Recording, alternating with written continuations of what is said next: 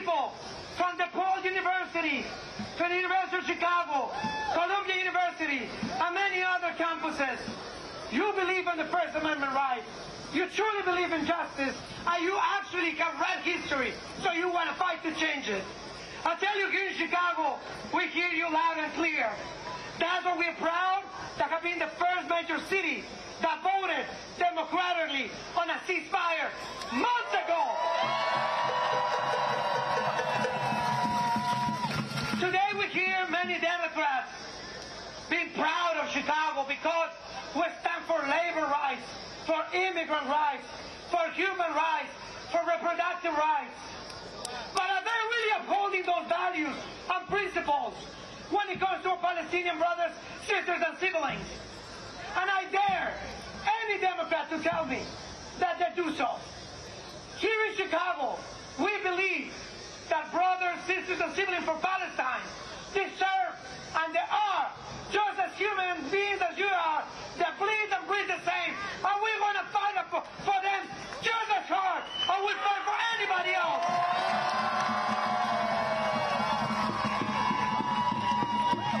Chicago is a home for one of the largest Palestinian communities in the country.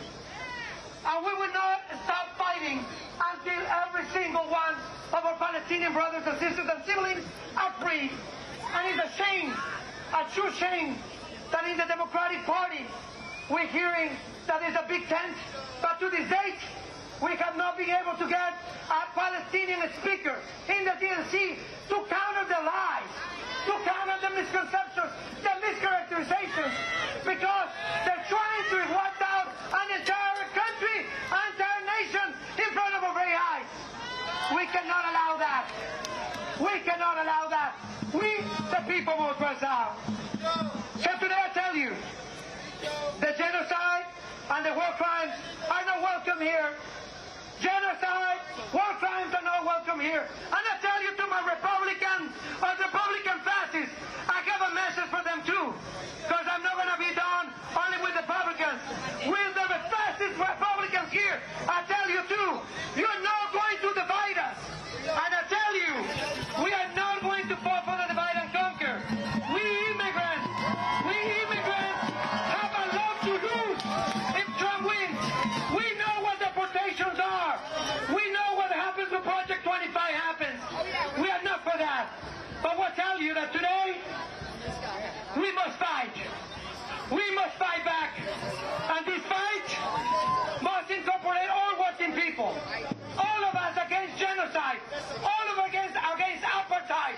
All of us for humanity. Only last week we saw a father of triplets.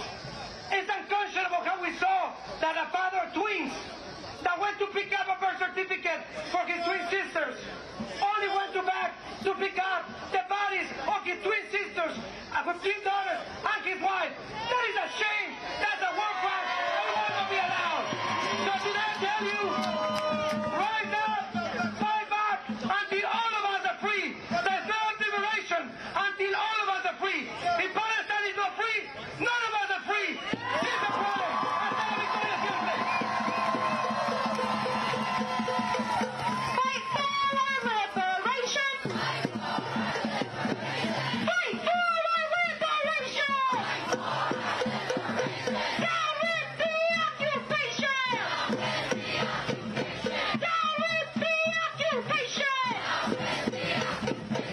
With that, I would like to introduce our next speaker, and I think this is really important because, again, when we talk about the genocide of Gaza, we cannot forget the real world, the real people that it affects in our communities. So, I would like to introduce somebody from Little Palestine, Chicago.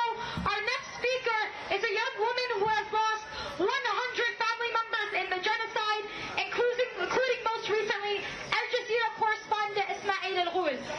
Please help me welcome Salma Al-Ghul. Make some noise!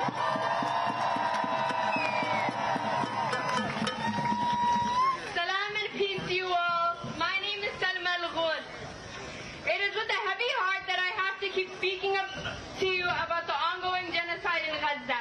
We gather here today not communities and ethnicities, but as fellow human beings, bound by a shared sense of justice, empathy, and the belief that every life is precious. The ongoing genocide in Gaza is not just a humanitarian issue, it is a political issue.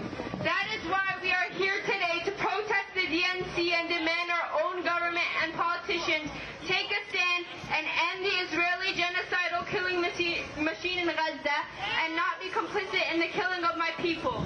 I always mention the number of my family members killed during this ongoing slaughter, but I will not today. The pain and suffering in Gaza are not just numbers on a screen or headlines in the news.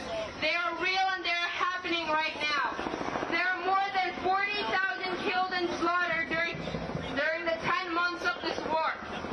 They are the cries of a mother who has lost her child, the desperation of a father who cannot provide for his family, and the fear in the eyes of a child who has known nothing but war.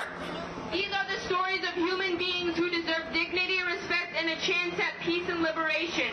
This is not just a conflict, it is a genocide that challenges the very core of our humanity. What is happening in Gaza is not an isolated incident. It is part of the Palestinian people's painful and long struggle for liberation and freedom that has persisted for decades. A struggle rooted in historical injustices. The Palestinian people of Gaza have endured repeated cycles of barbarity, each more devastating than the last. As we speak, the world watches. The DNC people are watching and doing nothing. We must act. We must raise our voices against this genocide and call for an immediate end to the bloodshed. We must remember that this is not about Gaza. It is about our collective humanity. It is about the values we hold dear. Justice, compassion, and the belief that all people, regardless of where they are born or the circumstances they find themselves in, have the right to live in peace and security. We must also look beyond the immediate genocide and address the root causes of the conflict. Issues of occupation, displacement, and the denial of self-determination. In closing, I would like you to please remember that silence in the face of genocide is complicity. We have a moral obligation to speak out, to stand with those who are suffering, and to work towards a future where no child has to live in fear, where no family has to mourn the loss of a loved one due to occupation, and where peace is not just a distant dream, but a reality for all. Let us be the voice for those who have none, and let us act now before it is too late. Thank you, and free Palestine.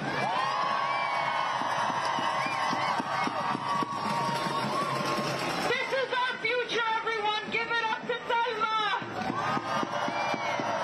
So proud of our youth. I have the honor of introducing someone that I consider a mentor, and I wouldn't be here today without him. Frank Chapman, a legendary organizer for Black liberation in the U.S., who's a former political prisoner and currently leading the cultivation of Black and Palestinian solidarity in the U.S. Please welcome the director of the National Alliance Against Racist and Political Repression, Frank Chapman!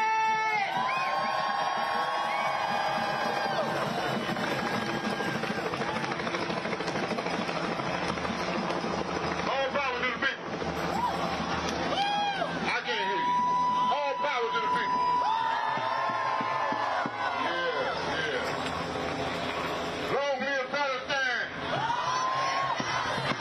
Long live Palestine. From the river to the sea, Palestine will be free.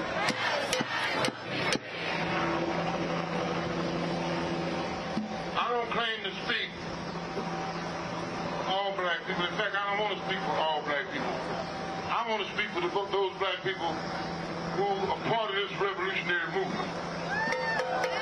I want to speak for those black people who consistently and principally compose the racist oppression of our people in this country. I speak for them. I don't speak for Kamala Harris. I speak for them.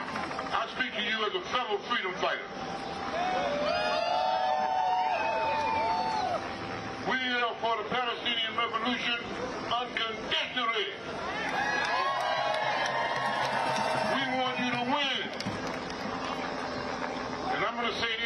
to have some people take it. Because your enemy is our enemy. Your enemy is our enemy.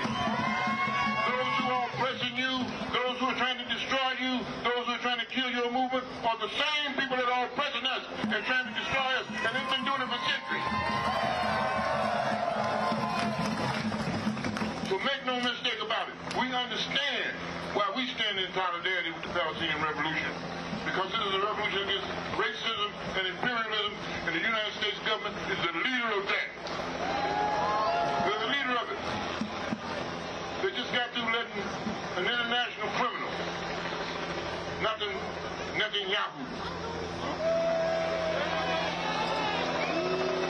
The last part of his name has a lot of meaning, Yahoo.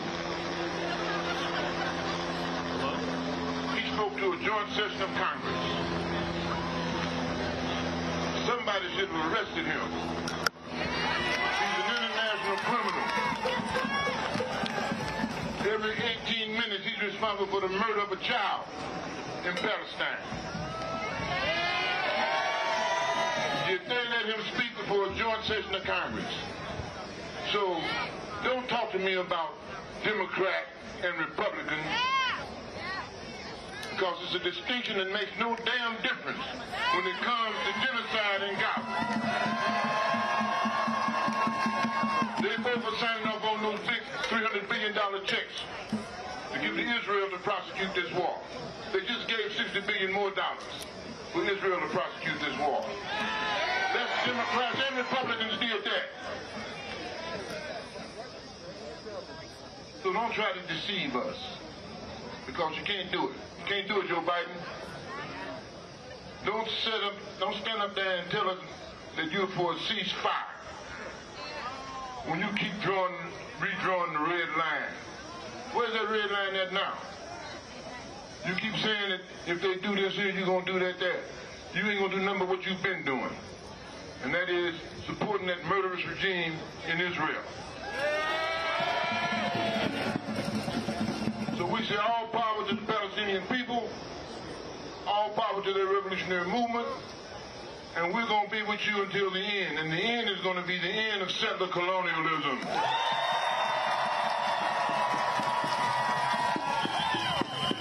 Free Palestine. Free Palestine. All power to the people.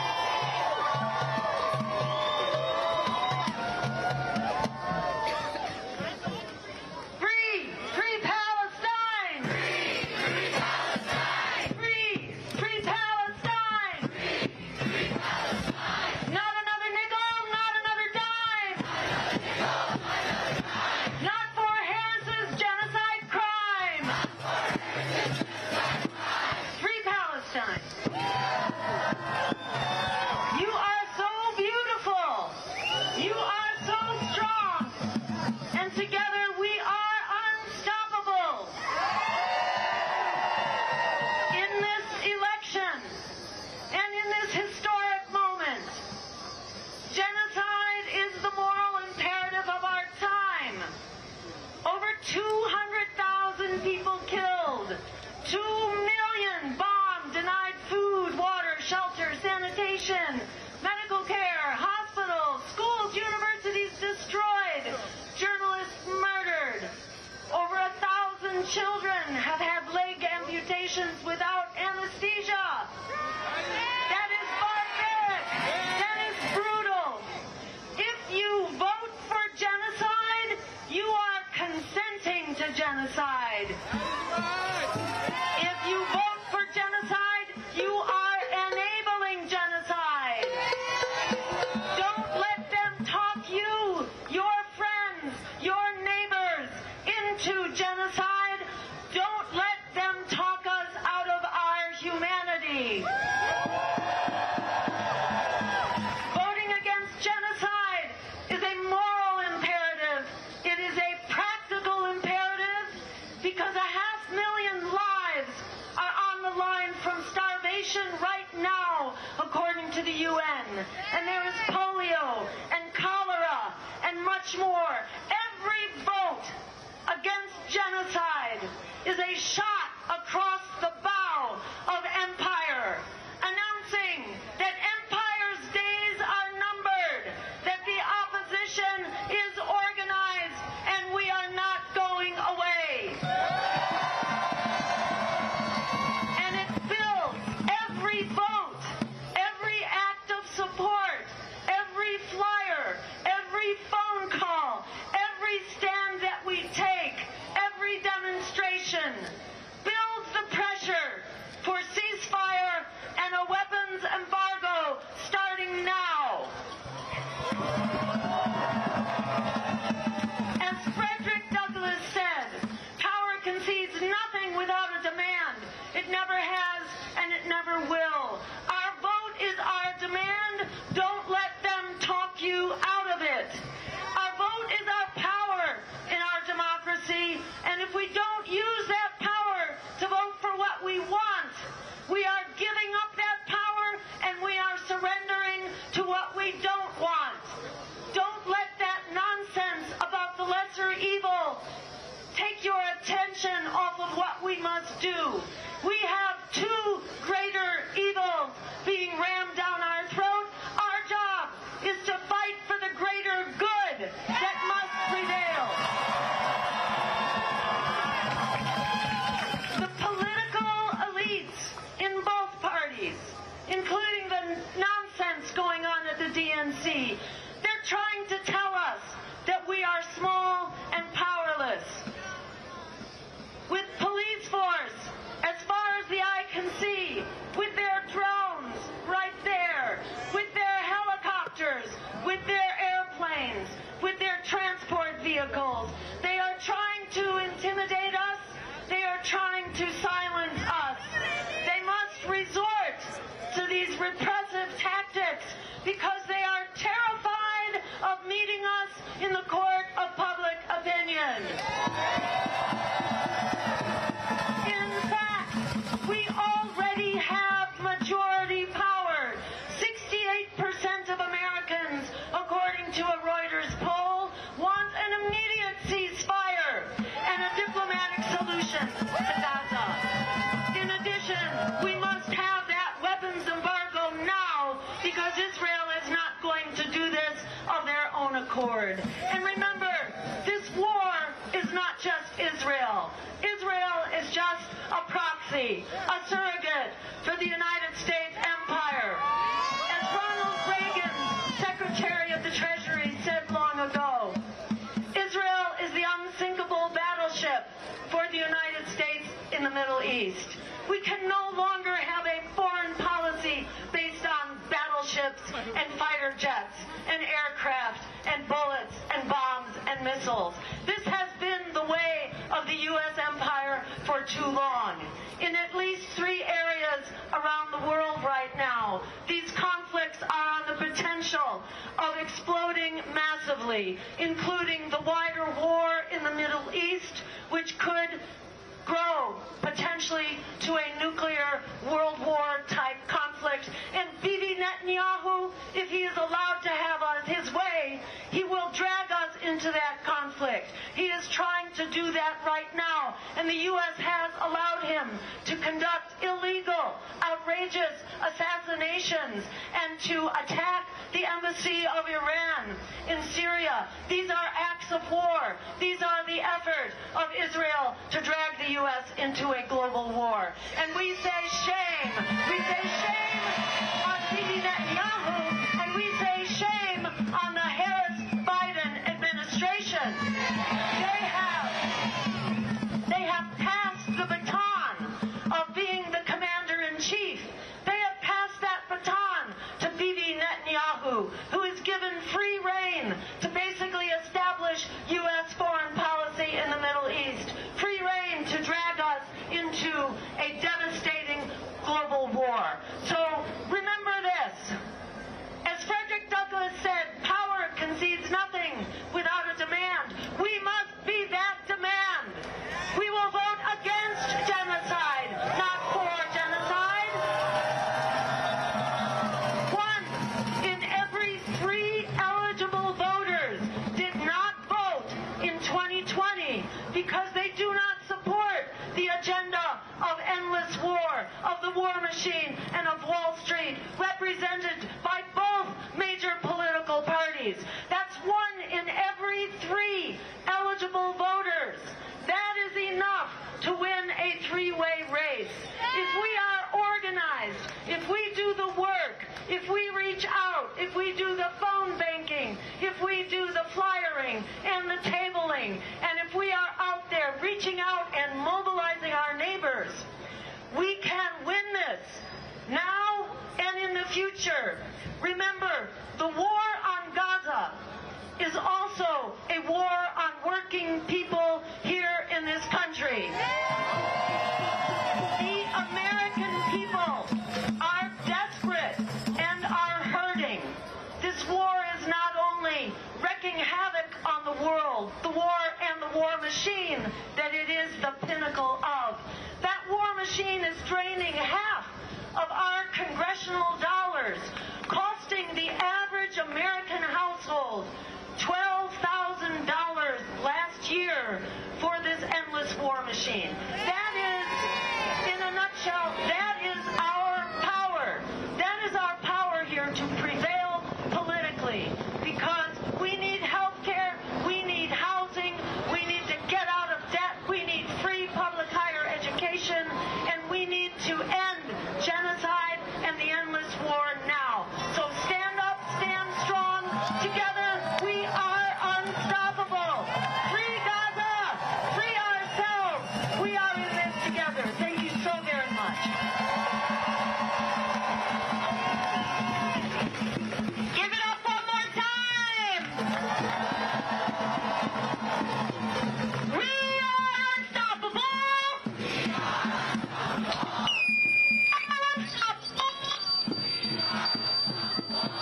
Liberation possible. Liberation possible.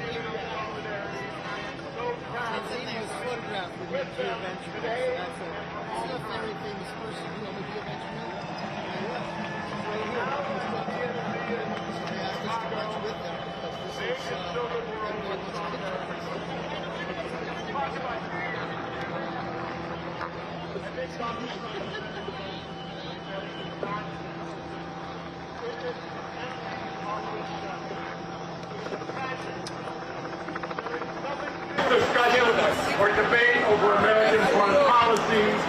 This is a Hollywood-style coronation of a candidate. They celebrate themselves and they behave as if they are assuming that they are entitled to our votes, but they are not entitled to our votes.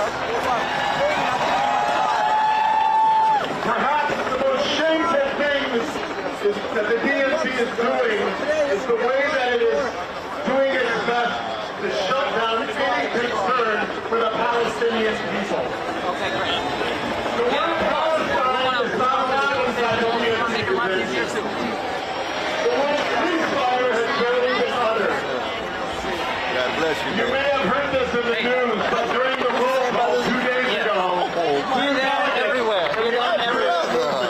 from Michigan stood up and unfurled the banner that said, "Stop arming Israel." See you again. Glad you're here, man. No, I got the card in the other thing. So he's gonna warm up the crowd for you. No, I'll be short. But I should still go about 3 to 5 like last time. Their banner was okay. ripped away from them, and they were ushered out into the street by security. If you want, quickly you for stand taking a wherever you moral feel most stand comfortable. in If their you own want, we can try to convention. find you a chair. Would you How you doing, though, brother? So they are shutting down the voices of Palestinians inside Another the day for us to DNC, fight, right? and that is why That's we what we are gotta making do. our voices heard right here, right now, in the streets. It's all right. Justice is on our side of the air. Maybe not us, but our children. Pass it on to Who is being celebrated at this convention. I know you know. Part of the demonstration supporting and enabling genocide. The elders here in Chicago, the Palestinian elders in Chicago, used to say, It's not enough for her to say she's a voice of ceasefire. As long as she is part of the administration Works in Arabic, that is actually supporting and enabling and arming deeply one poetic side, and truthful at the There you same go. time. call for ceasefire is meaningless. It is harmless. It means nothing. if you had a chance to listen to this, you can find the stage for the Palestinians taking better photos of you without clogging up the hall. So the DNC No. and the political class are trying to tell us that we are too single-minded, that we are one-issue voters. Have you heard that? And here's the thing. In an age of genocide, genocide is not an issue. It is the only issue.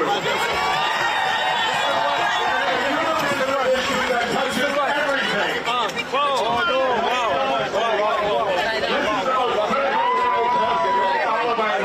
When history is written, there will be judgment on who spoke out and who remained silent, and we are not remaining silent. For the last 10 months, we have been watching genocide unfold in real time. There has been mass death every single day. Last Saturday, Israel carried out an airstrike in Deir al-Balah that killed at least 18 members of the same family, including 11 siblings aged between the ages of 2 and 22. 2 weeks ago, in one of the worst massacres of the genocide, over 100 people were killed in a school that was a shelter in Gaza City. There were no intact bodies left, only body parts. Family members had to carry their loved ones away in plastic bags. It was later confirmed that the bombs used in that attack were supplied to Israel by the U.S. government. 2 days before the attack, the Biden administration, of which Kamala Harris is a part, informed Congress that it was approving $20 billion in aid to Israel. That is an additional $3.5 billion above So here's the thing. The Democratic Party is a war party. The Biden administration has been supporting and enabling this genocidal violence. And National Vice President Kamala Harris is quite culpable of all of these actions taken by this administration. We also need to know this and never be silent about this. The Democratic Party, like the Republican Party, is owned by the war industry. We know this. We know that the Pentagon contractors like Lockheed Martin, Boeing, Northrop Grumman are major donors to the Democratic Party. We know that corporate representatives right here in our own backyard keeping track of the rich humanity of the militarized policing in our community, in the militarization of our borders. We know, because we are not stupid, that with this corporate support comes the expectation of influence. We know that the more profitable you are likely a lot more. We know this and we call it out. Ceasefire means nothing without an arms embargo. A ceasefire is meaningless without liberation from the river to the sea. Ceasefire is meaningless without a free Palestine. I am so proud to be part of a growing Jewish community that stands in solidarity with the Palestinian people. And our numbers are growing.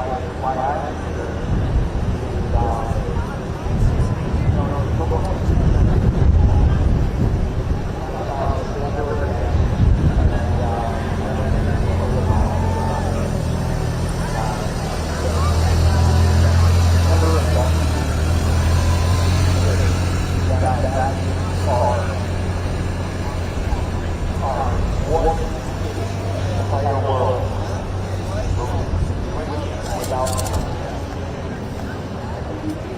fun night for you guys.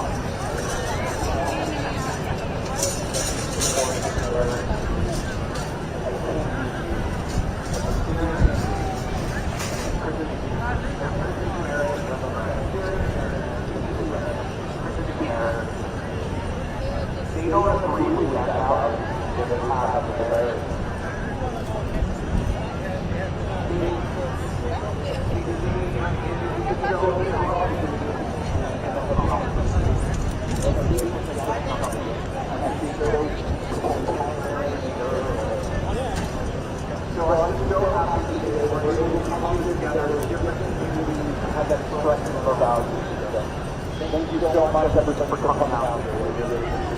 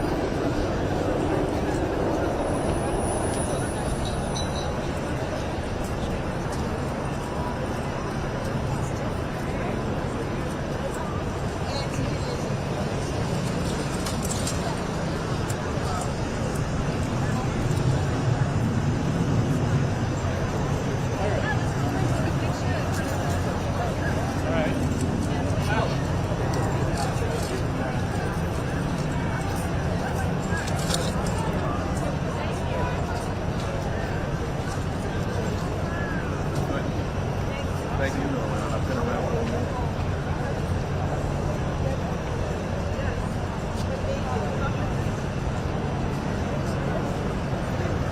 Yeah, look at us people.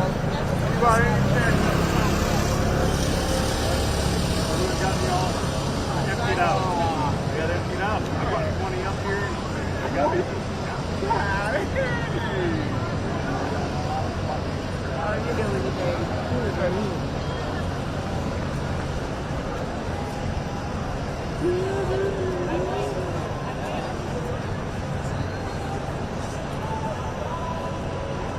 Waiting for it to change? Yeah. When I first saw it, it was the picture of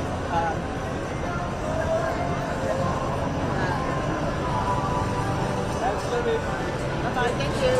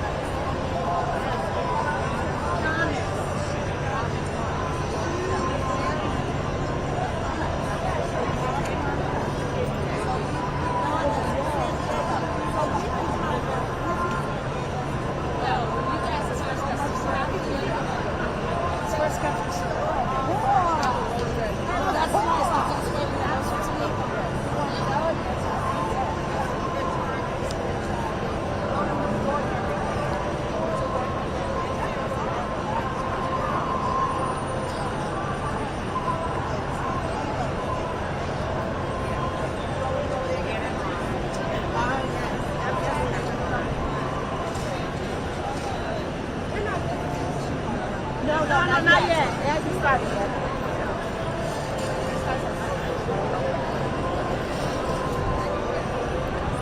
Delegates and guests, please take your seats.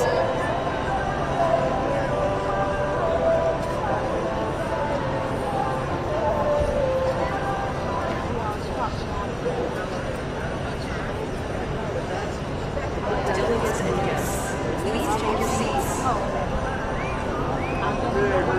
Oh, yeah. Oh, my phone is about to die, so I have to get somewhere.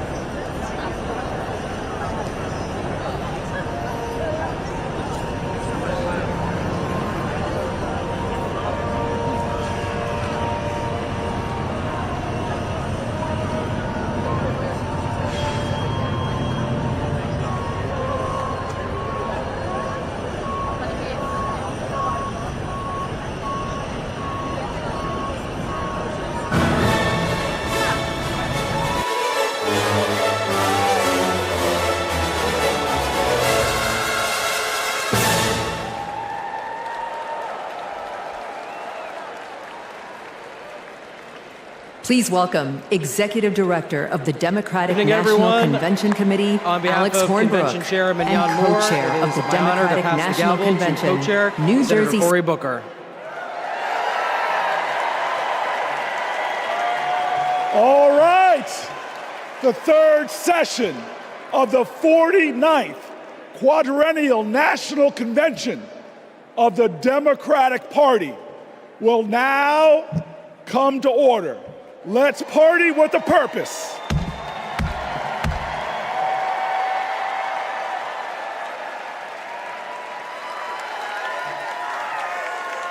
Please welcome Priest Sri Rakesh Bhatt and Bishop Leah Daughtry.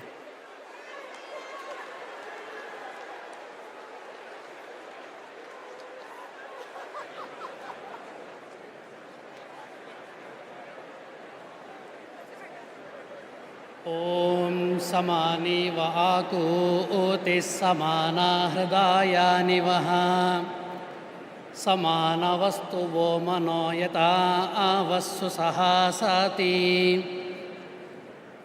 We should be in unison. Let our minds think together. Let our hearts beat as one, all for the betterment of society. May this make us powerful so we can unite and make our nation proud.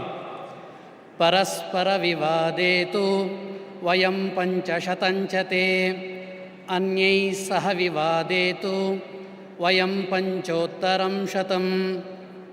Even if we have differences, when it comes to the nation, we have to be united, and it moves us towards justice for all. We are one universal family. Vayam sarvepi vasudeva kutumbakaha. Satyameva jayate sarvadahi. Asotoma sadgamaya. Tamasoma jyotirgamaya. Mrutyorma astamgamaya. Truth is our foundation and always prevails. Lead us from unreal to real, from darkness to the light, and from death to immortality. Om Shanti Shanti Shanti.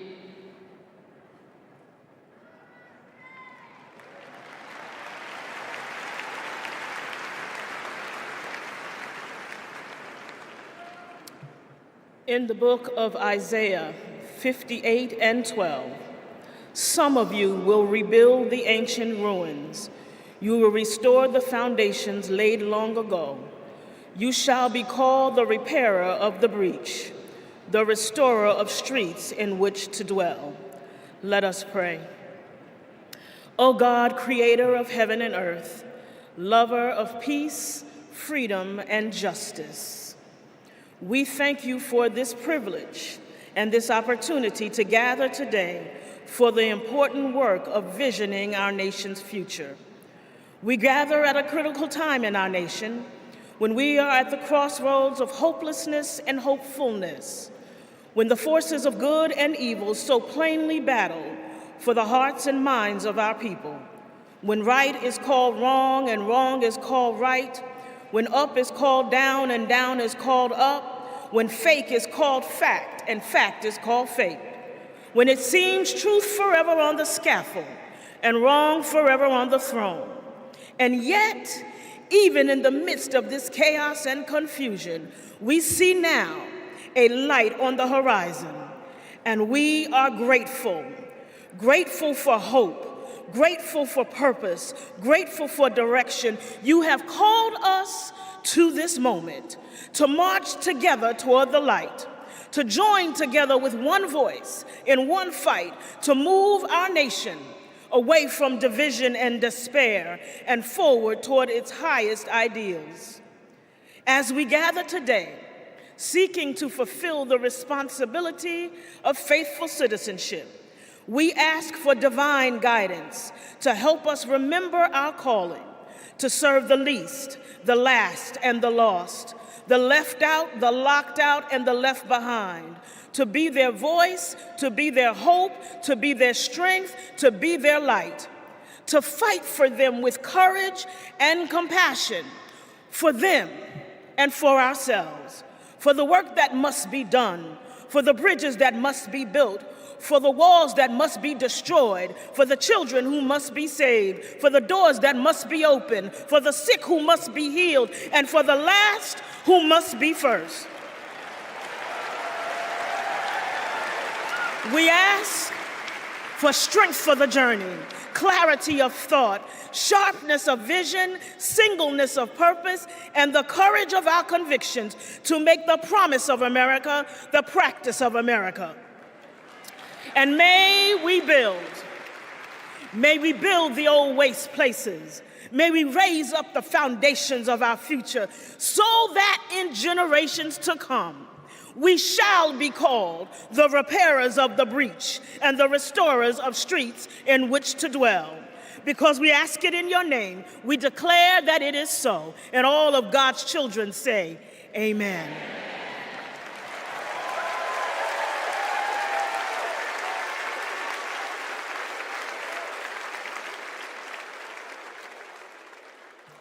Please welcome Moreland Arts and Health Sciences Magnet School 3rd and 4th graders to lead us in the Pledge of Allegiance. I pledge allegiance to the flag of the United States of America and to the republic for which it stands, one nation, under God, indivisible, with liberty and justice for all.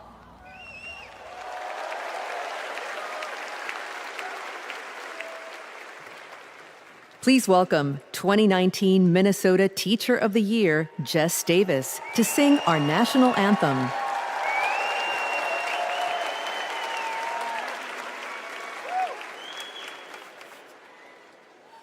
Oh, say, can you see by the dawn's early light what so proudly we hailed at the twilight's last gleaming, whose broad stripes and bright stars through the perilous fight o'er the ramparts we watched were so gallantly streaming, and the rockets' red and glare, the bombs bursting in air, gave proof through the night that our flag was still there. Oh, say does that star-spangled banner yet wave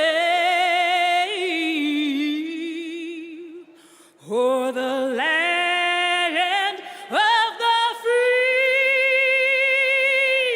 and the home of the brave?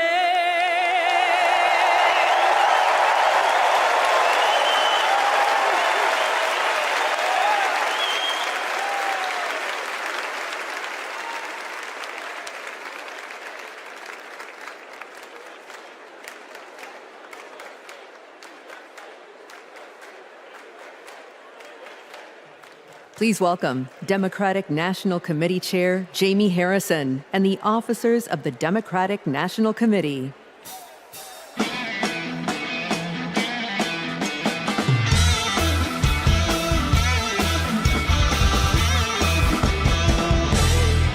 Hello, hello. So my friends, for the past 3.5 years, I'm fortunate to have worked with some amazing Democrats to strengthen and rebuild this Democratic Party. Please welcome to the stage several of our DNC officers. Vice Chair, President of the ASTC, and Chair of the Minnesota DFL, Ken Martin. Vice Chair and former Mayor Keisha Lance Bottoms. Vice Chair Henry Munoz, Treasurer Virginia McGregor, and you all know him from last night, the famous roll call star, our Secretary Jason Ray.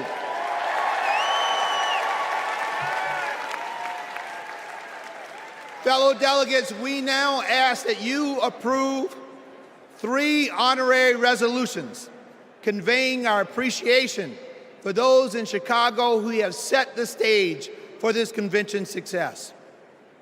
Our first resolution thanks the great city of Chicago, its mayor, governor, host committee, and residents for their unwavering dedication to organizing this historic convention. Our second resolution thanks the first responders who are working to protect every citizen and visitor of the Windy City. Our third and final resolution thanks the federal delegation of Illinois, its 14 U.S. representatives, and Senators Durbin and Duckworth for their continual support of the convention. We move that the convention approve these honorary resolutions. Delegates, you have heard the motion to approve these honorary resolutions. Is there a second? All in favor, please say aye. All opposed, say nay. The ayes have it, and the motion is passed.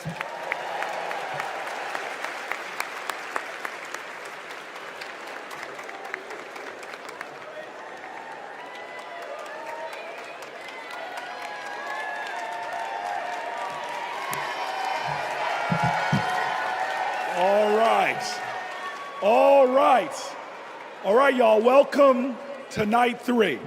And tonight is about freedom. But first, I want to acknowledge a loss today. A man who always fought for freedom. Today, we lost Congressman Bill Pascrell, who passed away early this morning.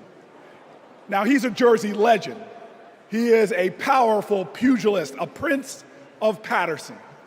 He served in our state assembly. He served as our mayor. And for 27 years, he served in Congress. He never forgot where he came from in Paterson.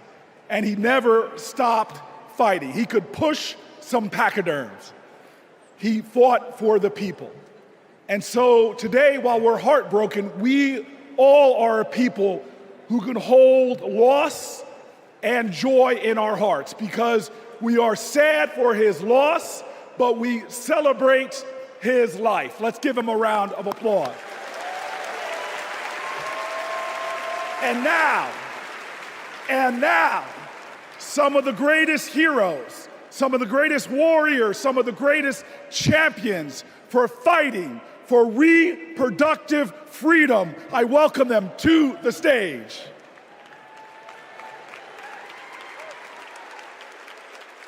Don't know why, but I feel like freedom. In America, women's reproductive rights are in jeopardy. Former President Trump has a record of restricting abortion access and putting women's lives at risk. The government should not have a say on if a woman can choose to have an abortion. As a woman who has personally experienced the life-saving benefits of abortion, I know firsthand how important it is. I want to make sure that access to contraception is not only available, but expanded, and that every person has the right to choose when, where, how, and if they want to start a family. To limit everywhere, it's your body. Don't put someone in office who only wants to control it. This election is about our health care, our rights, and our lives. Let's stand together and vote for a better future. My body, my right. Please vote for Kamala Harris.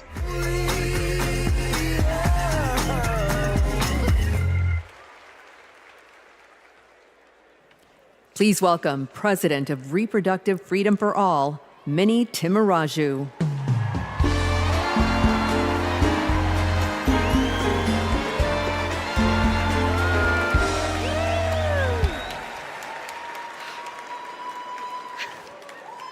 When abortion is on the ballot, we win.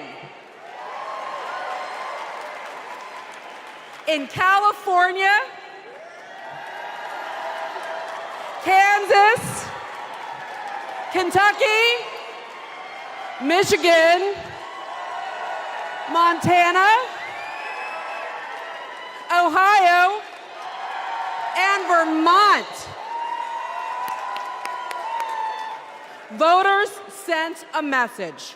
You come for our rights, we're going to come roaring back. And it seems like every day another state gets added to the list. So let's hear it for Arizona,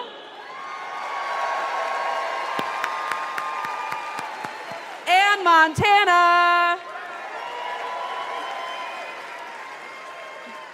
The latest states to announce that the people will get to have their say this November.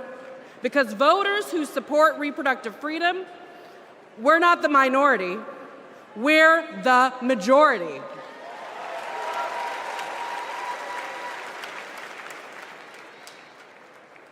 And if there are two people who should understand that Americans' private lives are none of anybody's business, it's Donald Trump and J.D. Vance. Instead, Trump brags about overturning Roe v. Wade. And if you want to know what he's going to do in office, Google Project 2025.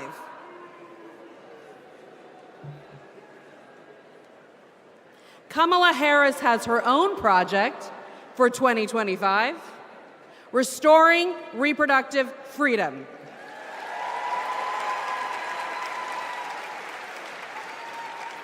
It's simple. Do we want a president who said women should be punished for having abortions, or a president who trusts women? A vice president who voted against protecting fertility treatment, or a vice president who used fertility treatment to start a family? A president who created the crisis we're in, or a president who will fix it? This election will decide America's future. So let's elect Kamala Harris and Tim Walz. Thank you.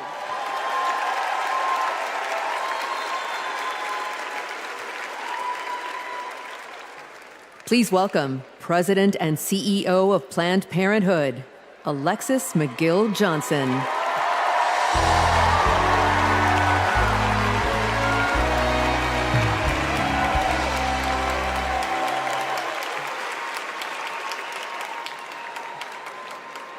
Last summer, a Planned Parenthood patient in Georgia realized that she was pregnant and didn't want to be.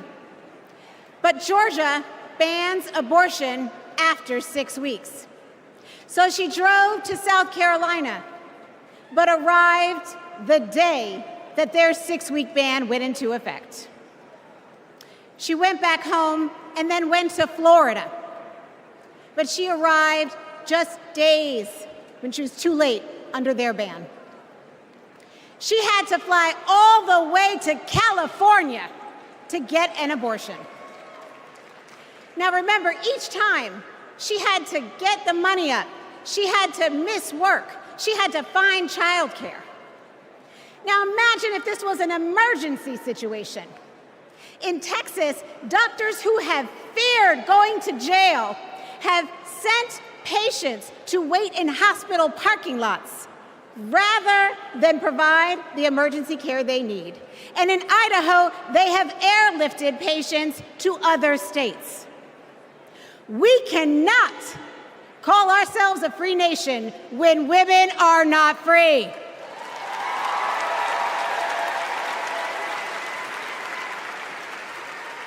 More than 1 in 3 women and nearly half of all Black women live in banned states.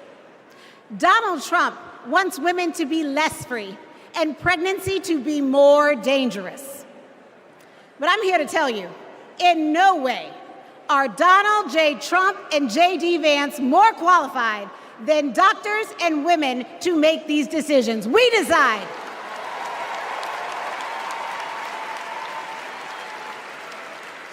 We trust women.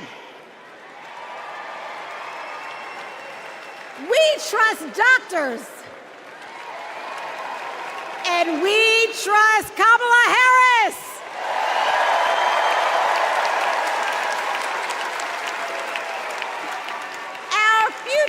Our future is on the ballot. Our bodies are on the ballot. And come November 5th, we will decide this election.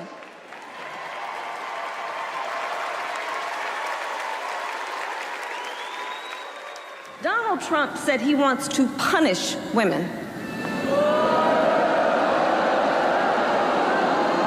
And as a result of his actions, today in America, 1 out of 3 women live in a state with a Trump abortion ban.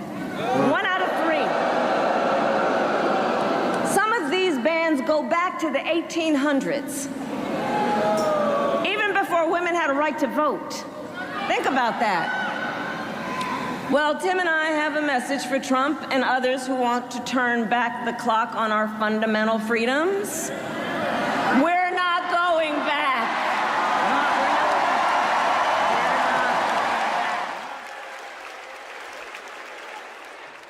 Please welcome former president of Planned Parenthood, Cecile Richards.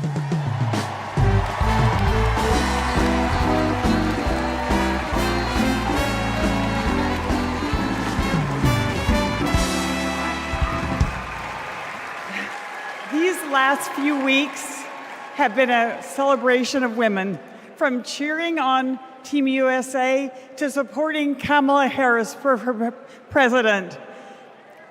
As my mother, Governor Ann Richards, would say, I hear America singing.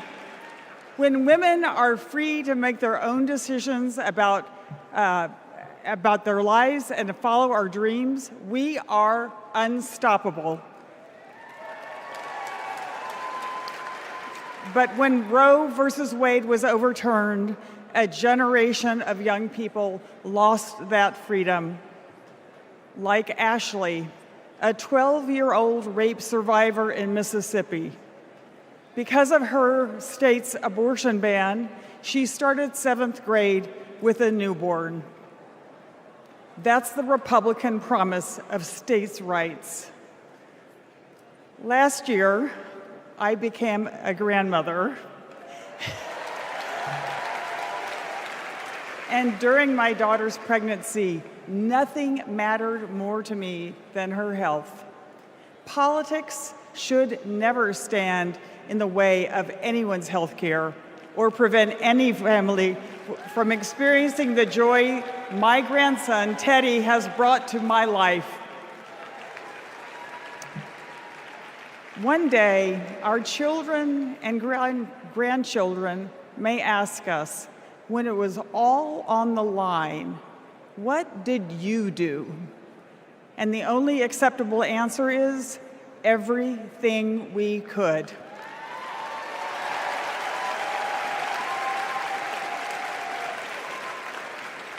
This is our time. This is our time. So let's go elect Kamala Harris and Tim Walz.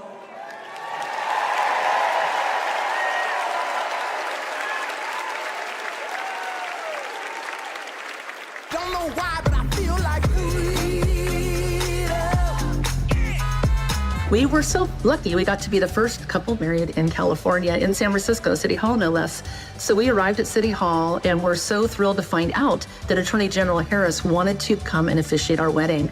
She not only walked across, but she ran across the lawn to join us just in time to be married. And she brought such joy to the space and to us, and has ever since, because Attorney General Harris, now Vice President Harris, soon to be President Harris, believes in all families, and she believes in our family. We were so happy last year to get to join Vice President Harris at the White House for the Equality Act signing, and she invited our entire family, and it was a very joyful occasion because Kamala believes in family, and we can't wait to meet Madam President next time.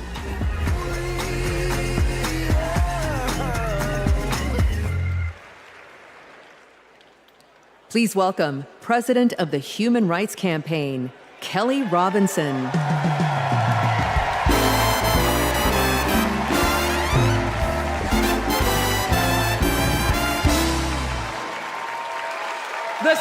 story of America is the story of progress towards freedom.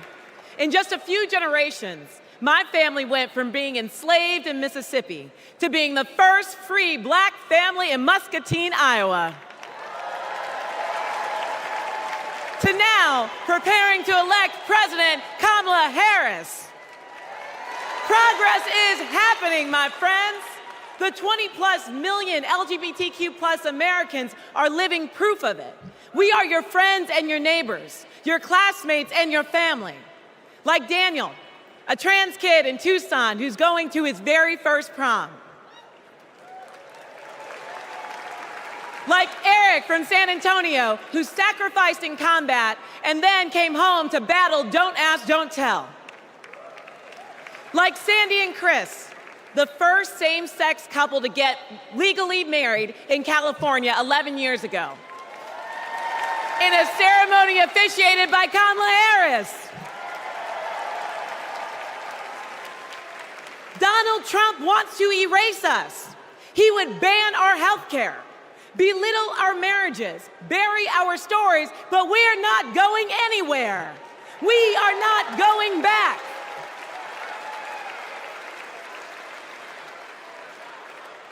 Kamala Harris.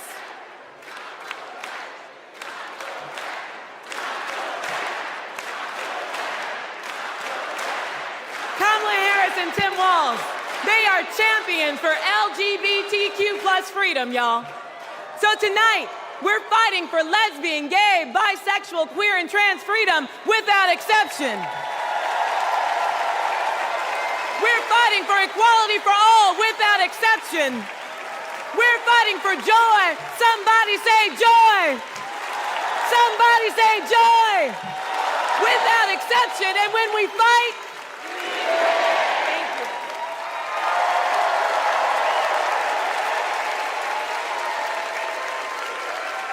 Please welcome President of Emily's List, Jessica Mackler.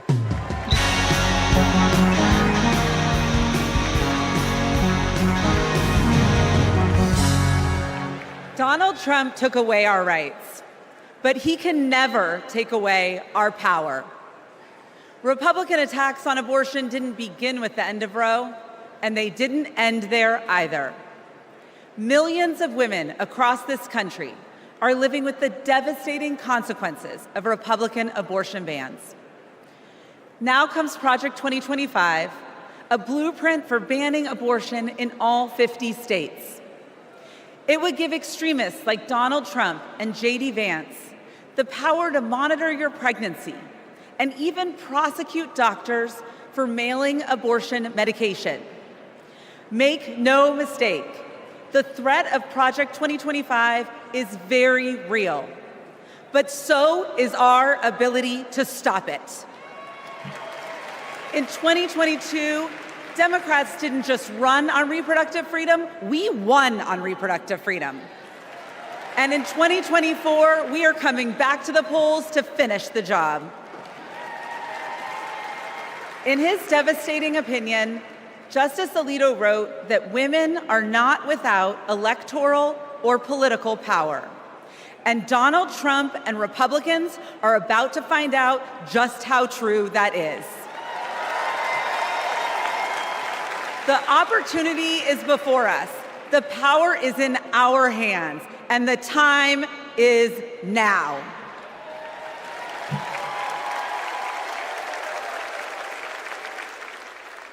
Please welcome President and CEO of Voto Latino, Maria Teresa Kumar.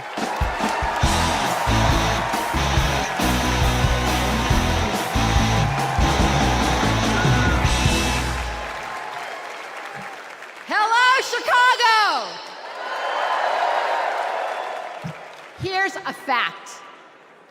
When Latinos vote, Democrats win. Now, not everyone believes it, so I brought receipts. We flipped Nevada and Colorado in 2008. We delivered in 2020. Joe Biden and Kamala Harris won Georgia by 12,000 votes. Voto Latino, we registered 23,000 voters there. They won Arizona by 10,400 votes. We registered 34,000 voters there. Because we proved that when Latinos vote, Democrats win. Now, they're trying to suppress our vote. Boo. Our sacred and universal right as Americans. So let me be clear. Voto Latino has registered 1.5 million voters. And we are just getting started. Because since 2020, 4 million young Latinos have become eligible to vote this election. And I couldn't be prouder because we are registering them faster than any time in our history. This year, we will prove it again. Would Latinos vote? You guys got the memo. Another fun fact, this year, more Latinos will vote than any time in our history. So that means, sí se puede, se está haciendo, sí se puede. So that means that together, we will make history and elect Kamala Harris president. Vota!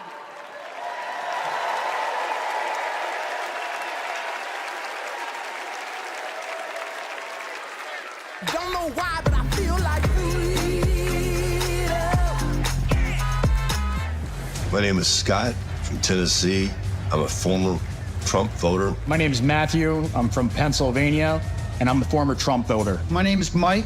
I live in southeastern Pennsylvania, and I am a former Trump voter. The main reasons why I won't support Donald J. Trump for president again starts with his chaotic behavior. He doesn't care about me. He doesn't care about my family. He doesn't care about working people. 34 counts, felony counts that he was found guilty of.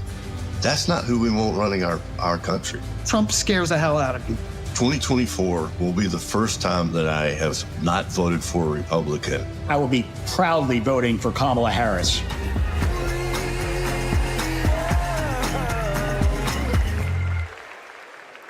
Please welcome New York Representative Tom Suozzi.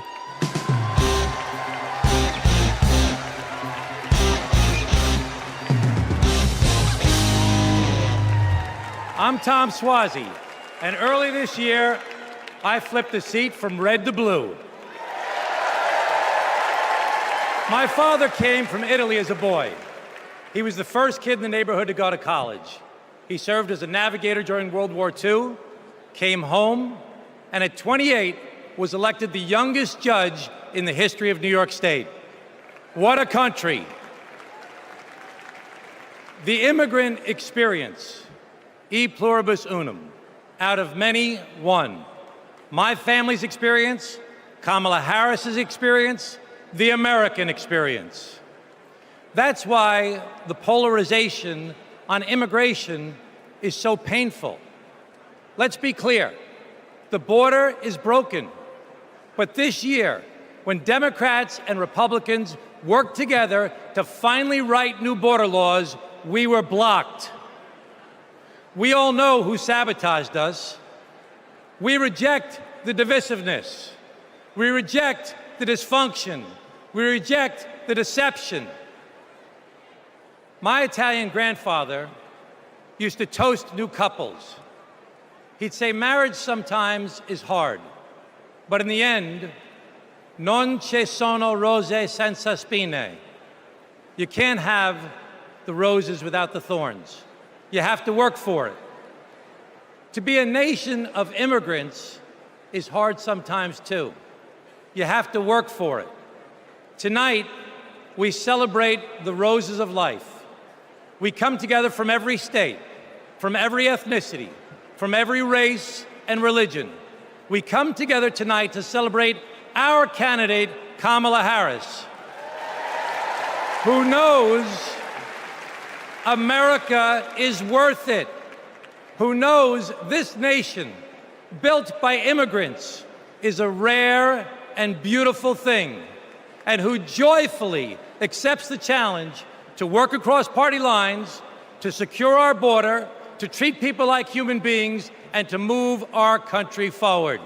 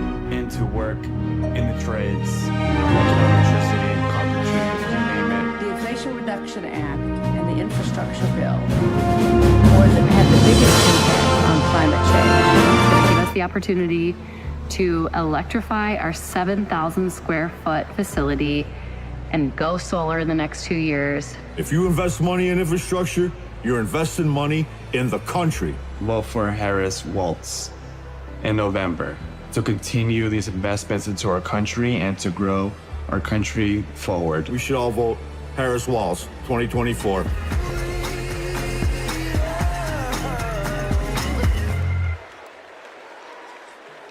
Please welcome Cincinnati Mayor Aftab Purebald and Milwaukee Mayor Cavalier Johnson.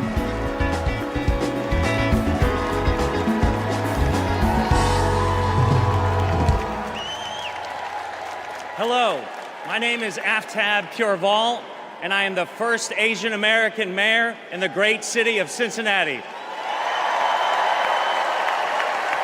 As a Tibetan refugee, my mom believed deeply in the promise of America.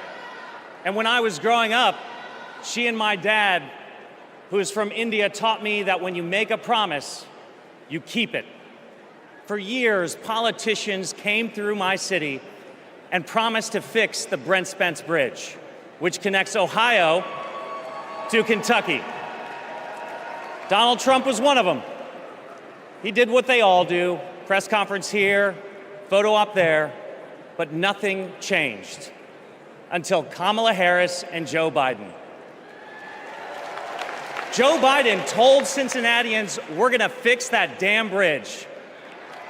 And 4 months later, he signed the bipartisan infrastructure law.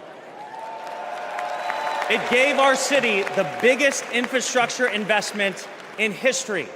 It will stitch our communities back together, and it will fix that damn bridge once and for all. That's what leadership looks like. Not hollow promises, but solid progress. Not lip service, but true, honest-to-God public service. And under Kamala Harris, the progress will only continue.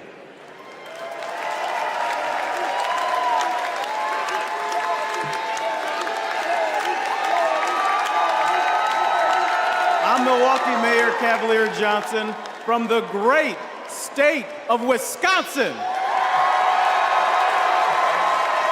In Wisconsin, keeping promises is important.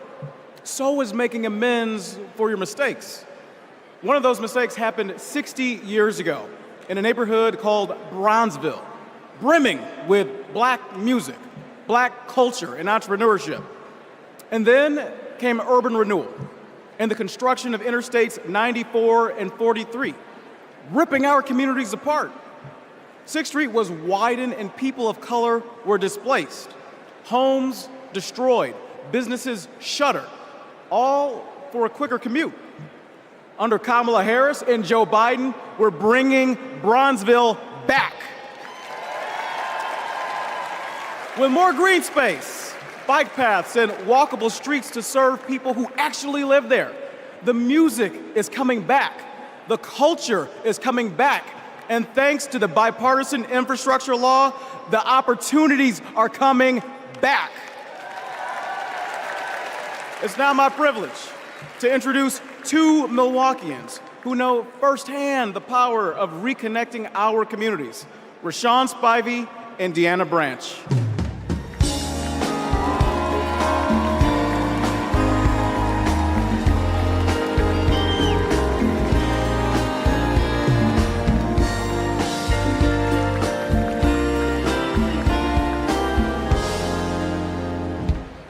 My name is Deanna Branch, and I'm an advocate and mom from Milwaukee. When my son, Aiden, was 2, he was hospitalized due to high levels of lead in his blood. Lead was everywhere, in our pipes, in our paint, and in our soil. President Biden and Vice President Harris passed the bipartisan infrastructure law. It's removing lead pipes from communities like ours. As president, Kamala Harris will make sure everyone can drink clean water and be, in Aiden's words, lead-free superheroes. My name is Rashawn Spivey, the owner of Hero Plumbing in Milwaukee. When President Biden and Vice President Harris announced their goal to replace every lead pipe in America, Hero stepped up to help make that vision a reality. We went to work replacing lead pipes that served homes and childcare communities or childcare centers in our communities. Since then, we've replaced more than 1,000 pipes. That was made possible thanks to Vice President Kamala Harris. And when she visited Milwaukee 2 years ago, I got to show her our work up close. Because of her leadership, I've grown my business and helped kids like Aiden have safer, healthier lives.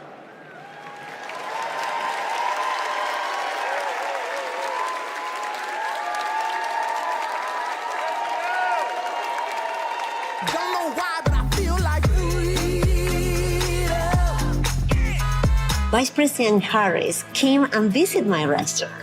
She understands immigrant-owned businesses. She understands women-owned businesses. She understands the important role of small businesses and sees business owners not just as the backbone of our economy, but as community leaders. She has a proven track record of advocating for policies that support small businesses and push for economic equity. The sueño americano está vivo. The American dream is alive. The last 4 years have been positive, and we've experienced growth. I am truly excited to have Kamala Harris as a presidential candidate. In this election, we have another opportunity to prosper, to connect, and to unite under the American dream. I'm proud to support her for president because I believe she will lead us to a brighter future.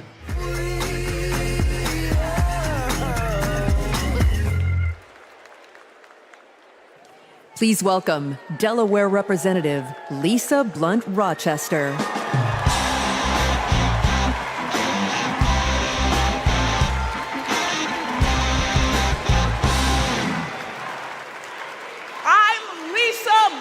Rochester, mother, grandmother, and congresswoman, and hopefully the next senator from the great state of Delaware.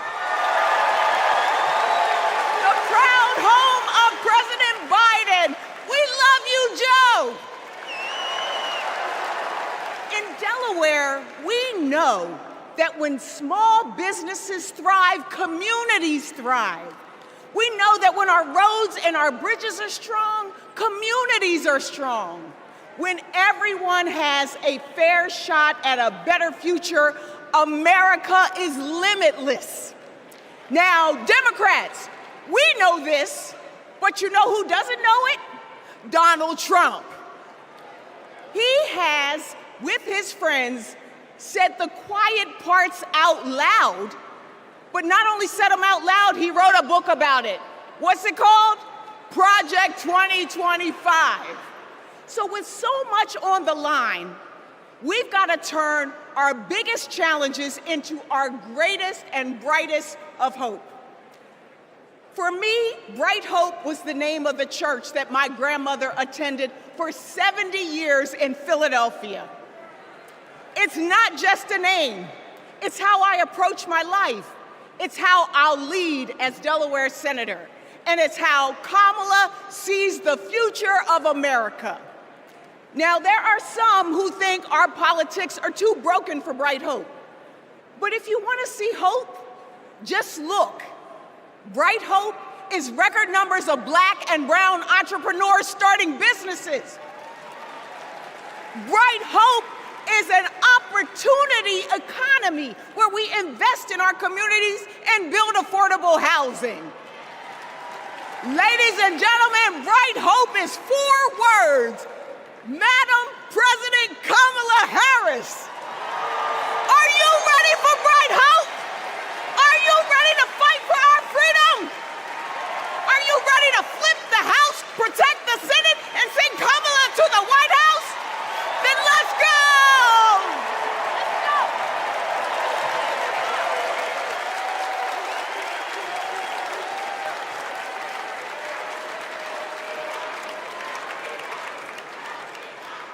Wow.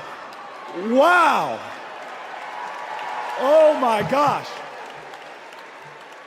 Lisa Blunt Rochester, know that name. Know that name. My friend, my sister, and soon to be our senator. I can't wait to work with her in the Senate. But next, we're going to hear more about the ongoing fight for reproductive freedom. This is a fight that affects every single American, no matter where you live, so-called blue states or red states. If Donald Trump has his way, he's going to push through their extreme agenda. Project 1825. I'm sorry. I roll that back. I got that wrong. Project 1925. Oh, I'm sorry. Project 2025. That poisonous agenda where every single state will be in a state of crisis. So let's hear more from leaders who are fighting back.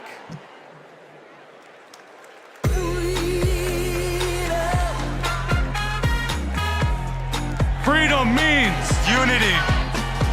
Caring for others. Being able to feel safe. My choice to vote. The freedom to read what I want to read. Freedom. Oportunidad para todos. The freedom to love. Be who I want to be. For all to be equal. Live my life. Freedom means my choice. IBF. Union strong. Basic human rights.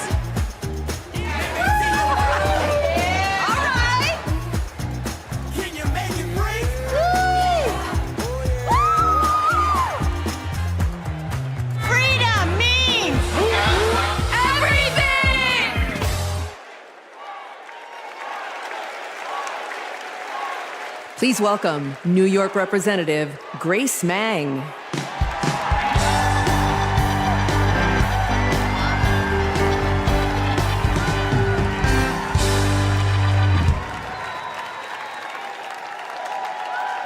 Generations of women fought for our rights. Our right to vote, our right to financial independence, and our right to reproductive freedom. Our mothers and grandmothers marched for us. Because of them, my husband and I were able to choose if and when to start a family. And we have 2 energetic boys running around at home. Now it is our turn to take the torch for our children and grandchildren. All across our country, women are being denied life-saving health care and the right to determine their futures. And a second Trump term will be even worse. He will not stop at banning abortion. He'll let states track pregnancies. He'll put birth control and fertility treatment at risk. Trump's plan is cruel, it's dangerous, but it is not inevitable. Tonight, we mobilize for Kamala Harris. November 5th, we move forward with Kamala Harris because we are not going back.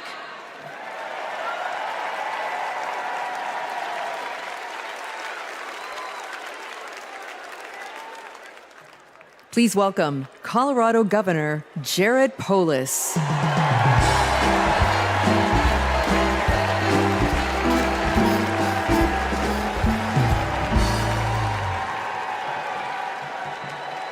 Tonight, let's talk about freedom, including our most intimate freedom, choosing when and if to have children and have a family.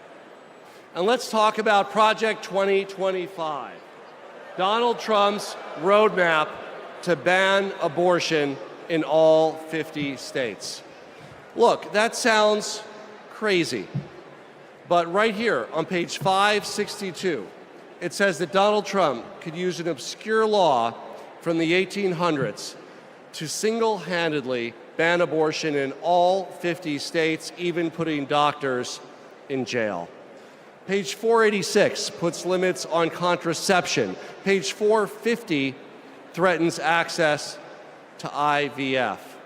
On page 455, Project 2025 says that states have to report miscarriages to the Trump administration. Page 451 says the only legitimate family is a married mother and father where only the father works. You know what? I'm going to take that one out. I'm going to put that in my pocket so I can share it with undecided voters so they better understand what's at stake this election.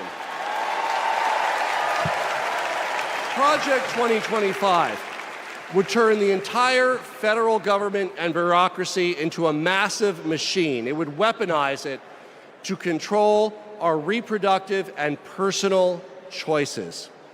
Look, as a Redditor, gamer, entrepreneur, and Swiftie from the free state of Colorado, I'm excited by Kamala Harris's vision for protecting and expanding our personal freedom, internet freedom, and economic freedom. Democrats welcome weird, but we're not weirdos telling families who can and can't have kids who to marry or how to live our lives. These Project 2025 people, like Trump and Vance, are not just weird, they're dangerous. They want to take us backwards, but we aren't going back, like ever, ever, ever. Let's stop Project 2025 and elect Kamala Harris president this November.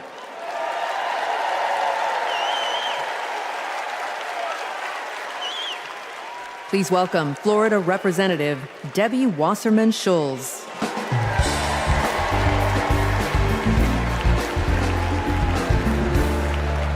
Hello, America!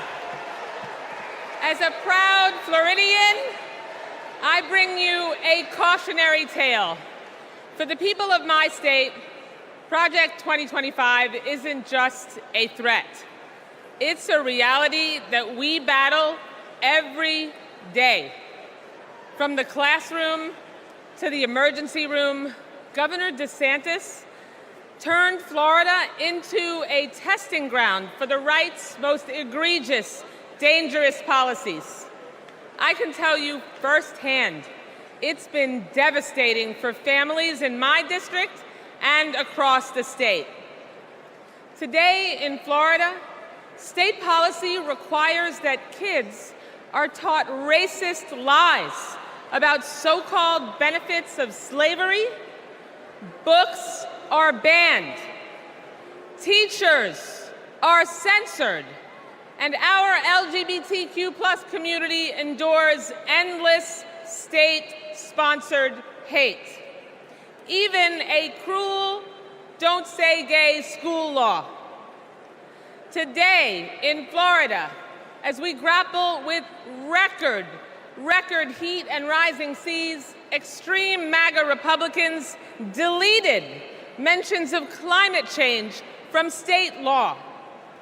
Today in Florida, a near total abortion ban endangers women's health and their lives every day. I keep thinking about a Central Florida woman I met named Deborah.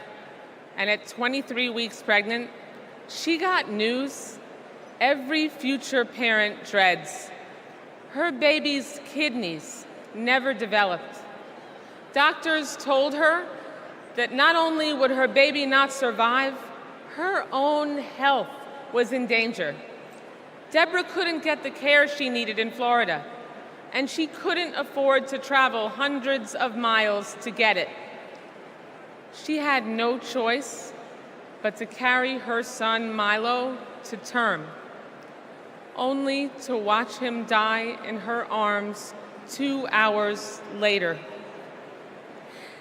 This is Project 2025 in practice. It's what Donald Trump and J.D. Vance want for the whole country. But we're not going to let it happen, are we? Now, I say this as a Floridian, but also a mom and an American. We can't let them do to America what they did to Florida. Are you with me? So let's fight like hell to elect Kamala Harris, the next president of the United States of America. Thank you so much.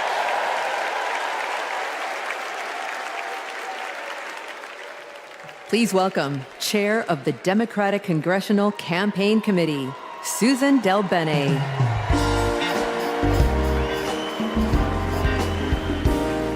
Hello, Democrats! It is my honor to represent the great state of Washington and to lead the House Democrats' work to take back the majority. As I travel the country, I hear the same thing. People want governance that works.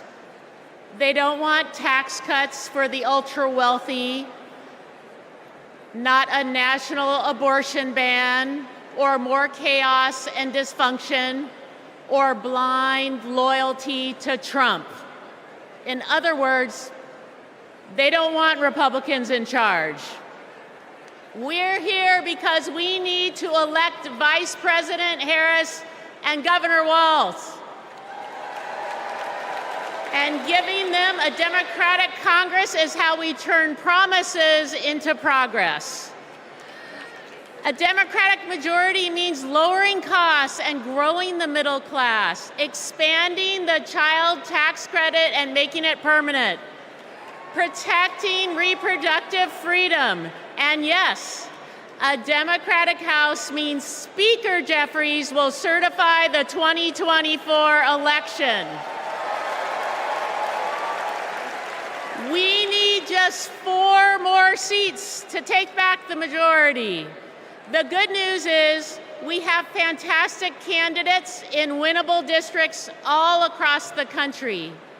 In battleground states like Michigan and Arizona, in blue states like New York and California, and even in states like Iowa and Nebraska. And we're going to make history by picking up a seat in the state where I was born, Alabama. In 2022, we came within 7,000 votes of the majority. So it's within our power to win these critical races. This election is about our rights, our freedoms, our democracy, and our future. So let's get out the vote.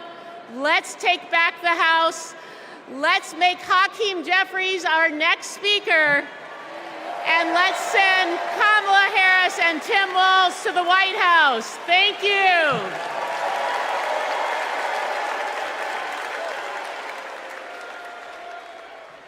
Please welcome Minnesota Attorney General Keith Ellison.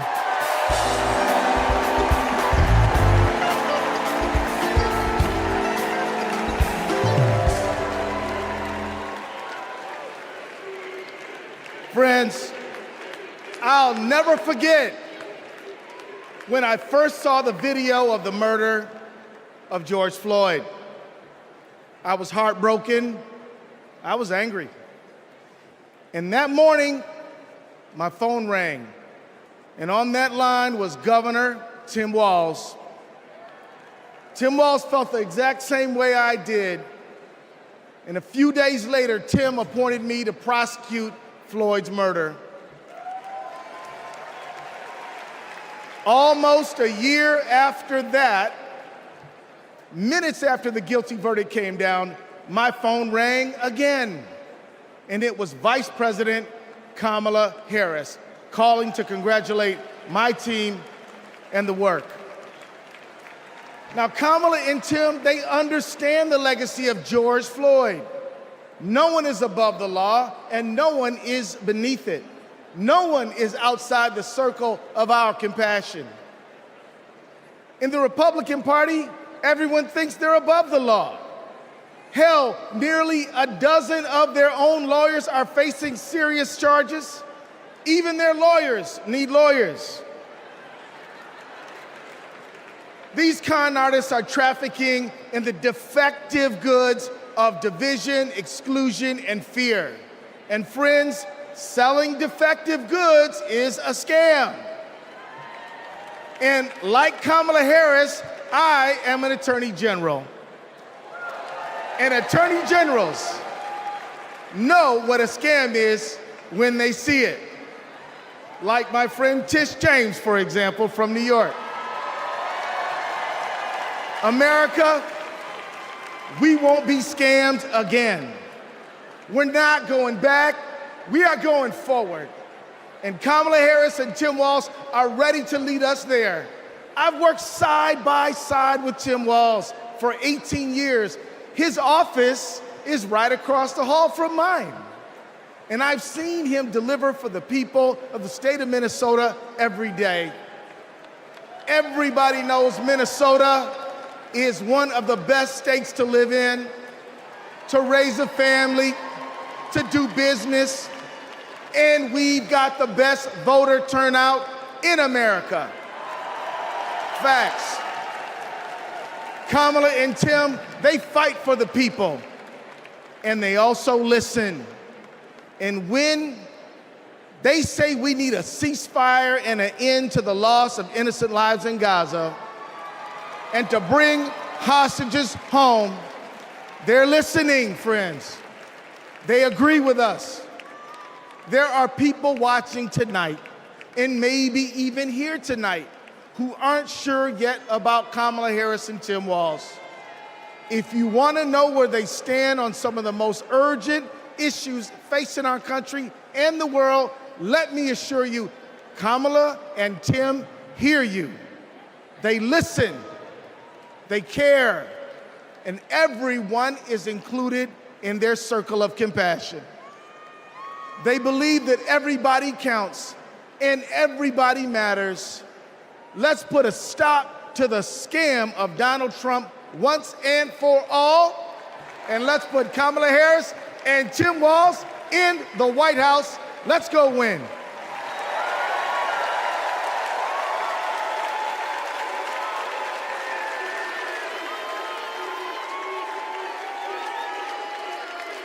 Have you ever discussed Special Counsel Mueller or his investigation with anyone?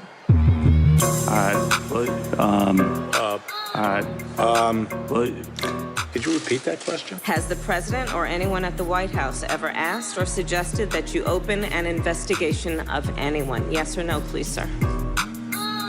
Seems you would remember something like that. I don't know. Please answer the question.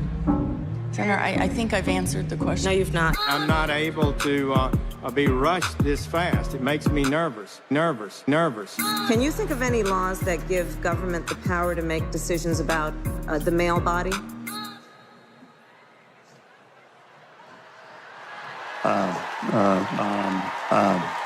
I'm not thinking of any right now.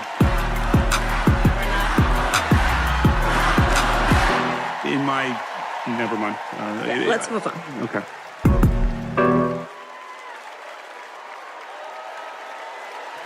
Please welcome Michigan Attorney General Dana Nessel.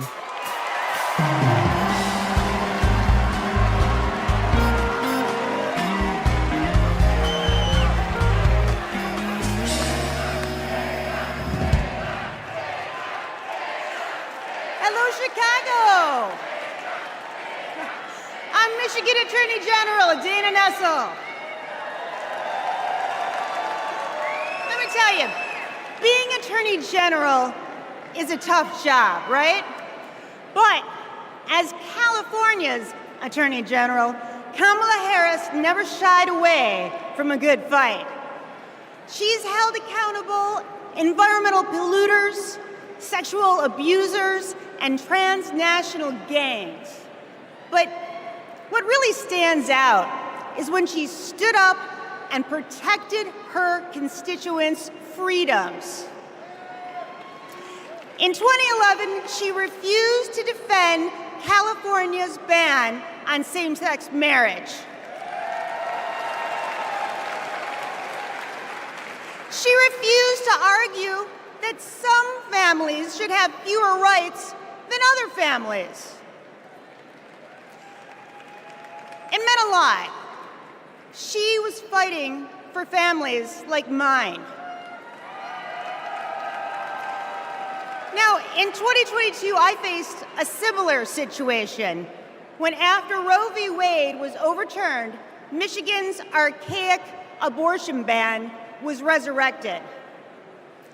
But Vice President Harris had my back, and she reminded me that protecting people's lives and defending their rights is our job.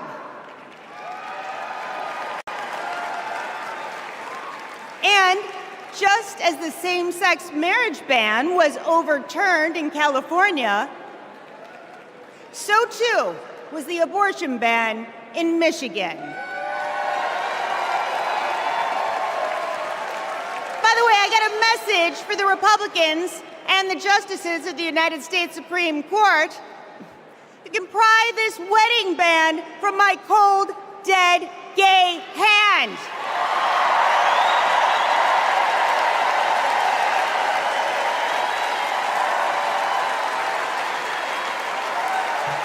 And I'm retaining a lot of water, so good luck with that.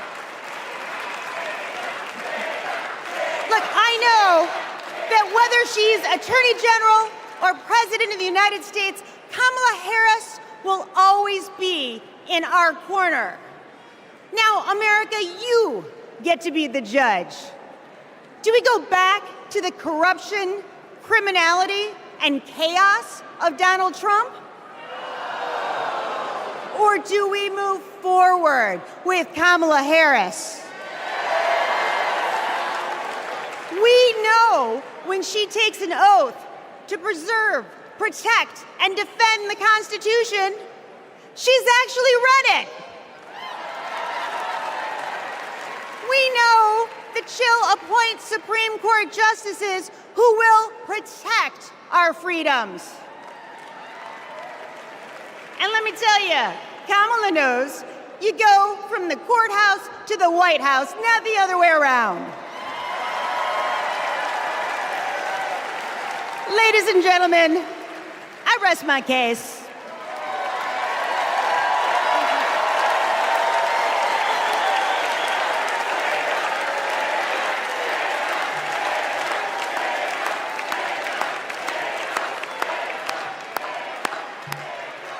Wow. Wow.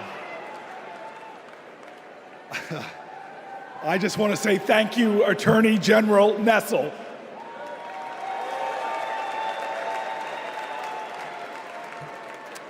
So coming up, we have John and Rachel, proud, loving parents of 3. On October 7th, their son Hirsch, a U.S. citizen, was at a music festival when Hamas attacked. He was taken hostage, and he is still being held today, an American citizen. Rachel and John want what every parent wants, to hold their child close, to love on them, and keep them safe. I'm honored to introduce the 2 of them tonight.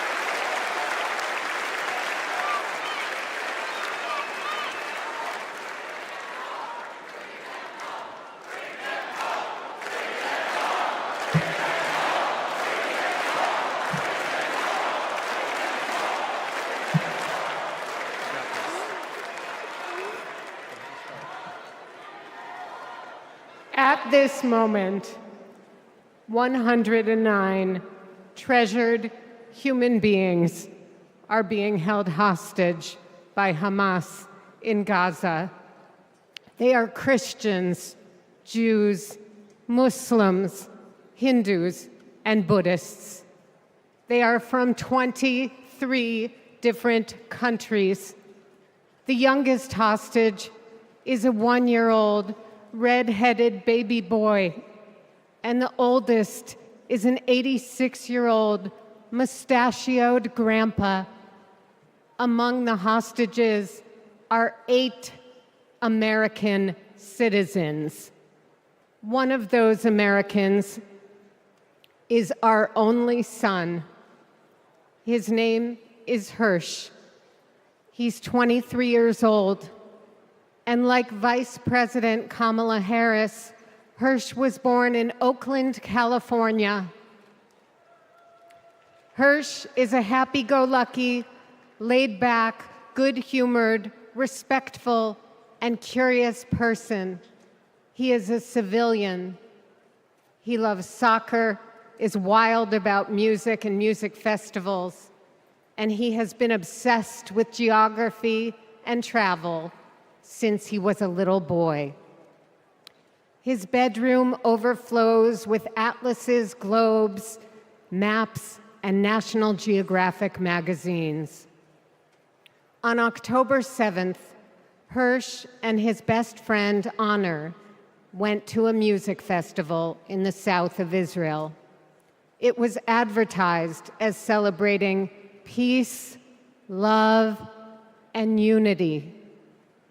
They also went to celebrate Hirsch's 23rd birthday. As rockets began to fall, Hirsch, Honor, and 27 other young festival goers took refuge in a 5-foot by 8-foot bomb shelter. Terrorists began to throw grenades into the shelter. Honor stood in the doorway and repelled 7 of those grenades before the 8th one killed him. Altogether at the Nova Music Festival, 367 young music lovers were killed. This was just one of the many attacks on neighborhoods and communities in southern Israel on that terrible day. In total, 1,200 were killed, including 45 Americans. Hirsch's left forearm, his dominant arm, was blown off before he was loaded onto a pickup truck and stolen from his life and me and John into Gaza. And that was 320 days ago. Since then, we live on another planet. Anyone who is a parent or has had a parent can try to imagine the anguish and misery that John and I and all the hostage families are enduring. Rachel and I are comforted to be back in our sweet home, Chicago. We were both born and raised here, and our families still live here. This is a political convention, but needing our only son and all of the cherished hostages home is not a political issue. It is a humanitarian issue.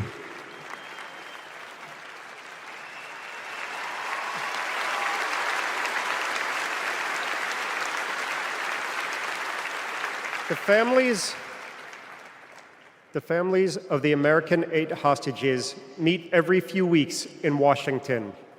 We're heartened that both Democratic and Republican leaders demonstrate their bipartisan support for our hostages being released. We've met with President Biden and Vice President Harris numerous times at the White House. They're both working tirelessly for a hostage and ceasefire deal that will bring our precious children, mothers, fathers, spouses, grandparents, and grandchildren home, and will stop the despair in Gaza.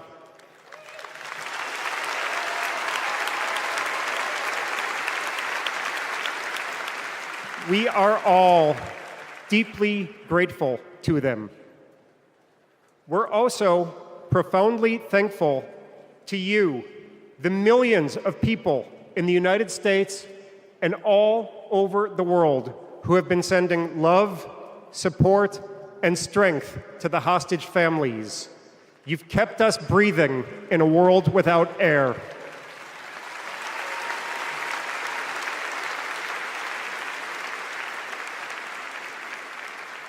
There is a surplus of agony on all sides of the tragic conflict in the Middle East. In a competition of pain, there are no winners.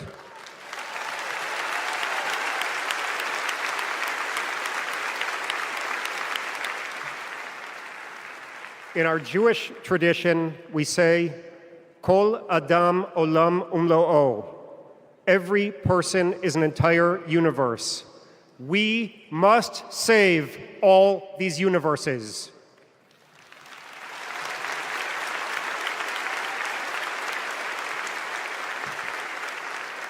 In an inflamed Middle East, we know the one thing that can most immediately release pressure and bring calm to the entire region.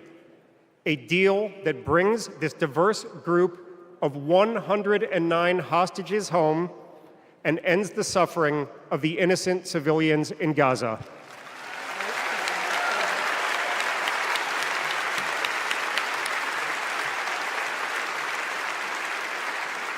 The time is now.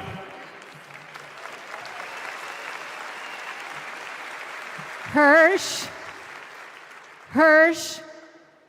if you can hear us, we love you.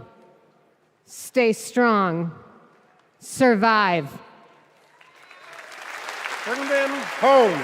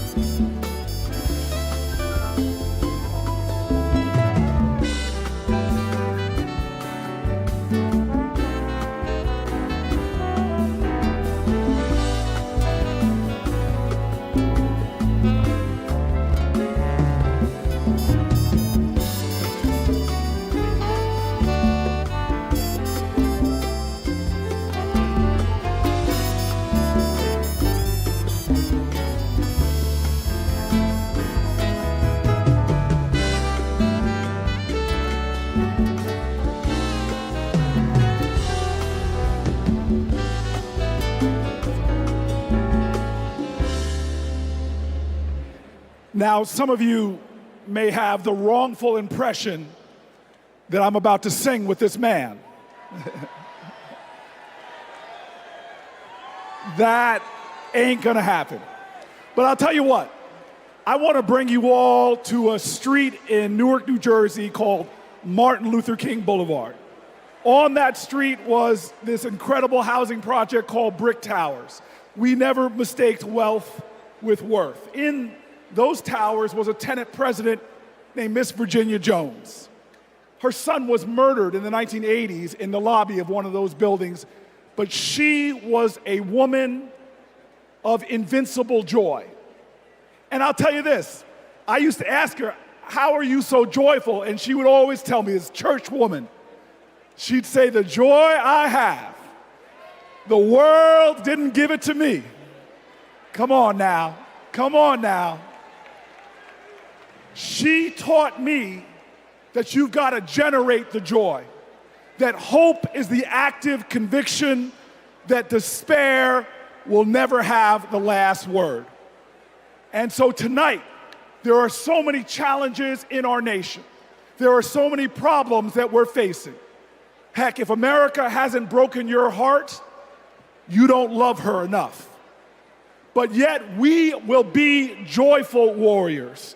We are going to bring back to the journey of our nation joy. And if there's any tradition in America that has helped us to generate that joy, it has been the artists of America.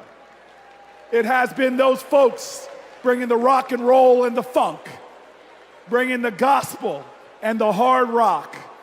Well, tonight we are blessed by one of those great American artists that helps us to cleanse our spirits, to raise our hearts, and to bring in that joy. Ladies and gentlemen, I give you one of the true greats in America, someone to bring the joy to this incredible arena, Maren Morris.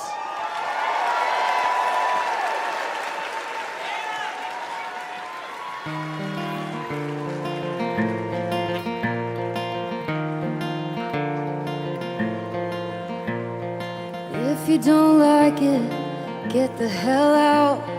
That's what they yell when I open my mouth. A stick is a stick, a stone is a stone, but who's gonna care if I don't? Who's gonna change if I won't? When time turns this moment to dust, I just hope that I'm proud of the woman I was. When lines of tomorrow are drawn, can I live with the side that I chose to be on? Will we sit on our hands, do nothing about it? Or will we leave this world better than we found it?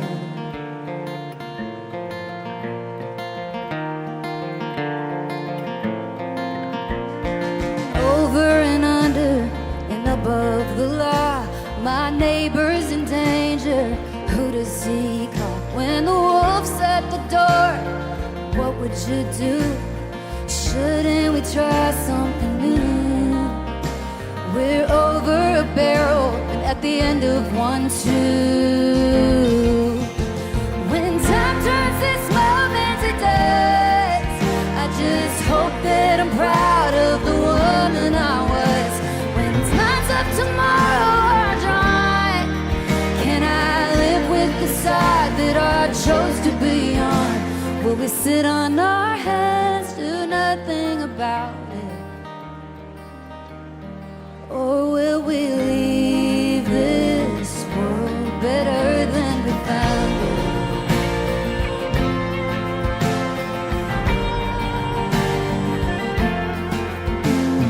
America, America, divided we fall.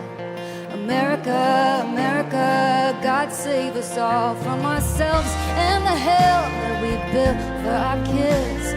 America, America, we're better than this. When time turns this moment to dust, I just hope my son's proud of the woman I was. When lines of tomorrow are drawn, can I live with the side that I chose to be on? Will we sit on our hands, do nothing about it? Can we leave this world better than we found it? America,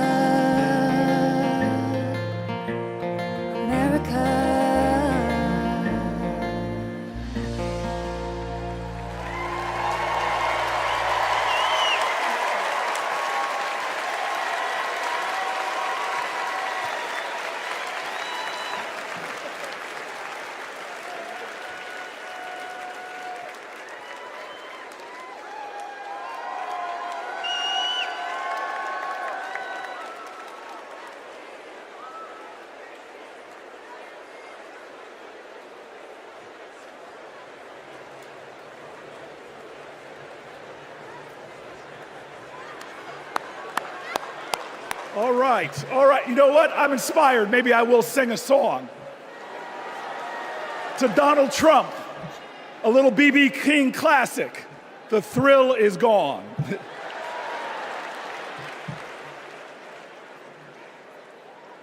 I want you all to know tonight is about joy. American history, our common history, is a testimony to taking on the insurmountable and achieving the impossible. That should bring us joy. Our progress never ever came easy. But in America, we do hard things. We built labor unions and small businesses. We created great public education and world-changing innovation. We nurtured the best athletes and artists humanity has ever seen, and we kept the promise of Medicare and Social Security for our seniors. Look at who we are. Against bigotry and hate, we advanced equal rights for all Americans. Civil rights, workers' rights, LGBTQ rights, reproductive rights, the right to marry who you love, the right to be free. We did all of this in a way that didn't pit American against American. We did this by healing rifts, by bridging divides, by pulling people together. And all the while, we in this nation lived up to our calling and our creed to be a more perfect union, to make this one nation under God a little more indivisible. Now, you all know this. Trump betrays these ideals. He viciously attacks Democrats and Republicans. His put-downs know no shame. John McCain's military service, Nikki Haley's heritage, women, people with disabilities, trans people, our veterans. He is indiscriminate in his put-downs. His is the politics of smear and fear, not inspiration and elevation. Donald Trump speaks more of American carnage than American compassion. But in America, you can't lead the people if you don't love the people. All the people. Now, our nominees, Kamala Harris and Tim Walz, they bring the joy. Think about it. They're descendants of immigrants, shopkeepers, slaves, educators, people who faced pain with perseverance, people who met hate with love. They are the living dreams of their ancestors. But look in this arena, look around you right now. We are all our ancestors' wildest dreams. Generations who faced impossible odds and that responded to every one of their challenges with that classic American creed. Yes, we can.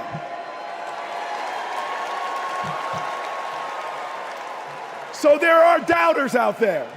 There are people that doubt our collective strength. They want to tell us how bad we are. They want to say that they alone can save us. Well, we know that the power of the people is greater than the people in power. And we're not going to lose our faith. Look, I want everybody in here to let us all say it together. I believe in America. Let me hear you. I believe in America. I believe in America because our elders told us that no matter what the obstacle, like the gospel says, we shall overcome. I believe in America because our soldiers died on beaches and battlefields. They died at sea and in the air so that we could be free today and say together, I believe in America. I believe in America because our fighters fought at Stonewall. Our marchers marched in Selma. Delegates met at Seneca Falls. Every single one of them believed in America, even when America didn't believe in them. Say it with me now. I believe in America because King dared to dream the impossible dream, because Neil Armstrong went to impossible heights, and because when we elect Kamala Harris, there is not a boy or girl in America from any creed, color, or heritage that will ever think being President of the United States is impossible again. Say it with me. I believe in America, the land of hope and heroism. I believe in America, the land of courage and compassion. I believe in America, where we share common ground and common cause and one common destiny. And let me tell you, if you believe in America, if you love in America, then you will work for America. And when we work together, when we stand together, when we organize together, when we vote together, I will tell you this, when we fight, we win.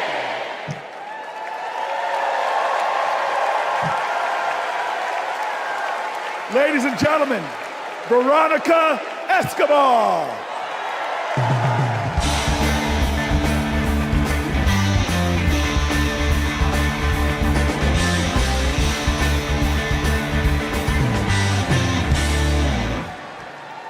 Buenas noches. Like countless Texans, I grew up going back and forth across the border from El Paso to Ciudad Juarez. My family would shop, have dinner, go to the doctor, pick up medicines. The border is my beloved home, the place where my children grew up. Forget what you hear on the news. I'm from there. When it comes to the border, hear me when I say, you know nothing, Donald Trump. He and his Republican imitators see the border and immigration as a political opportunity to exploit instead of an issue to address. Congress hasn't passed comprehensive immigration reform in nearly 4 decades. The 3 times they tried, Republicans blocked legislation that would have funded border security and created a more humane immigration system. They are not serious people. You know who is serious? Kamala Harris. I met the vice president when she visited El Paso. I saw firsthand how she engaged with law enforcement, migrants, and human rights advocates. She was curious. She asked questions. She listened. And she didn't care if the cameras were on. Most of all, she recognized that the situation at the border is complicated, as filled with opportunities as it is with challenges. All Republicans have to offer is demonization and bluster. Democrats have solutions. With Kamala Harris as president, we can live up to the promise of America.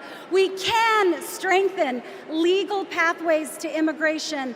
We can secure our borders, and we can treat with dignity those who seek a better future within them.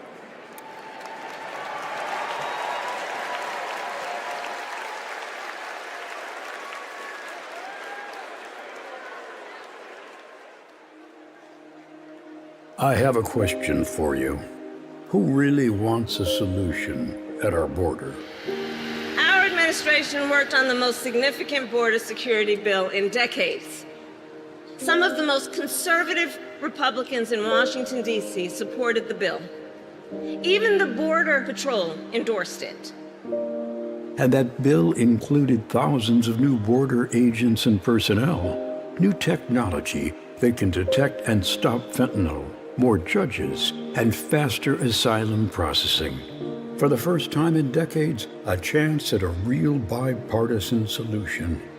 But at the last minute, Trump directed his allies in the Senate to vote it down.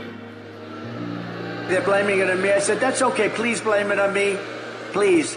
He tanked the bipartisan deal because he thought it would help him win an election. Which goes to show Donald Trump does not care about border security. He only cares about himself.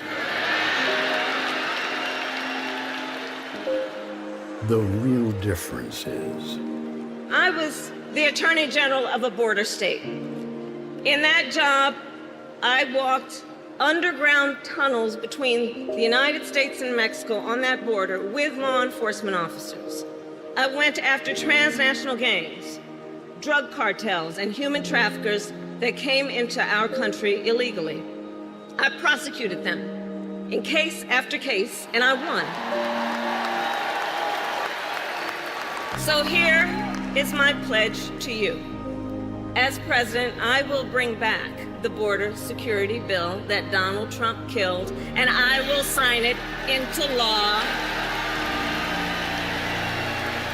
and show Donald Trump what real leadership looks like.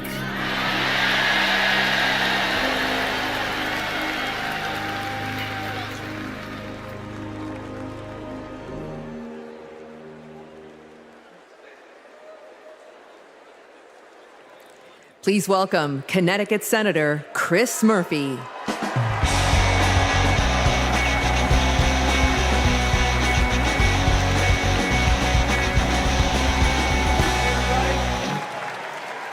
So,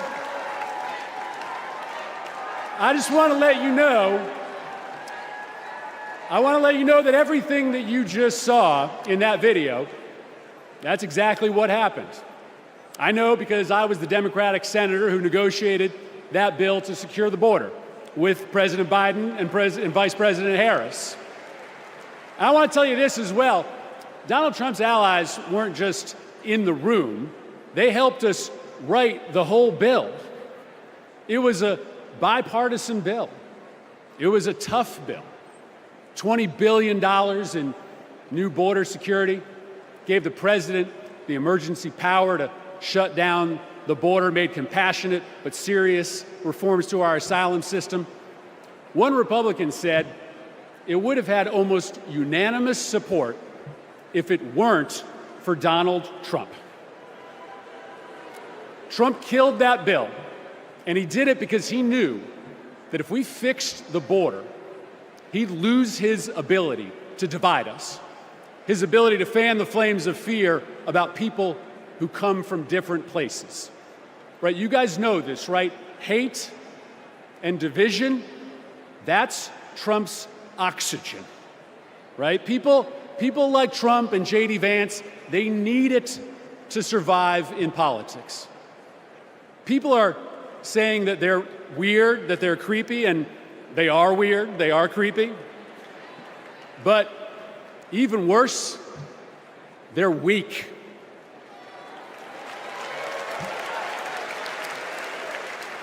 Kamala Harris is not weak. For 20 years, Kamala Harris has been tough as nails when it comes to securing our border. When she was a California prosecutor, she went after drug smugglers, human traffickers. She put 100 gang members away in a single sweep. Trump says that a safe nation can't be an immigrant nation. That's flat wrong, and Kamala Harris knows it. She knows this too. Engraved on the Statue of Liberty is a poem. The last line reads, "I lift my lamp beside the golden door." For generations, that lamp has called people to start a brave new life in America. My ancestors, your ancestors, and the parents of the next President of the United States of America. Kamala Harris knows that we can be a nation of proud immigrants and a nation of strong immigration laws. That's why when she's president, she will bring that border bill back, and Kamala Harris is going to pass it.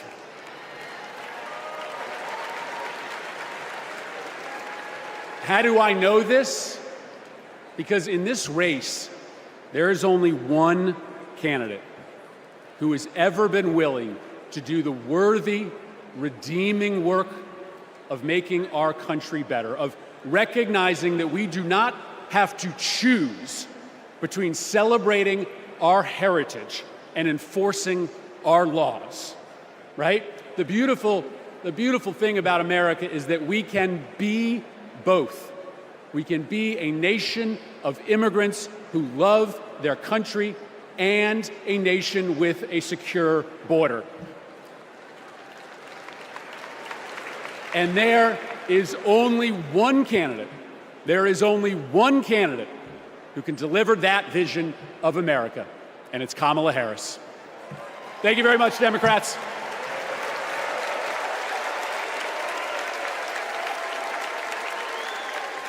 Please welcome Bexar County Sheriff Javier Salazar.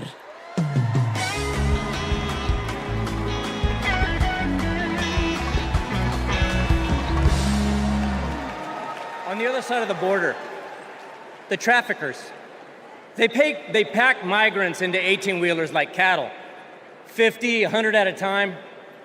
Then they seal the doors. That's when the 911 calls come. We hear them, desperate, terrified, gasping for air. Now, sometimes we get there in time. Sometimes, despite our best efforts, we can't. When Donald Trump comes down to Texas, stands next to officers in uniforms just like mine, he's not there to help us. Don't think that, not for a second. He is a self-serving man.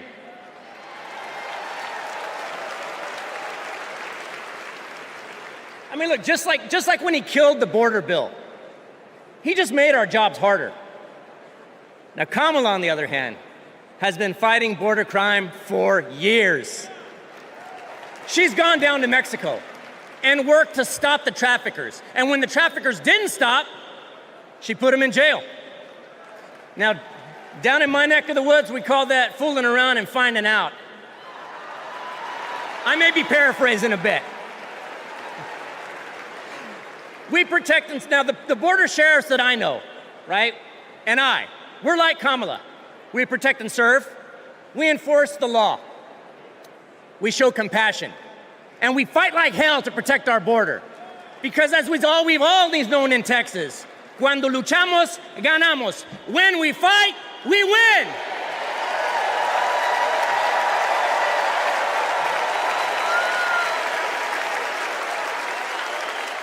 Please welcome California Representative Pete Aguilar.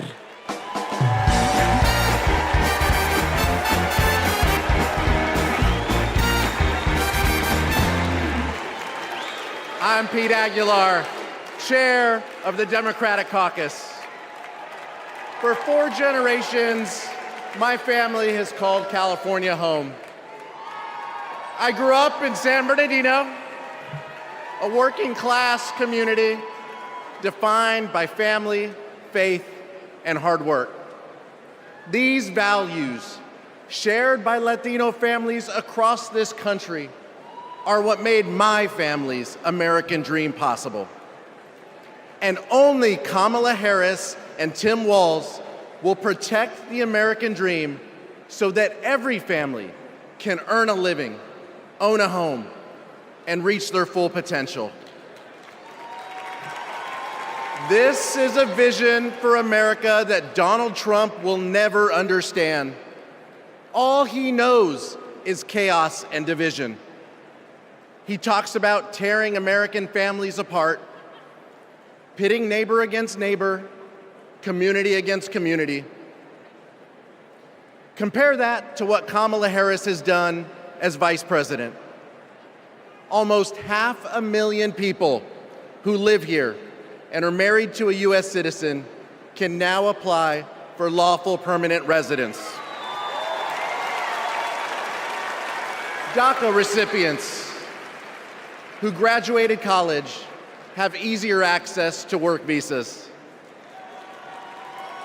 And we would have much more security at the border if Donald Trump hadn't tanked the bipartisan bill. Folks, we don't have to choose between a secure border and building an America for all.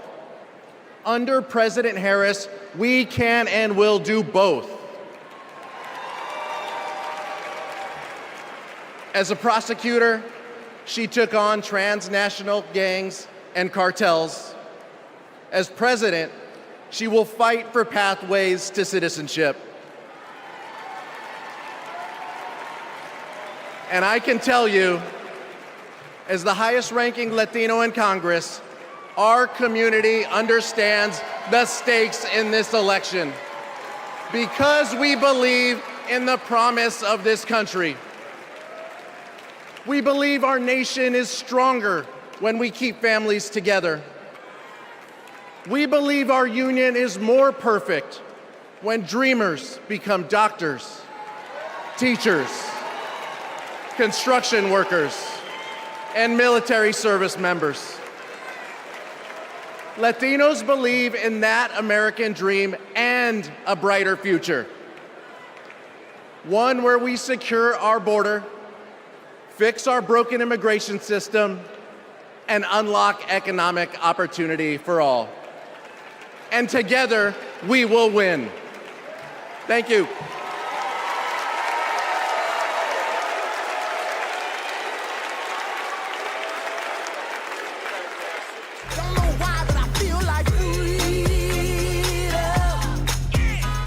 I'm a Filipino-Japanese DACA recipient. I am a third-year medical student, and I am a DACA recipient. Thanks to DACA, I've been able to open up my own business and represent clients as a lawyer. So many of my dreams came a little bit closer. It is disheartening to know that the court system may end DACA next year, and to also hear Donald Trump calling for mass deportations. It is time that we recognize dreamers for who they are.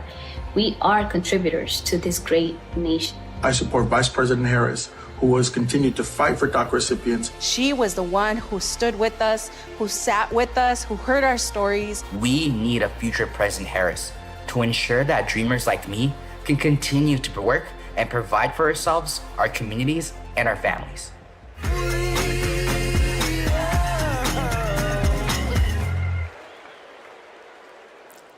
Please welcome United States Marine Corps veteran Carlos Eduardo Espina.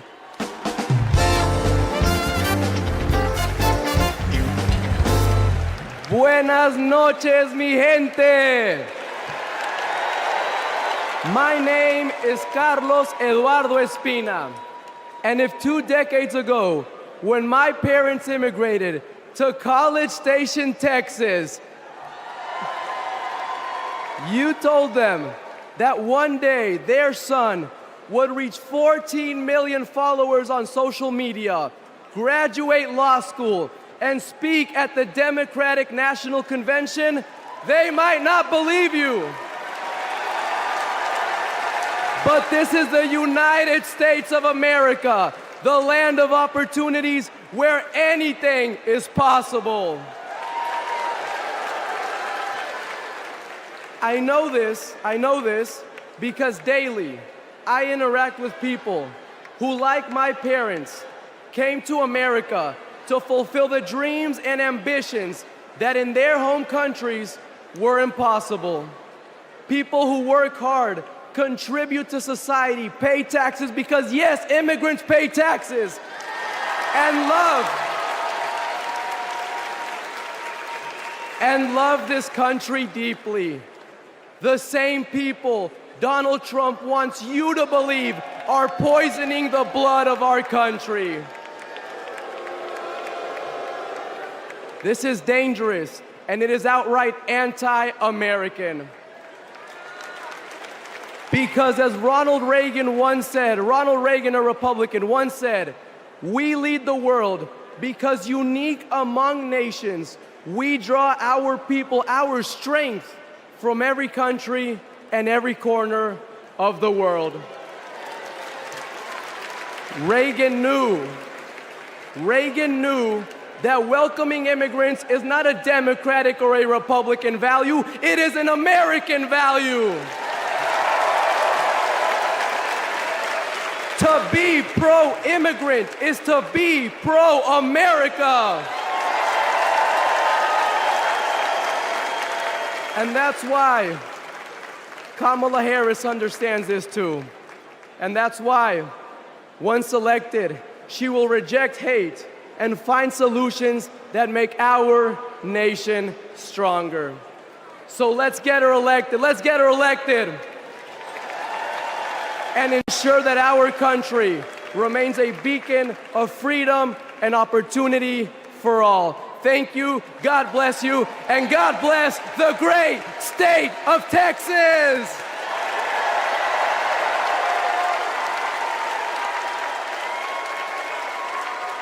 Please welcome former Homeland Security and Counterterrorism Advisor to Vice President Pence, Olivia Troy.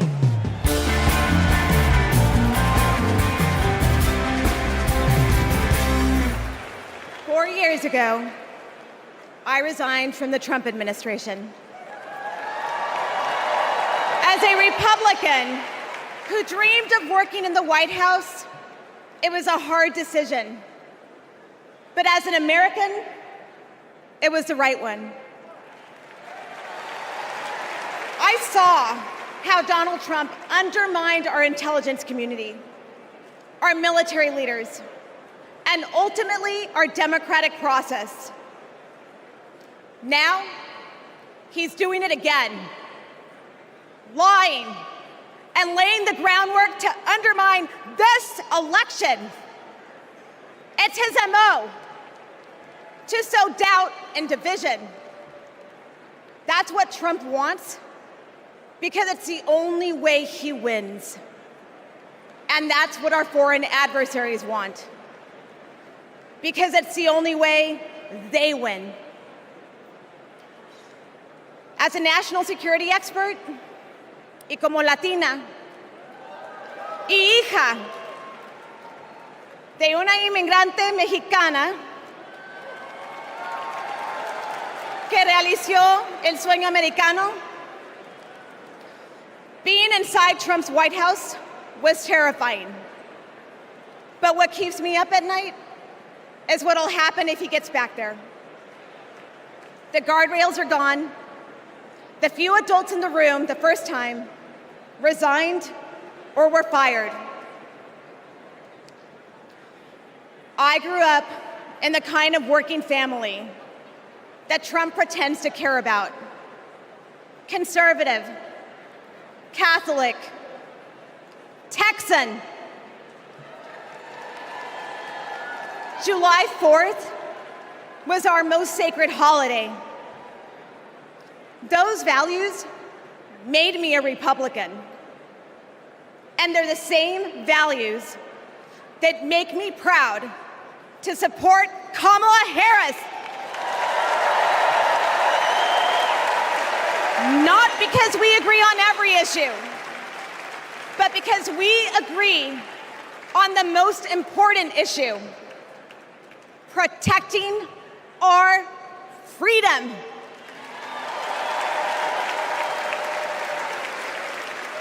So to my fellow Republicans, you aren't voting for a Democrat. You're voting for democracy. You aren't betraying our party. You're standing up for our country. Thank you. Gracias.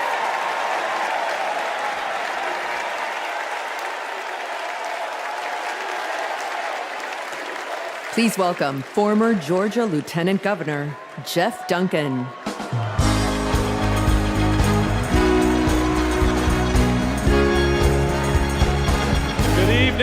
Good evening. I bring greetings from the great state of Georgia. So let's get the hard part out of the way. I am a Republican. But tonight, I stand here as an American.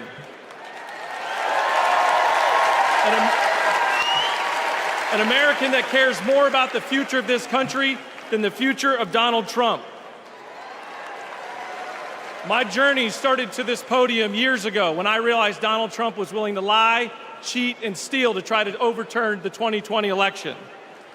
I realized Trump was a direct threat to democracy, and his actions disqualified him from ever stepping foot into the Oval Office again.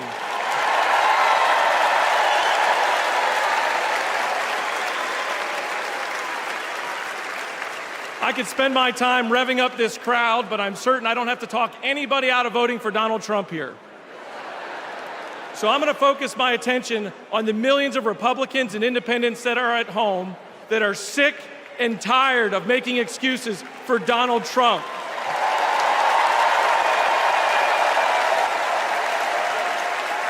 If Republicans are being intellectually honest with ourselves, our party is not civil or conservative.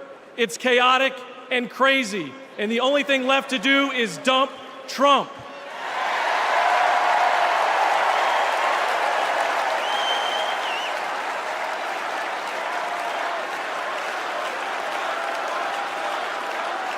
These days, our party acts more like a cult worshiping a felonious thug. Look, you don't have to agree with every policy position of Kamala Harris. I don't. But you do have to recognize her prosecutor mindset that understands right from wrong, good from evil. She's a steady hand and will bring leadership to the White House that Donald Trump could never do. Let me be clear to my Republican friends at home watching. If you vote for Kamala Harris in 2024, you're not a Democrat, you're a patriot.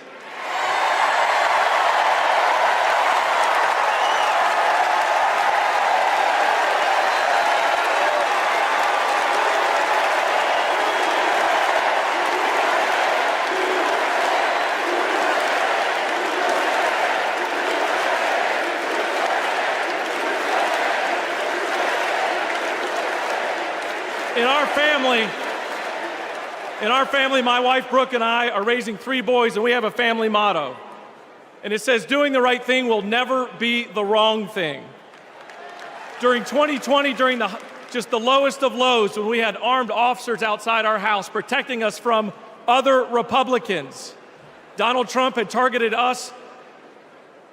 My son came downstairs, and he handed me this coaster that I'd given him years before at a father-son retreat for our church.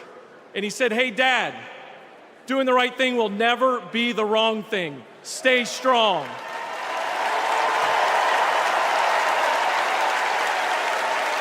To my fellow Republicans at home that want to pivot back towards policy, empathy, and tone, you know the right thing to do.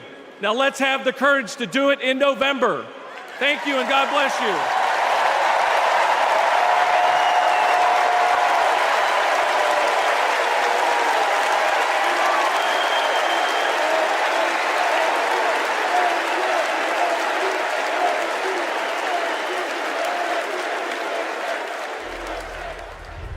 We will never give up. We will never concede. It doesn't happen. You don't concede when there's theft involved. And after this, we're going to walk down, and I'll be there with you. We're going to walk down to the Capitol, because you'll never take back our country with weakness. You have to show strength, and you have to be strong. Cruiser 50, it does look like we're going to have an ad hoc march stepping off here. There's a crowd surge heading east. Mike Pence, I hope you're going to stand up for the good of our Constitution and for the good of our country.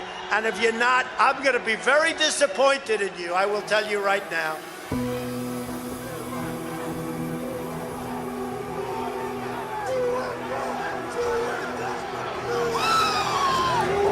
We're going to give riot warnings as soon as the apparatus here. We're going to give riot warnings. We're going to try to get compliance, but this is now effectively a riot. 49 hours declaring it a riot. 5 to 50, be advised, they're trying to breach and get to the Capitol. Hold the line! Hold the line! Hold the line!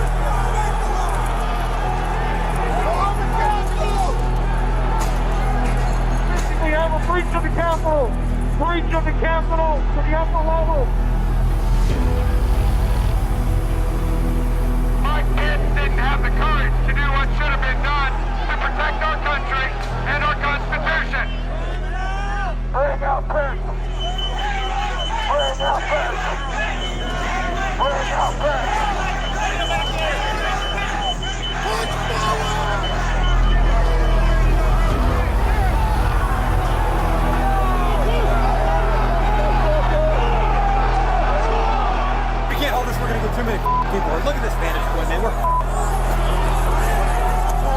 We're trying to hold the upper deck. We're trying to hold the upper deck down.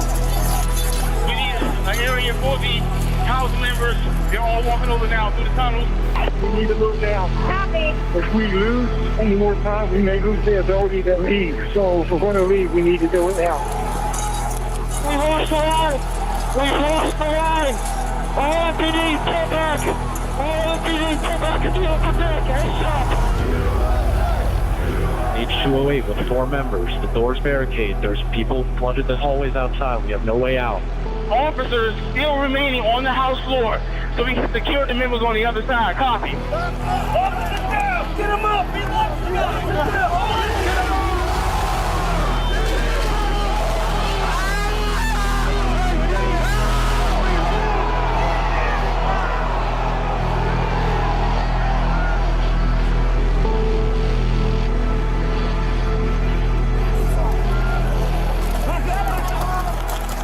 And if I win, I will be looking very, very strongly about pardons. And I mean full pardons with an apology to many, an apology.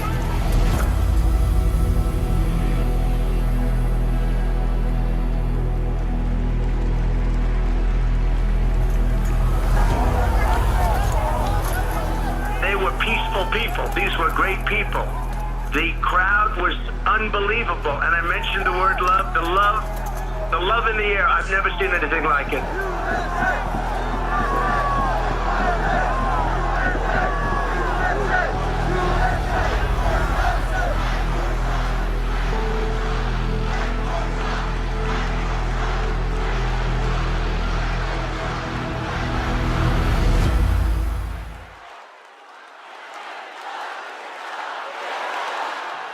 Please welcome Mississippi Representative Benny Thompson.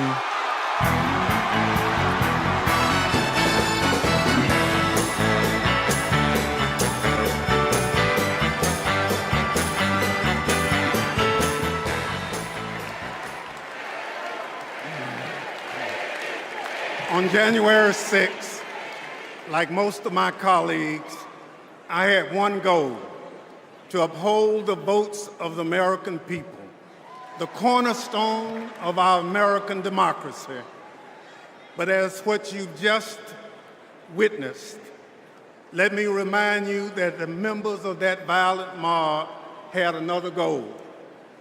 They wanted to stop the peaceful transfer of power for the first time in American democracy. Thank God they failed.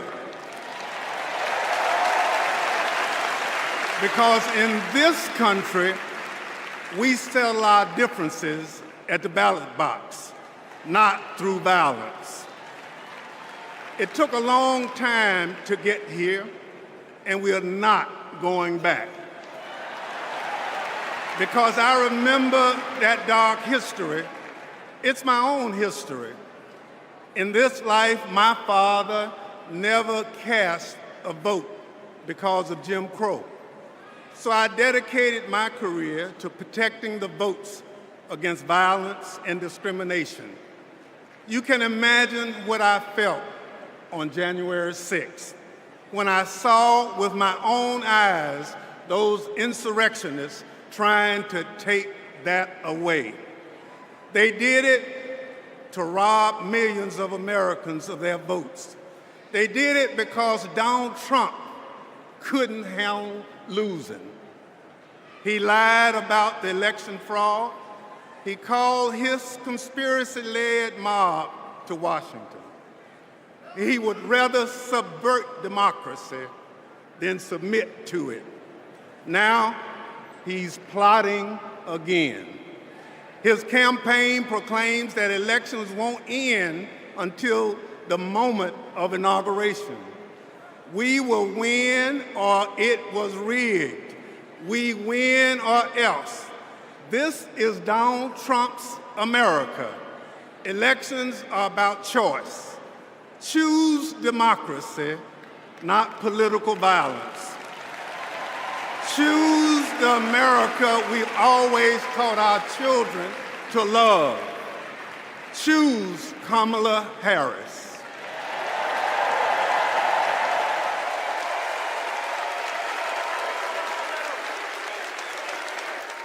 Please welcome former United States Capitol Police Sergeant Aquilino Ganell.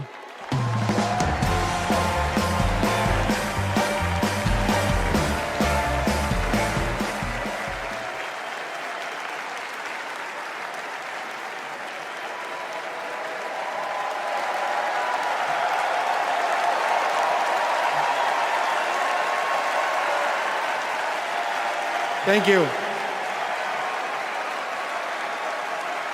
Thank you.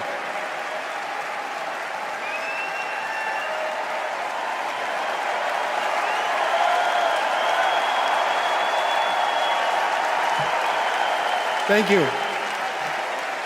Before I begin, I need to acknowledge the sacrifices of the 5 officers who died as a result of January 6, May, on that day.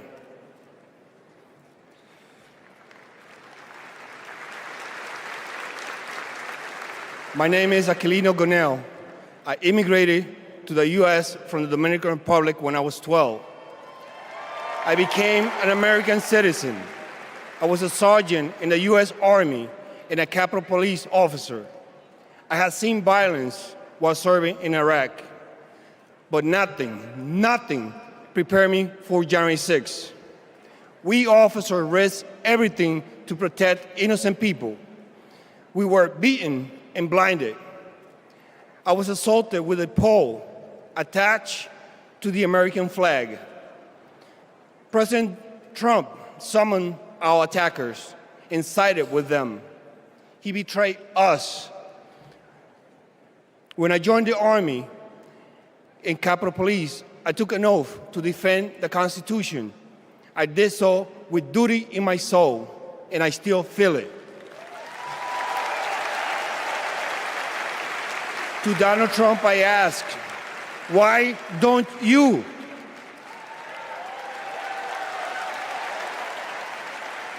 On January 6th, I nearly died protecting the Capitol, and I will do it again for our democracy.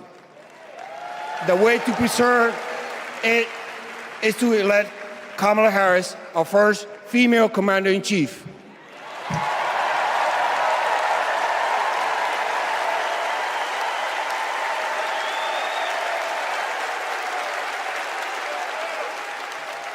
Please welcome New Jersey Representative Andy Kim.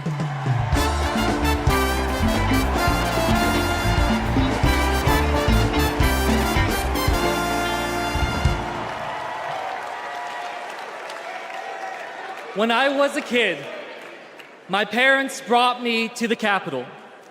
They taught me that it's sacred ground, a symbol of our democracy. When I got to Congress, I was excited to bring my little boys to the same beautiful building. I asked them, "Do you like the Capitol?"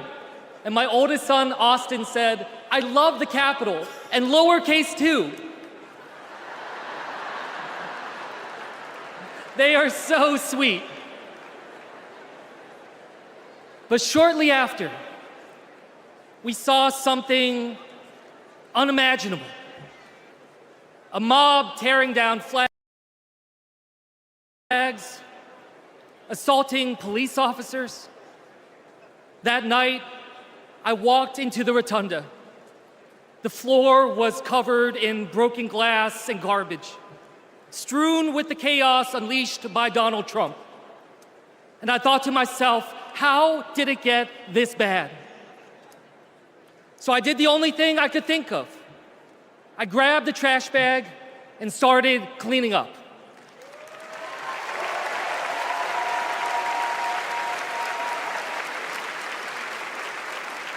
What I learned on January 6th is that all of us are caretakers for our great republic.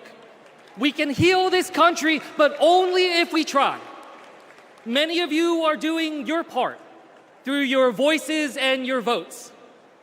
Always remember, this chaos that we see, it doesn't have to be this way.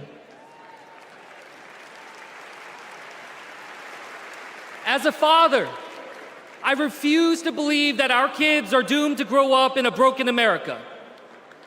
There is a hunger right now in this country for a new generation of leadership to step up. Let's choose Kamala Harris and Tim Walz. Let's do this for our kids and our grandkids. Thank you.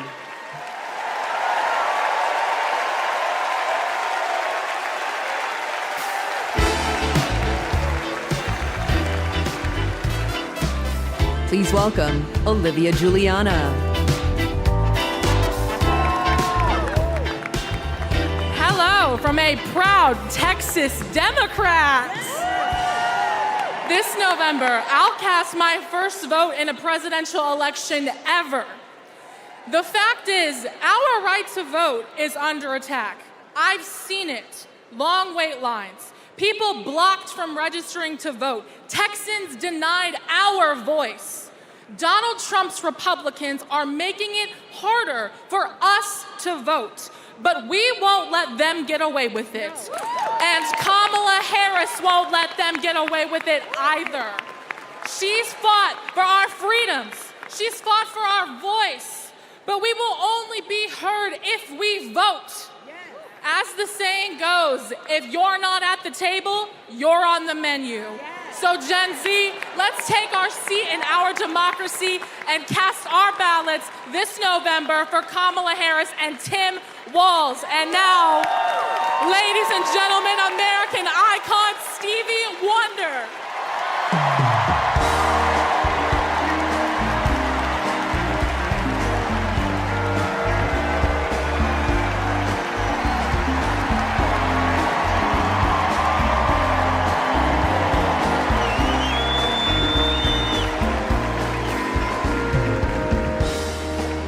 I love you. I just want to say, I love you. I love you. And every song that I've sang, every song that I've written, it's because of my love for you right here. But this year I've prayed very hard for peace to come to our world's nations, but also to each one of our hearts.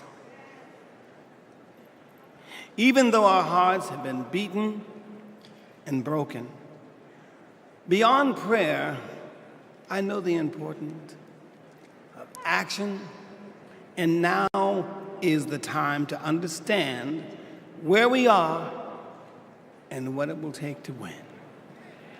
Win the broken hearts, win the disenchanted, win the angry spirits.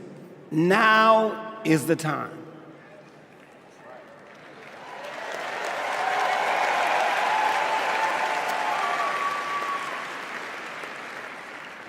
This is the moment to remember when you tell your children where you were and what you did.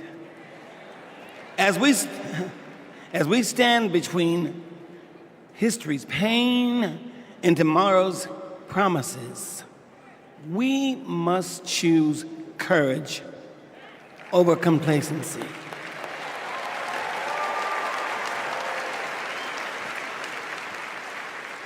It is time to get up and go vote.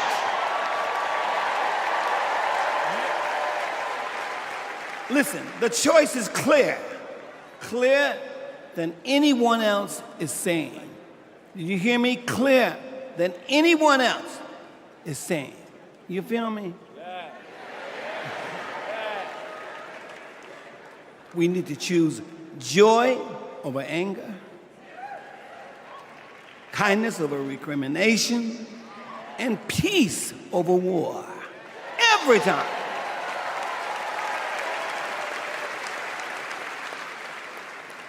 We must choose to be above the ugly words, the hateful anger, and the division those words and anger create. We must keep on keeping on until we truly are a united people of these United States. And then we will reach our higher ground. Are y'all ready? Are y'all ready to reach a higher ground? Are you ready to reach a higher ground? Tell me. I want to hear you again. Are you ready? Are we ready? Because you know we need Kamala Harris. Yes, we do. And we need a great man, as we do have, as a future vice president. You know that. So you know what? I'm depending on you to do, as Spike Lee would say, the right thing. Are y'all ready? Are y'all ready? Are you ready?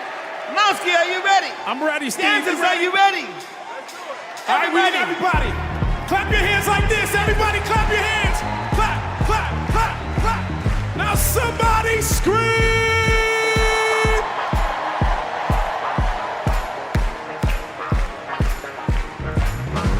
Here we go.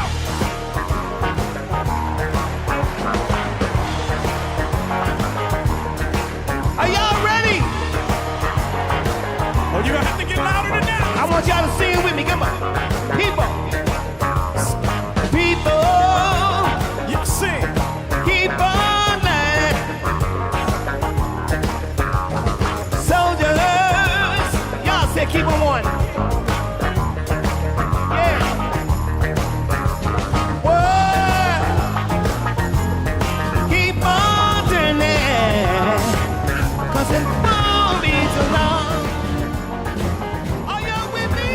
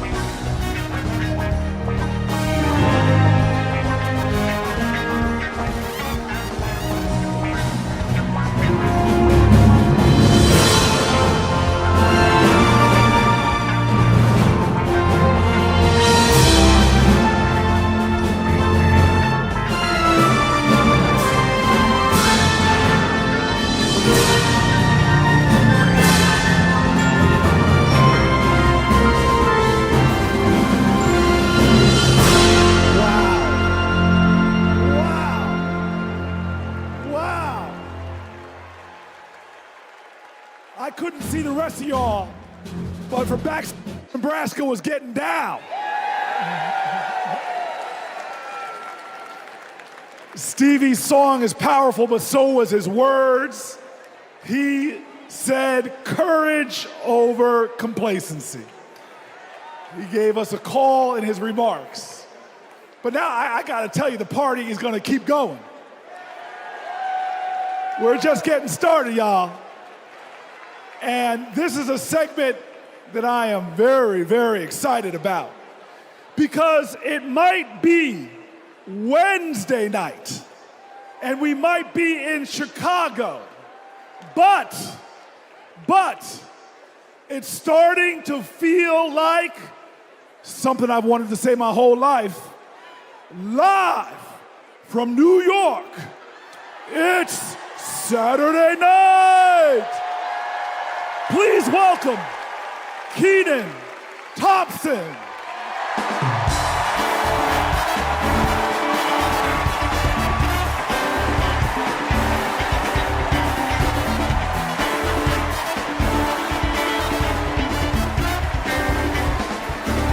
All right. What's up, DNC? All right. Y'all remember this big old book from before? When Colorado Governor Jared Polis ripped a page out of it? This is Project 2025, the Republican blueprint for a second Trump term. It is boo. It is a real document that you can read for yourself at kamalaharris.com/Project 2025. You ever seen a document that could kill a small animal and democracy at the same time? Here it is. You know how when you download an app and there are hundreds of pages there that you don't read, it's just the terms and conditions, and you just click agree, right? Well, these are the terms and conditions of a second Trump presidency. You vote for him, you vote for all of this. Let's take a look. All right, do we got Matt here with us tonight? Is Matt here? Hey, there he is. Matt, how are you, sir? All right, Matt. Now, Matt, I understand that you work as an AV tech in Nevada, and you make a decent hourly wage, is that right? Oh, I don't know if we can hear Matt. Can we hear Matt? So who's gonna fix it? Keep speaking, Matt, till we can hear you. Okay, that's good. I guess we're gonna move on from Matt. And this is Becky. Becky, can we hear you? Hi, Kenan. It's great to be here. Thank you. All right, good. Now, Becky, you're married, correct? I am. Me and my wife have been together for about 8 years. Oh, that's amazing. Very, very cute. Thanks. But I have got some bad news for you. I hate that. On page 584, Project 2025 calls for the elimination of protections for LGBTQ plus Americans.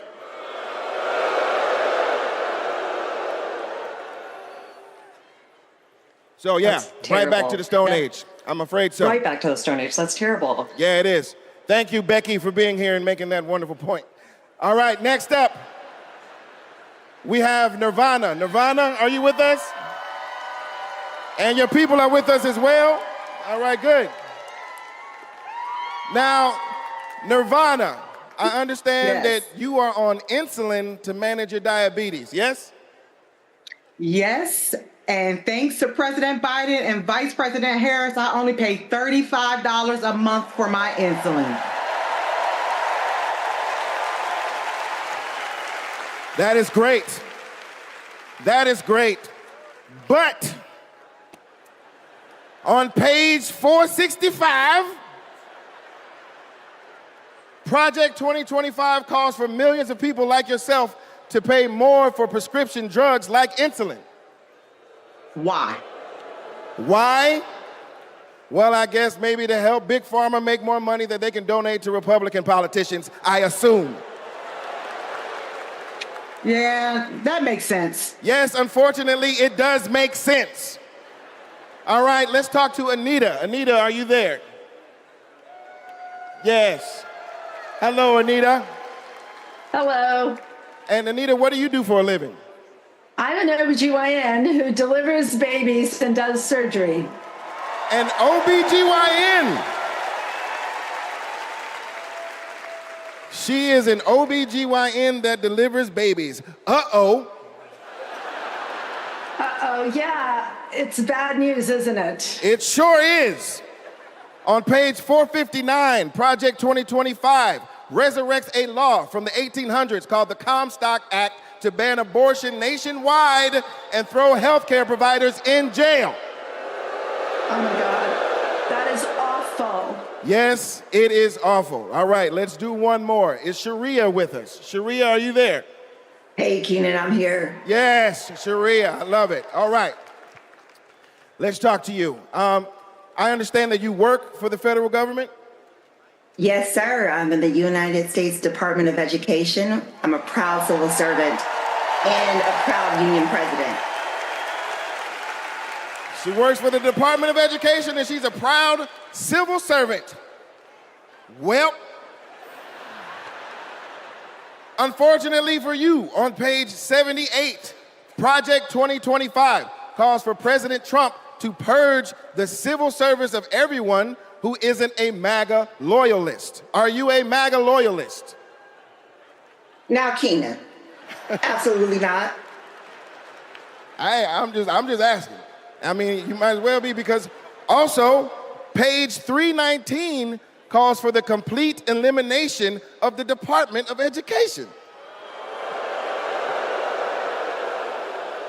There's a bunch of stuff in here, but that's all we have time for at the moment.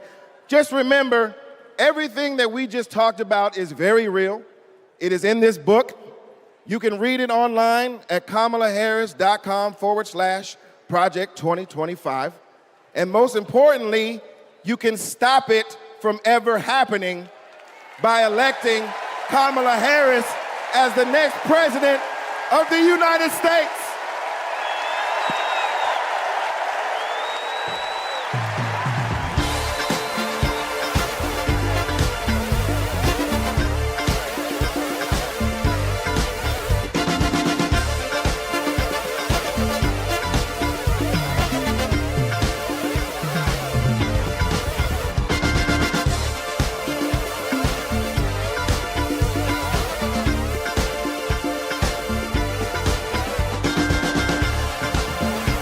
Please welcome award-winning producer and writer, Mindy Kaling.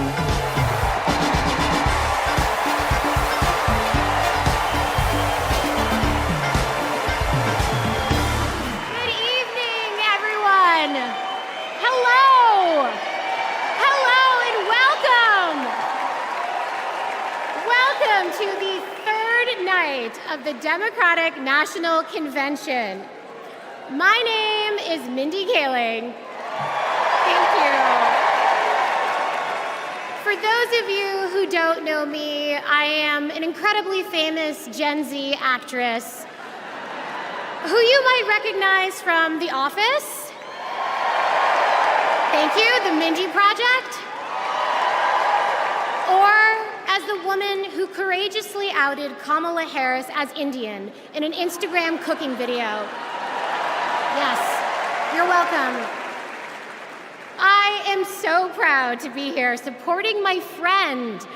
But the real reason I am here is that deep down, I truly believe that as a woman of color and as a single mother of 3, it is incredibly important that I be appointed ambassador to Italy. That's how this works, right? That's like why I'm here. I've never been, I'm dying to go. And guys, I just really need a break. I know it's not the priority tonight, but just think about it. I am actually here because I have known the Vice President for a long time, and I want to tell you a story about one of the first times I ever met her. She wasn't Madam Vice President then. She was my senator, and we were filming a video where she came to my home to cook dosas, a South Indian dish. Yes, it's not every day that a senator comes over, and I was pretty nervous. But when she arrived, we immediately hit it off. We talked about the love we have for our moms, who had both passed away from cancer. Both of our mothers were immigrants from India who came to America and committed their lives to serving others. My mother, Swati, became an OBGYN. Thank you. Kamala's mother, Shaimala, became a scientist with a PhD who dedicated her life to trying to find a cure for cancer. And after speaking to Kamala, it was clear to me that Shaimala had passed down the same optimism and fearlessness to her daughter. But the thing I remember the most about the vice president is that Kamala Harris can cook. Guys, she was so much better than me. But she also knew that my family was watching. So, as she gently corrected my sloppy dosa making, she was complimenting me every step of the way, making sure that my daughter, Kit, heard how good of a cook I am. She had no desire to be seen as better than anyone else. She just wanted my kid to be impressed with her mom. And when she finally bit into my dosa, she looked at me and said, really good, and then never took another bite again. Yes, but it is that warmth, that generosity of spirit that I know she will bring to the White House as our next president. Kamala Harris cares deeply about other people. She will fight to protect our freedoms because those are the values that her mother passed down to her. But in order to protect those freedoms, Democrats also need to win the House. So we have a lot to do, and please welcome to the stage your next Speaker of the House, Hakeem Jeffries.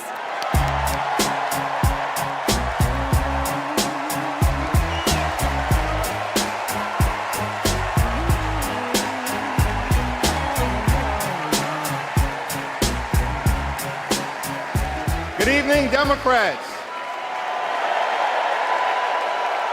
It's a high honor and a distinct privilege as a Brooklynite, New Yorker, and as an American to stand before you today and unequivocally express my support for Kamala Harris and Tim Walz to be the next president and vice president of the United States of America. Over the last few years, House Democrats have been hard at work, and we could not have asked for a better leader to partner with than President Joseph Robinette Biden, who will go down as one of the most consequential presidents of all time. Last month, President Biden selflessly passed the torch to Vice President Kamala Harris, who is ready, willing, and able to fight for the people. Kamala Harris is a courageous leader, a compassionate leader, and a common sense leader who will deliver real results for everyday Americans. Kamala Harris is fighting for our freedom. Kamala Harris is fighting for our families. Kamala Harris is fighting for our future. Together, let's make Kamala Harris the 47th President of the United States of America.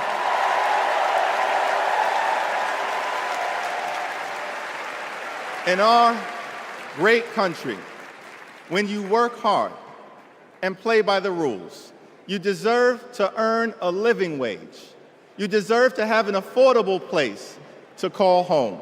You deserve to educate your children in a great public school that is free from gun violence. And you deserve high-quality, affordable health care, and you deserve the chance to one day retire with grace and with dignity.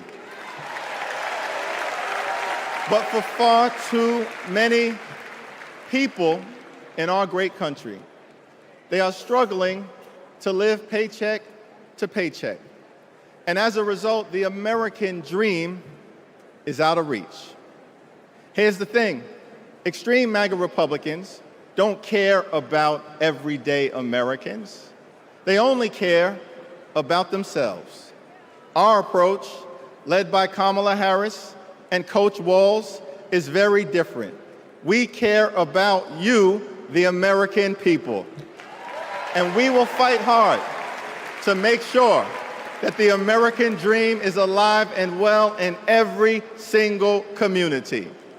Now, the road ahead will not be easy, which brings me to you-know-who. Donald Trump is like an old boyfriend who you broke up with, but he just won't go away. He has spent the last 4 years spinning the block, trying to get back into a relationship with the American people. Bro, we broke up with you for a reason.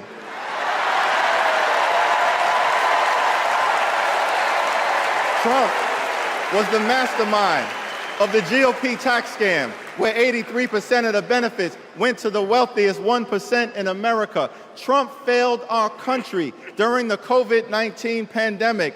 Trump is a chaos agent who is focused on himself, not the American people. Trump tried to destroy our democracy by lying about the election and inciting a violent mob to attack the Capitol. Trump put 3 extreme justices on the Supreme Court who destroyed Roe v. Wade. We broke up with you for a reason. Donald Trump can spin the block all he wants, but there's no reason for us to ever get back together. Been there, done that, we're not going back.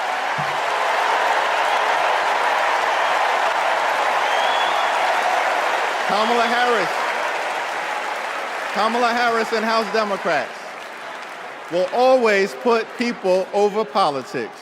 Kamala Harris and House Democrats will lower costs and grow the middle class. Kamala Harris and House Democrats will fix our broken immigration system and secure the border. Kamala Harris and House Democrats will strengthen the relationship between the police and the community.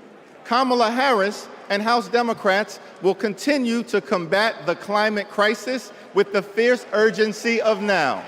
Kamala Harris and House Democrats will protect Social Security, protect Medicare, protect Medicaid, protect the Affordable Care Act, protect working families, protect small businesses, protect the middle class, protect free enterprise, protect our children, protect our seniors, protect our veterans, protect our unions, protect our dreamers, and always protect a woman's freedom to make her own reproductive health care decisions.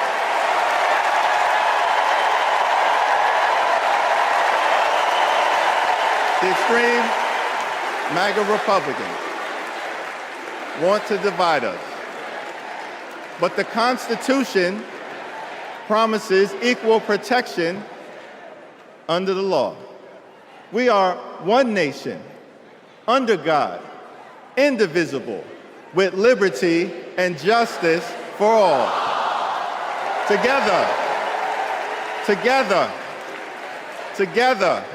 let's build a brighter future for our children and our grandchildren. In the Old Testament, book of Psalms, the scripture tells us that weeping may endure during the long night, but joy will come in the morning.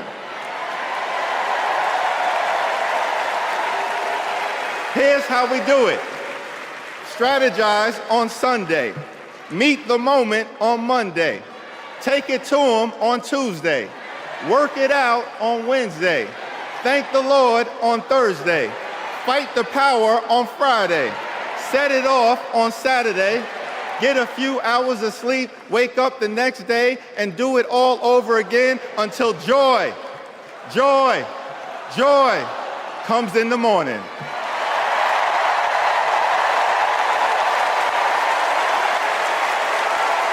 Now there's only 76 days left.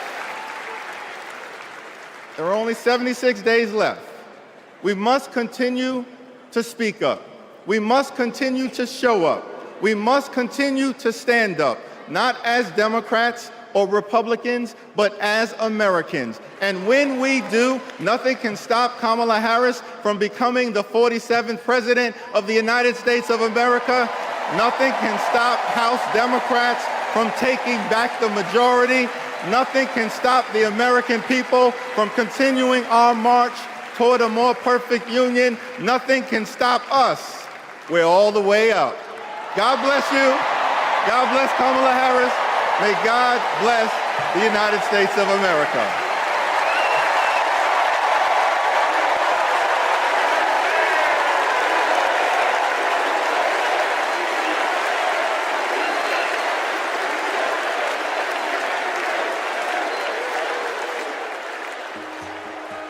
You want to go outside today? Yeah. Want to go put your shoes on?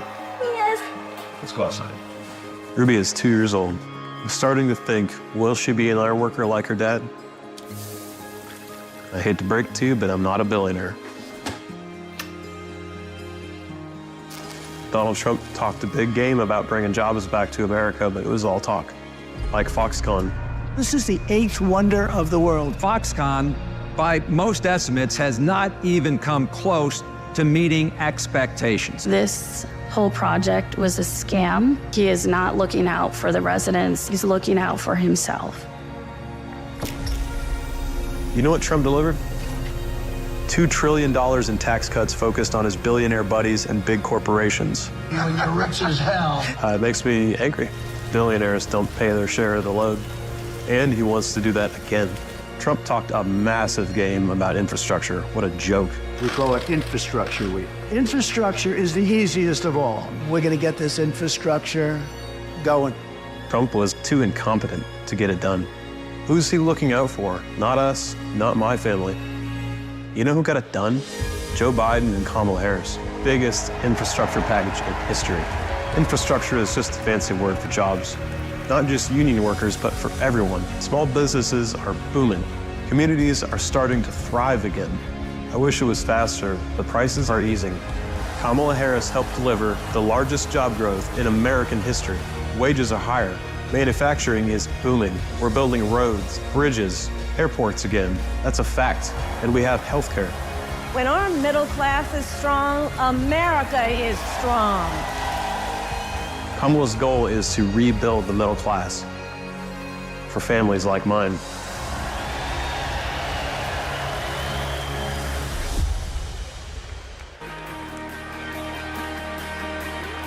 Please welcome the 42nd President of the United States, Bill Clinton.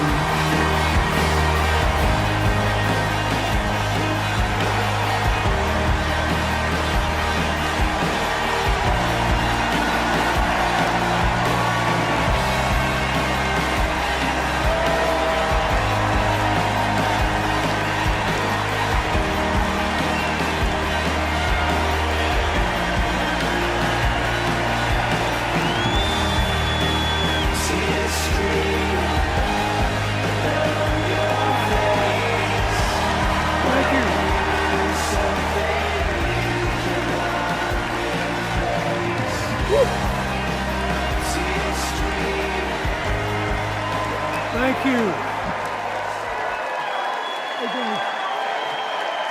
Thank you. Whoa.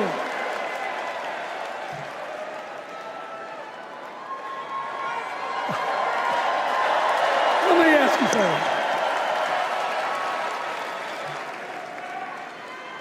After the last 2 days, aren't you proud to be a Democrat? And I am very grateful to the Republicans and independents that have joined us, have been up here on the stage. And I hope they feel better about it now.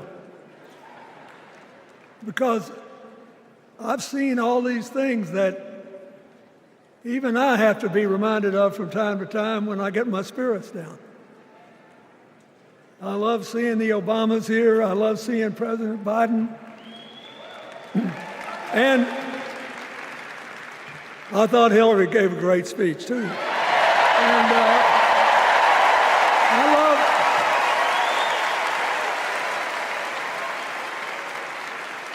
But I love seeing all these young leaders. A bunch of them are coming up after me. They look better, they sound better, and they'll be exciting. I do want to say one word about President Biden. Remember, he had an improbable turn that made him president. And we were in the middle of a pandemic and an economic crash. He healed our sick and put the rest of us back to work. And he strengthened our alliances for peace and security. He stood up for Ukraine. He's trying desperately to get a ceasefire in the Middle East.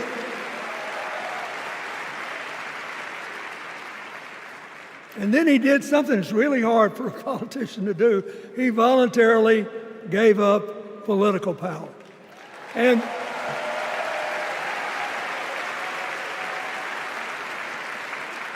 George Washington knew that, and he did it. And he set the standard for us serving 2 terms before it was mandatory. It helped his legacy, and it will enhance Joe Biden's legacy. And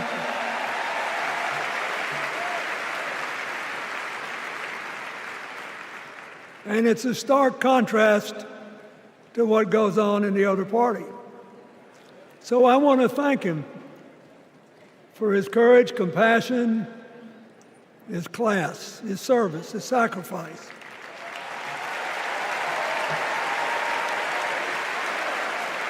Joe Biden, thank you. And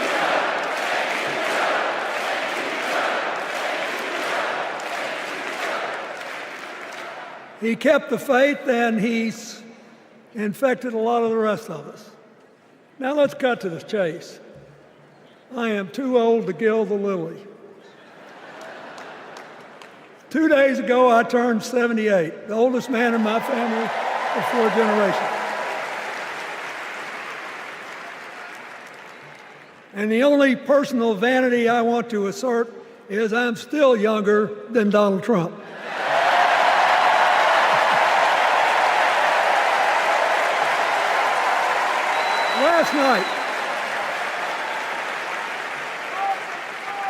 Last night, in what I thought was a very moving series of episodes, we nominated Kamala Harris and Tim Walz.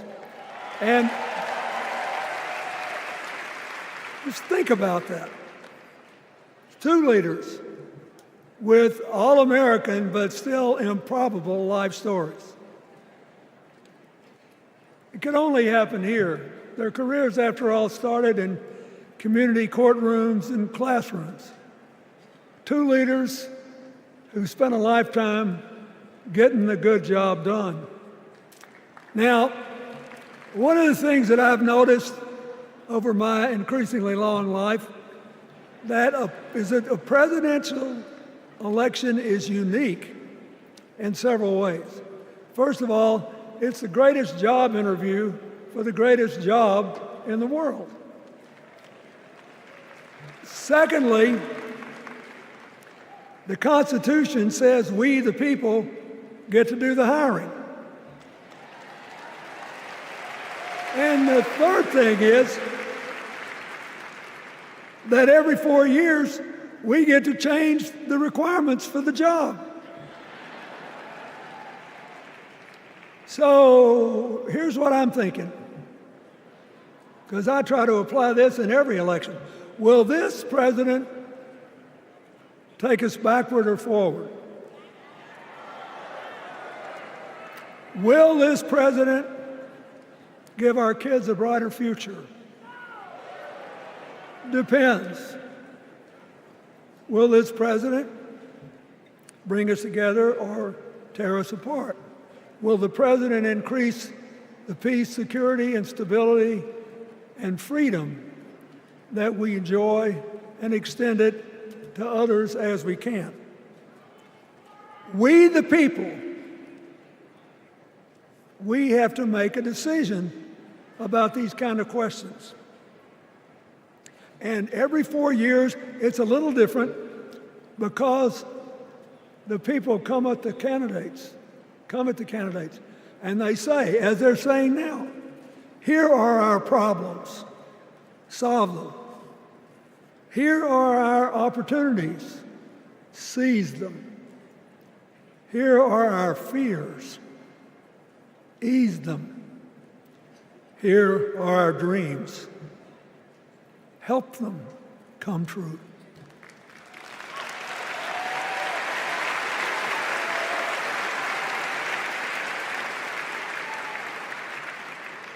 A president can answer that call by saying, I'll do my part, but you have to help me. We have to work together.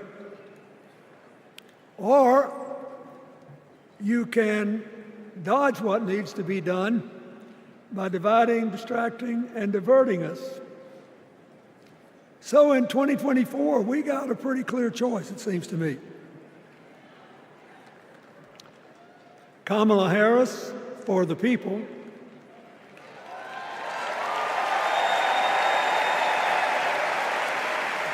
and the other guy who's proved even more than the first go-around that he's about me, myself, and I. I know which one I like better for our country.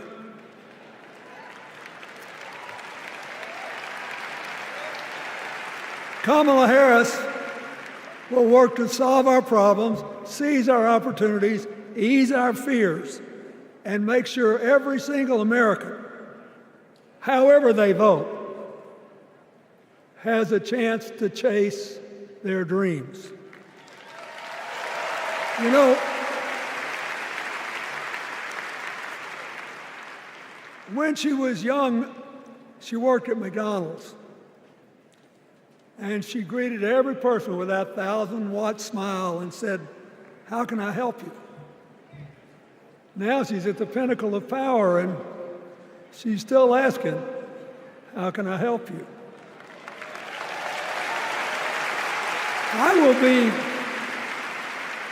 I'll be so happy when she actually enters the White House as president, because she will break my record as the president who spent the most time at McDonald's.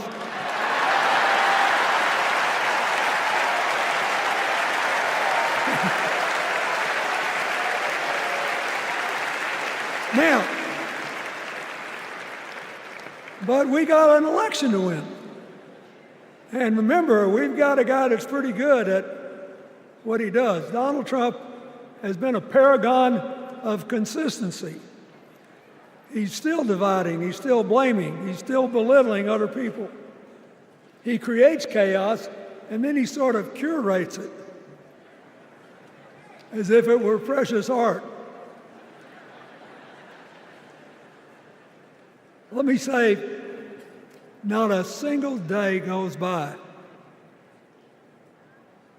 even though I've been gone for well over 23 years from the White House, not a day goes by that I don't thank the Lord for the chance I had to serve and what it meant. And one of the reasons, thank you. Wait.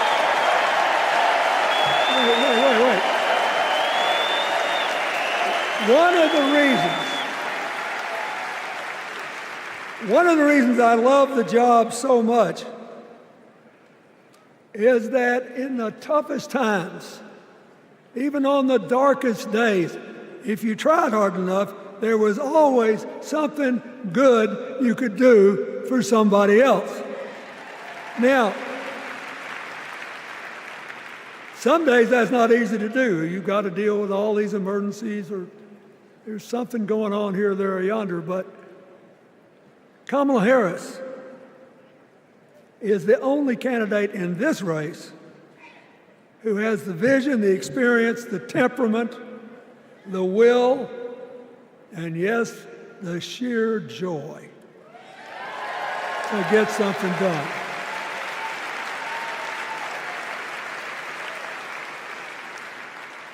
I mean, look, what does her opponent do with his voice? He mostly talks about himself, right? So the next time you hear him, don't count the lies. Count the eyes.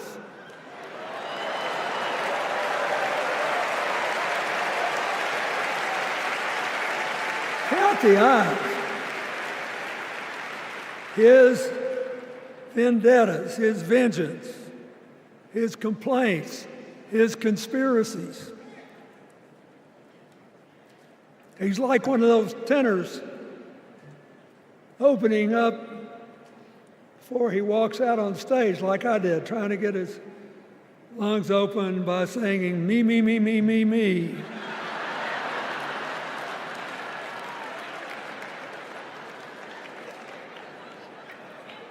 When Kamala Harris is president, every day will begin with you, you, you, you.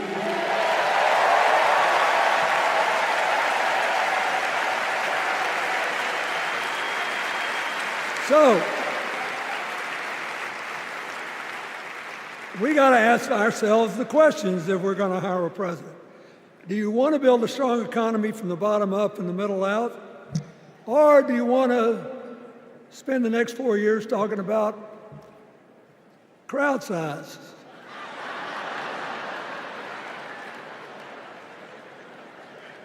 You're going to have a hard time believing this, but so help me, I triple-checked it. Since the end of the Cold War in 1989, America has created about 51 million new jobs. I swear I checked this 3 times. Even I couldn't believe it. What's the score? Democrats 50, Republicans 1.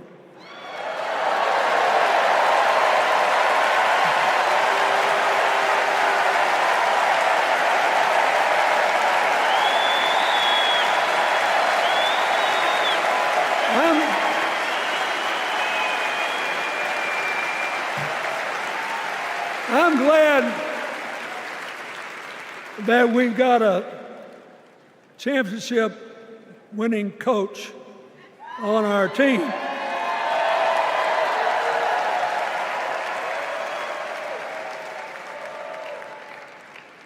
But even the most limited of us in what we know about football or any other sport knows that if you're got 50 and the other side's got 1, you're ahead.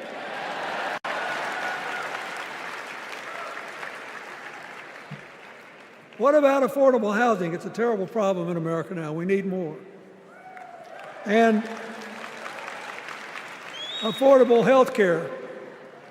That's why the Democrats put a limit on monthly payments for insulin and a $2,000 a year out-of-pocket limit.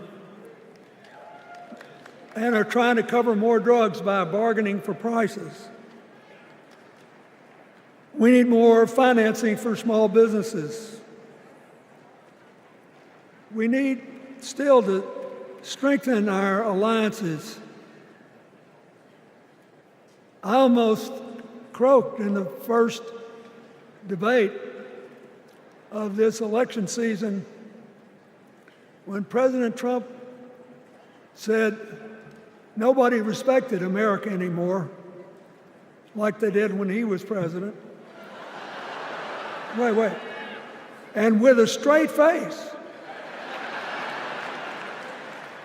Look, you got to give him. He's a good actor. With a straight face, he cited as evidence of the respect that existed for us when he was there the presidents of North Korea and Russia.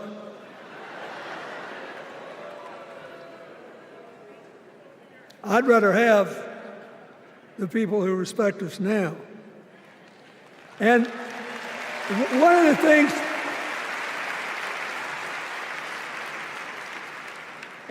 is when you send a signal to the other countries, you want them to know whether they agree with you or not, at least that you're on the level. Here's where you are and what you believe. What are they supposed to make to these endless tributes to the late, great Hannibal Lecter?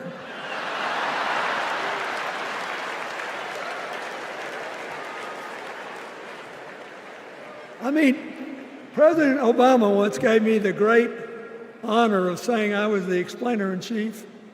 Folks, I've thought and thought about it, and I don't know what to say.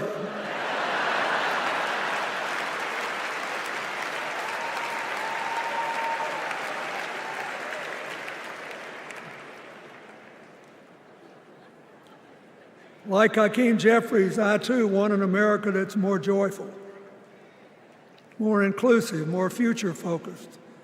Just think what a burden it's been on us to get up day after day after day after day, buried in meaningless hot rhetoric, when there's so many opportunities out there, so many problems that need to be solved.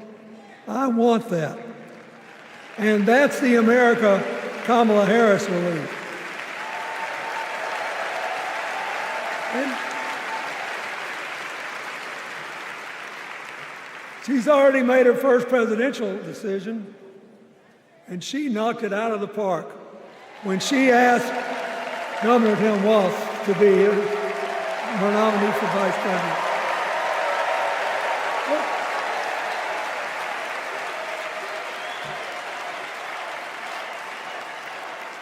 As they used to say when I was a young man growing up in Arkansas, you do not have to be all broke out with brilliance. You just look at Tim Walz, listen to him, follow his record as a teacher, as a coach, in the National Guard,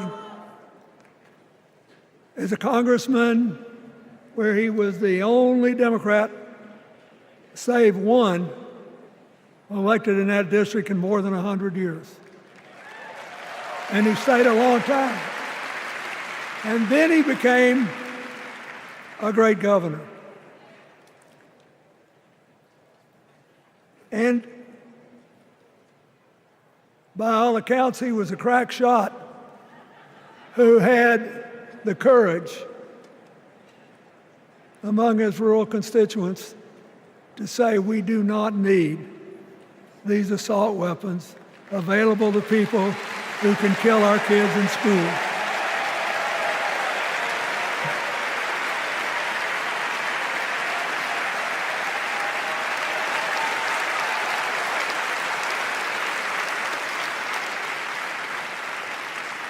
So, armed with her first decision, Kamala Harris confronts an interesting dilemma. We're going to walk out of here feeling pretty good, I think. We've got energy, we are happy, we feel like a load's off our shoulders. And we know we're just being asked to fight the same fight that the forces of progress have had to fight for 250 years.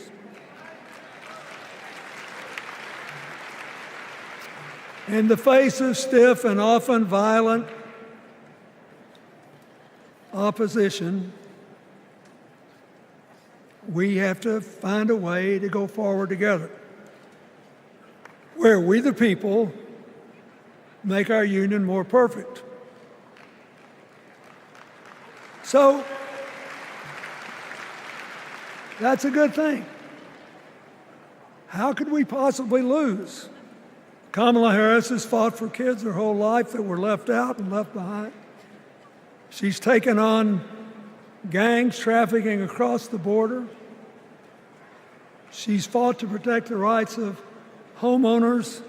She's been our leader in the fight for reproductive freedoms, and we know a majority of the American people are with us on that.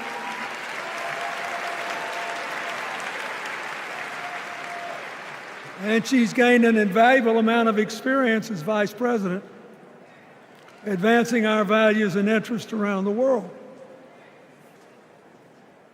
She's already said she's going to work really hard to make sure that no American working full-time lives in poverty or has to worry about their children living in poverty. She says that we got to make home ownership an achievable dream for everyone, not just a privilege. She said that and this meant a lot to me, that she would protect everybody's right to vote, whether or not they voted for her. They were citizens and they deserve the right to vote.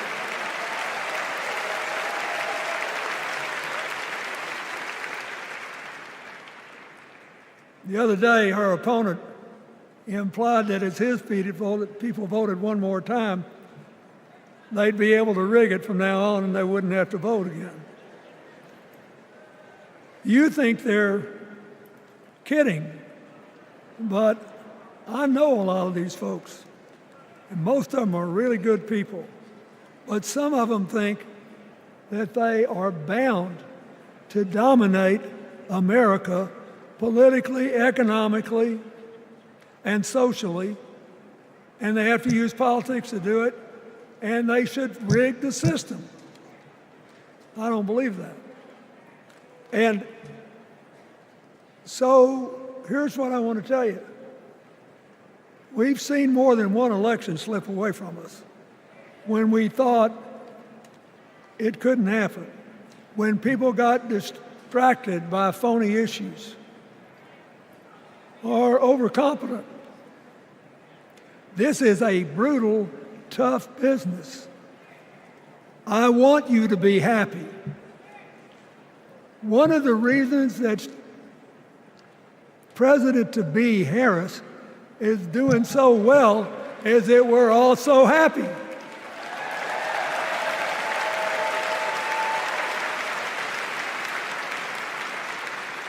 But you should never underestimate your adversary. And these people are really good at distracting us, at triggering doubt, at triggering buyer's remorse. As the Obama said so eloquently last night, they are human, you know. They're bound to make a mistake now and then. We got to be tough. And so,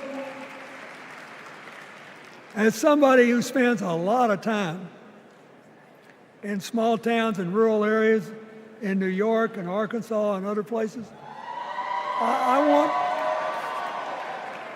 I urge you to talk to all your neighbors. I urge you to meet people where they are. I urge you not to demean them, but not to pretend you don't disagree with them if you do. Treat them with respect, just the way you'd like them to treat you.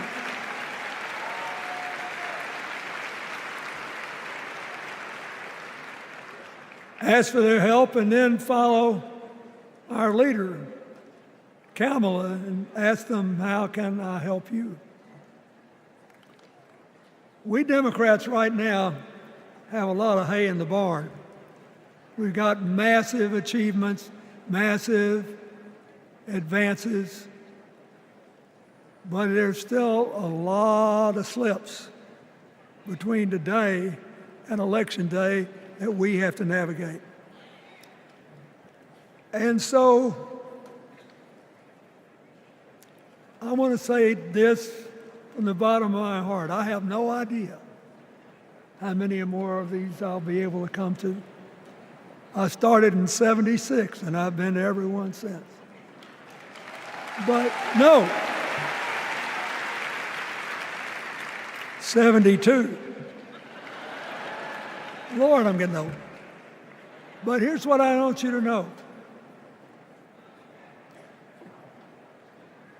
If you vote for this team, if you can get them elected and let them bring in this breath of fresh air, You will be proud of it for the rest of your life. Your children will be proud of it. Your grandchildren will be proud of it.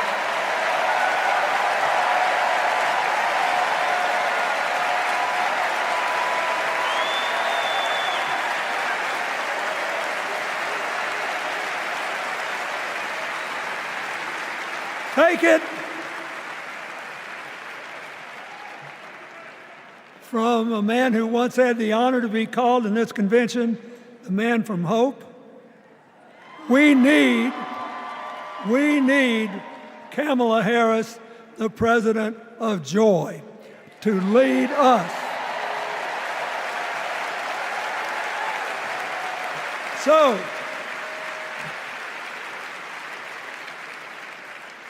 I'll be doing my part, you do yours. I'll see you when we're making a real joyful noise when the votes are counted. God bless you, and God bless America.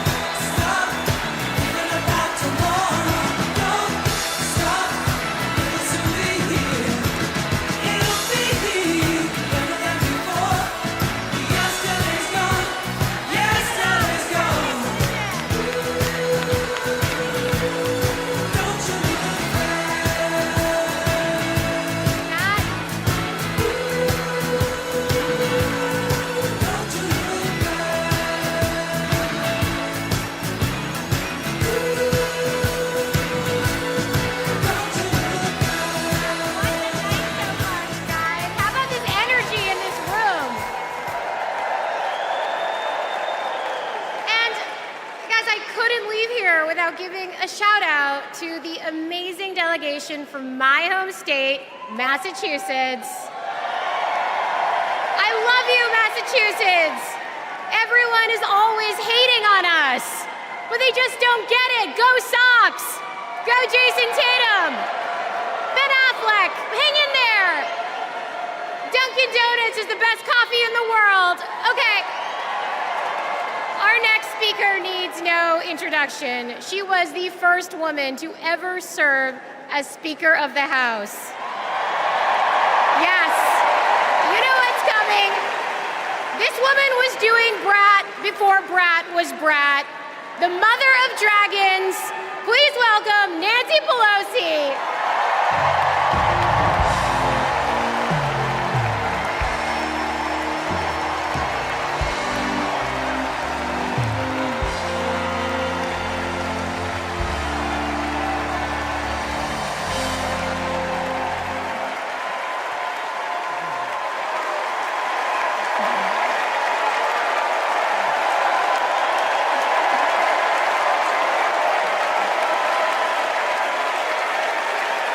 Hello, California.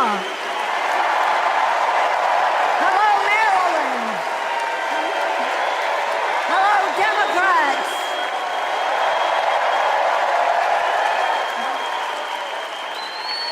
On January 20th, 2021, with the inauguration of Joe Biden and Kamala Harris, we established one of the most successful presidencies of modern times. And we quickly proved that Democrats deliver. Millions of jobs, stronger infrastructure and rural broadband, a Biden child tax credit, rescuing human pensions, honoring our veterans, bold climate action, lowering the cost of prescription drugs, all thanks to President Biden's patriotic vision of a fairer America, doing so with liberty and justice for all. Thank you, Joe.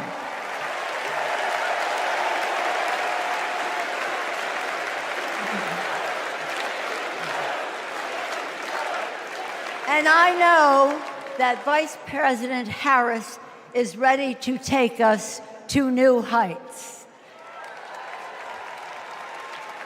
I've known Kamala Harris for decades. Personally, I know her a person of deep faith, which is reflected in her community care and service. Officially, she is a leader of strength and wisdom and eloquence on policy, most recently demonstrated fighting for women's right to choose.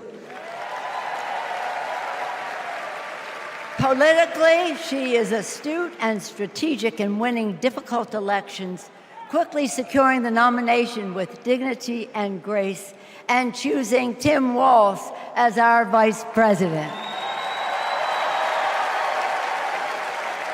I had the honor of serving with Tim for 12 years in the Congress. He united Democrats, Republicans, and independents to turn a red district blue. He showed courage when he came to Congress in voting for the Affordable Care Act, meeting the needs of his constituents despite Republicans' lies and misrepresentation. When he went home, won the election, he returned to Congress. He fought for our Americans' heroes as the Democratic leader of the Veterans Affairs Committee. Thank you, Tim.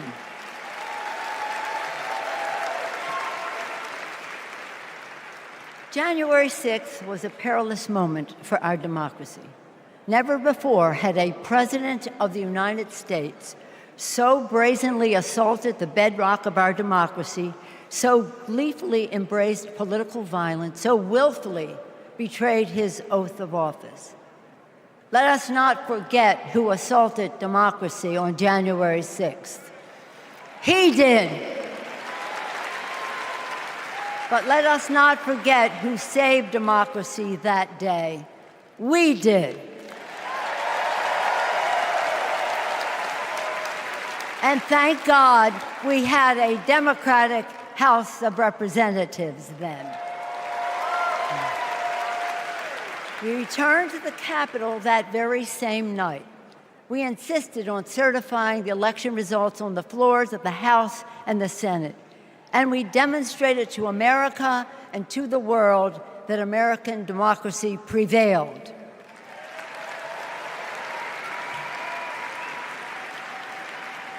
The parable of January 6th reminds us that our democracy is only as strong as the courage and commitment of those entrusted with its care. And we must choose leaders who believe in free and fair elections, who respect the peaceful transfer of power. The choice couldn't be clearer. Those leaders are Vice President Harris and Governor Walz.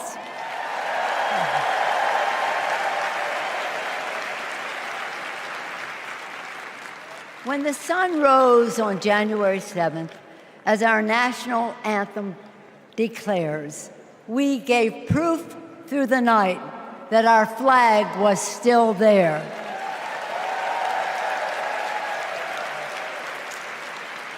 Now, in this election, we are called upon to do the same, to stand together, to reject autocracy, to choose democracy, and we will do so by electing a Democratic House with Hakeem Jeffries as Speaker of the House,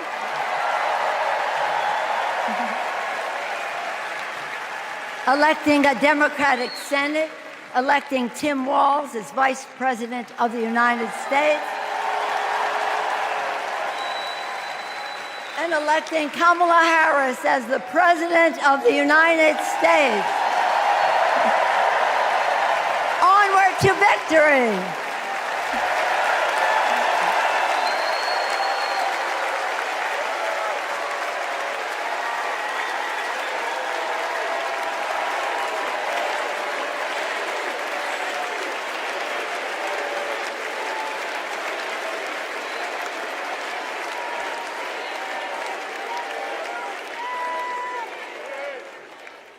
Please welcome Alexander Hudlin, Jasper Emhoff, and Arden Emhoff.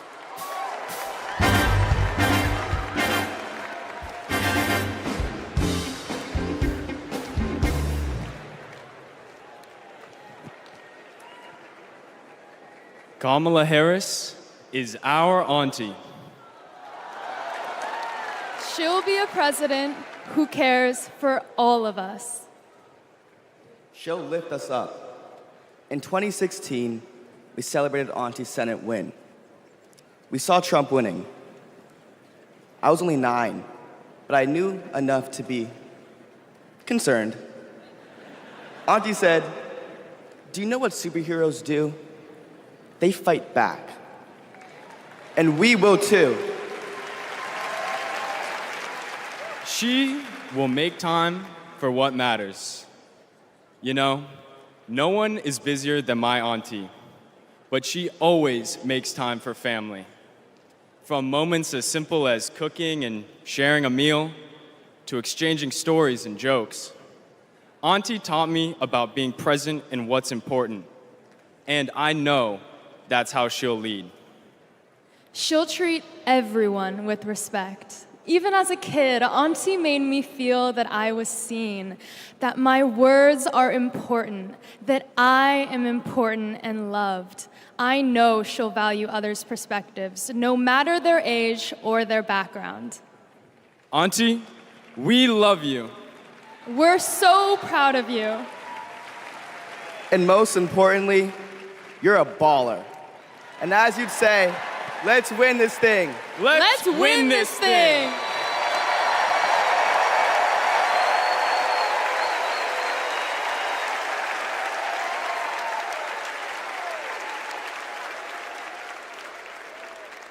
Please welcome nominee for U.S. Congress in California, Latifah Simon.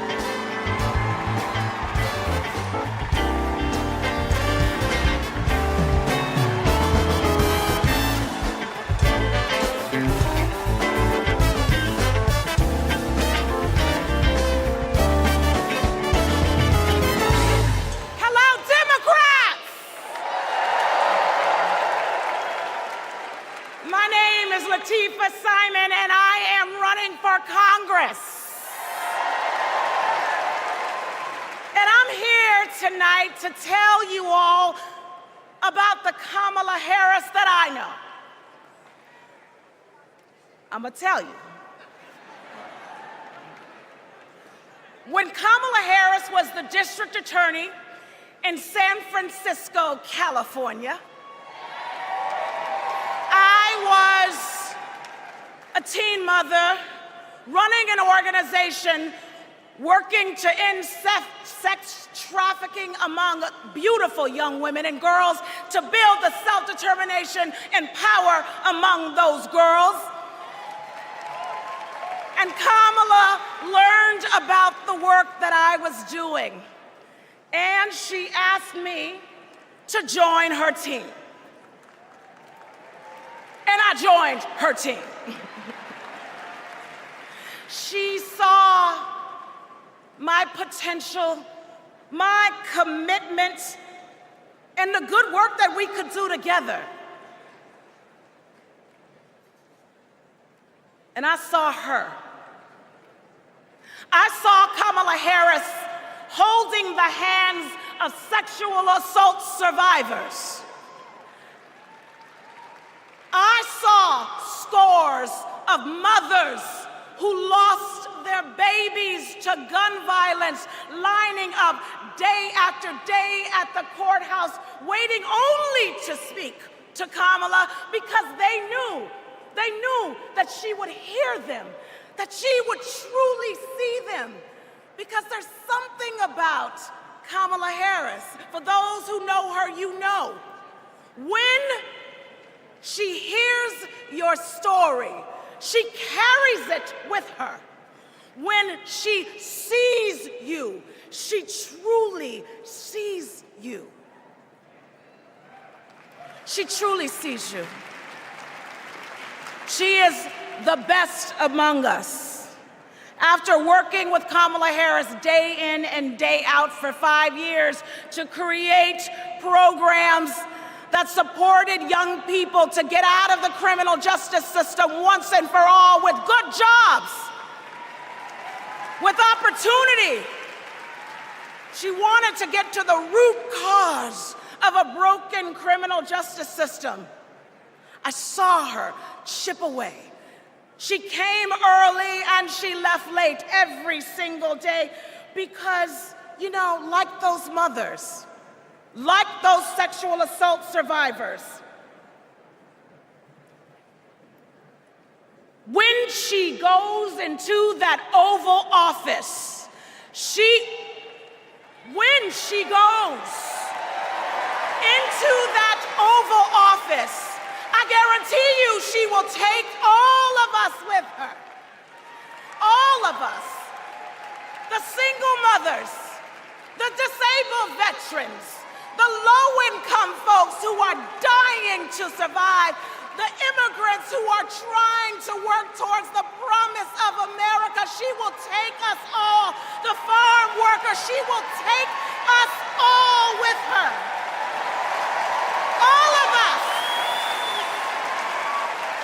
That is the Kamala Harris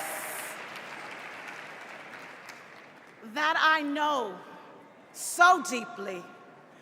That is the Kamala Harris that I love. A woman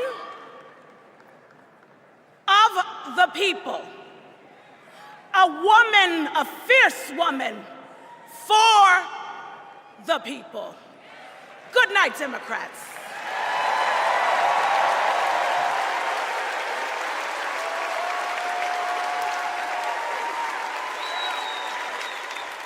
Please welcome former U.S. Associate Attorney General of the United States and the Vice President's brother-in-law, Tony West.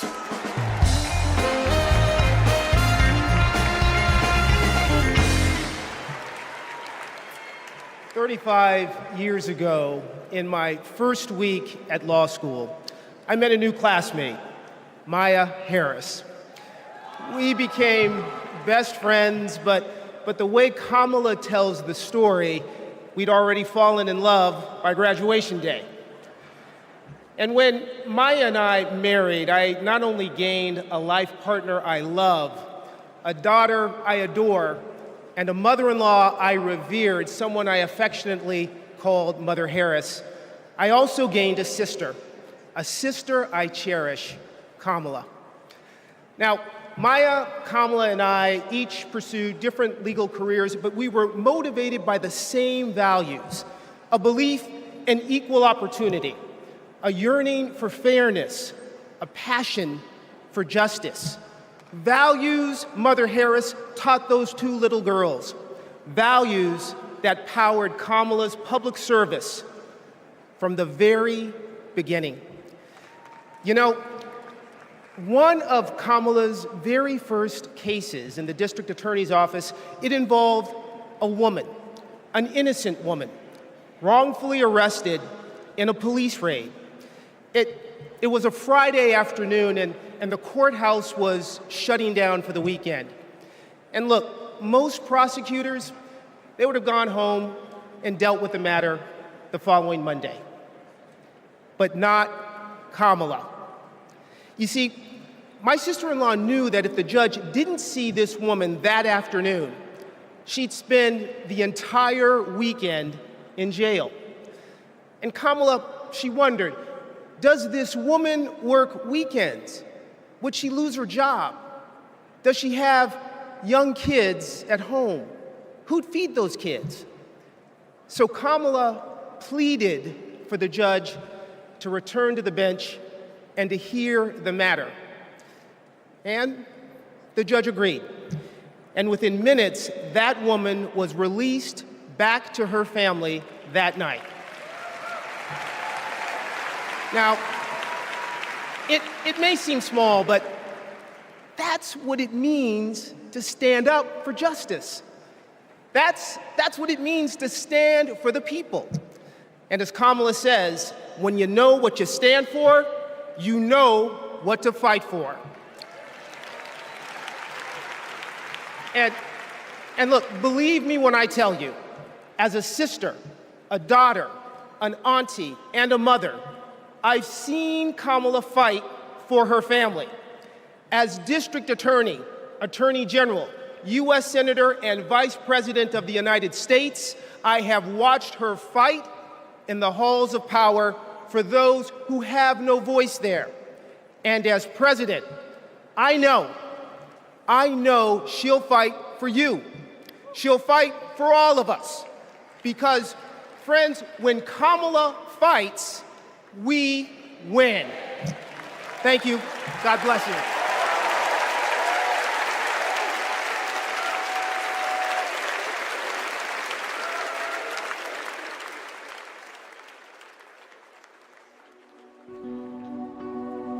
A crime against any one of us is a crime against all of us. The work that she did as Attorney General was taking on issues to help people who were trying to make a life for themselves and their families. When Kamala Harris came into office in 2011, the most urgent economic crisis facing communities throughout California was the foreclosure crisis. For too many Californians, hopes for lasting home ownership have been dashed. Victims have fallen prey to a series of mortgage scams, fraud, and unfair business practices. In order to get meaningful relief, we had to sue the banks and see through a lengthy litigation process. When Kamala was sitting at the table negotiating, it wasn't just about the money, it was about real people. I vividly remember her thinking about Mommy, who could finally afford to buy her first home, and how proud Mommy was. So Kamala knew what was at stake for families and even whole communities. We are very proud to announce a tremendous victory for California. She truly believes that every single person, every American is worthy of the promise and the prosperity of this country. And every time Kamala has run for a bigger office, it's because she believes that she can have a bigger impact. We are making a commitment tonight with this celebration of this Senate race to bring our country together. In the Senate, to get a position on the Intelligence Committee is very coveted because it is about protecting our nation's security. And Kamala hit the ground running. She would not let a witness off easily. Did you have any communications with Russian officials for any reason during the campaign that have not been disclosed? I don't recall it. I need to be correct as best I can. I do want you to be honest. And I'm not able to be rushed this fast. It makes me nervous. Her questioning of Attorney General Sessions was historic, and she earned the respect of colleagues on both sides of the aisle. Kamala, as a senator, was a truth teller. She was there to expose what some of these guys were and what they intended to do. Can you think of any laws that give government the power to make decisions about the male body?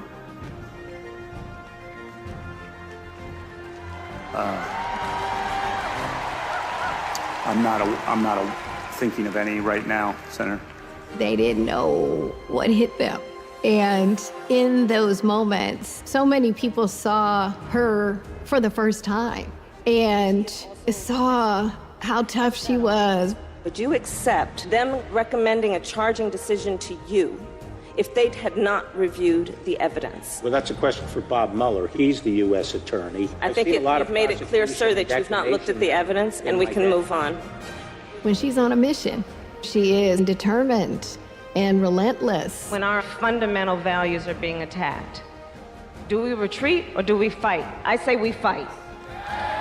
If you want to go forward in this country, not go backward, then there is only one choice.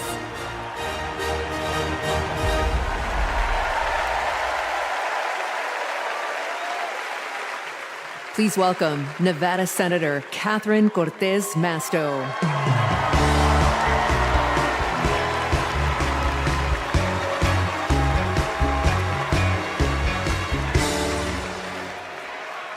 Hello, Chicago. You know, before I was senator, I was Nevada's Attorney General. And that's when I met Kamala Harris, my colleague in California. Now, we bonded over many things. And working together, I quickly learned what kind of person she is. She is a strong leader. Here's how I know. As AGs, we took on the big banks after the foreclosure crisis. And let me tell you, Kamala did not settle for less than homeowners deserved.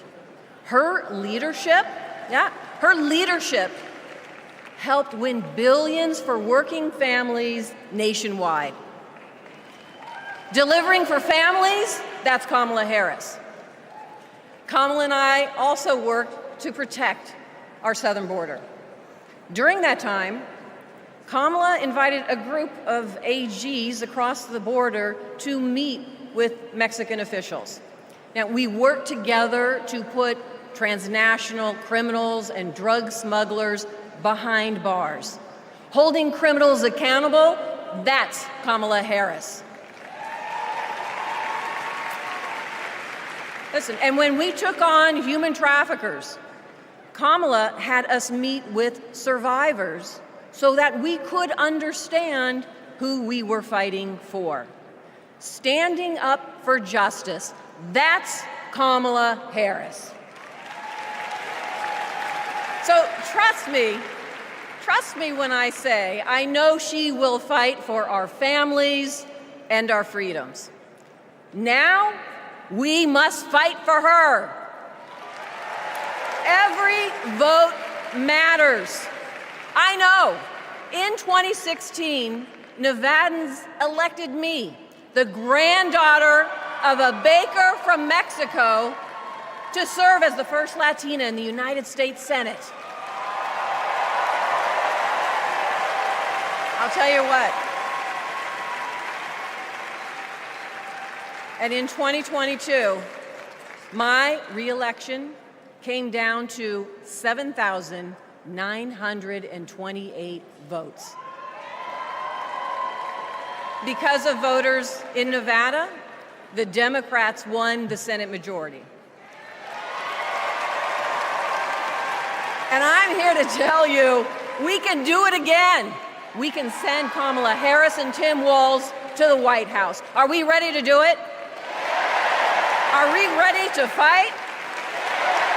Let's get it done, Chicago. Thank you, everyone.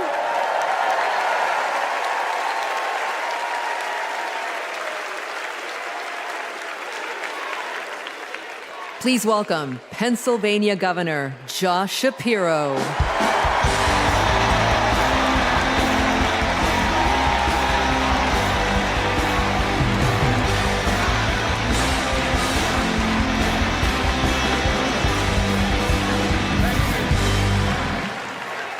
Thank you.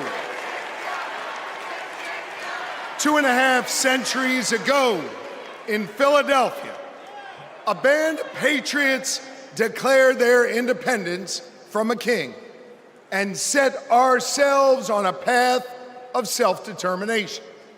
Generation after generation has embraced that responsibility. Ordinary Americans rising up, demanding more, seeking justice. And in every chapter of our American story, we've made progress and advanced the cause of freedom. Today we find ourselves writing that next chapter. Will we be a nation defined by chaos and extremism? Or will we choose a path of decency, honor, and continued progress? Kamala Harris, well, she has spent her entire career making progress. Donald Trump, a man with no guardrails, wants to take away our rights and our freedoms. And listen, while he cloaks himself in the blanket of freedom, what he's offering isn't freedom at all. Because hear me on this, it's not freedom to tell our children what books they're allowed to read. No, it's not. And it's not freedom to tell women what they can do with their bodies.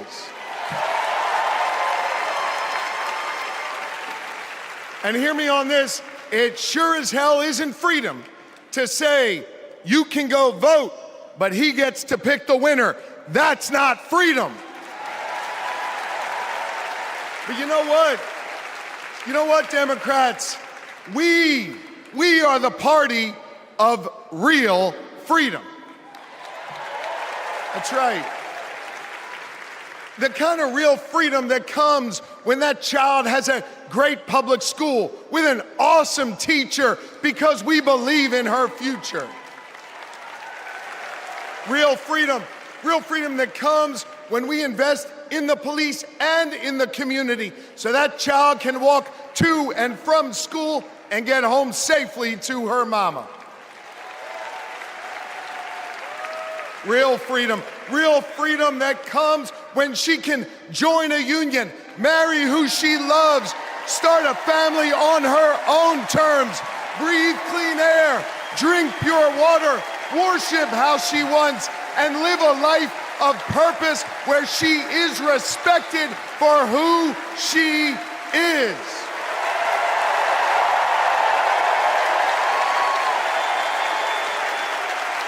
Real freedom that comes when she can look at Madam President and know that this is a nation where anything and everything is possible.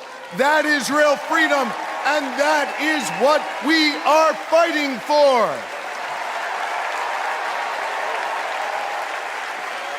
You know,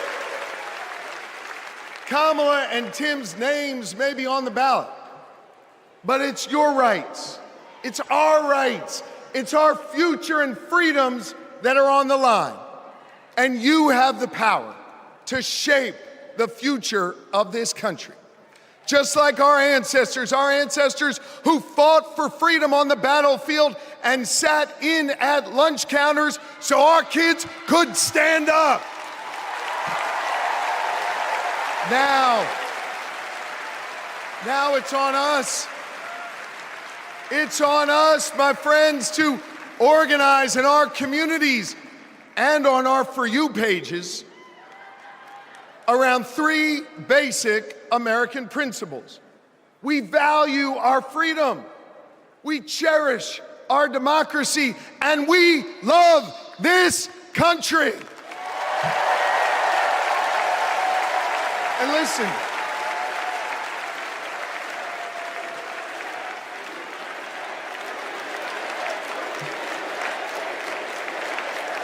we love this country.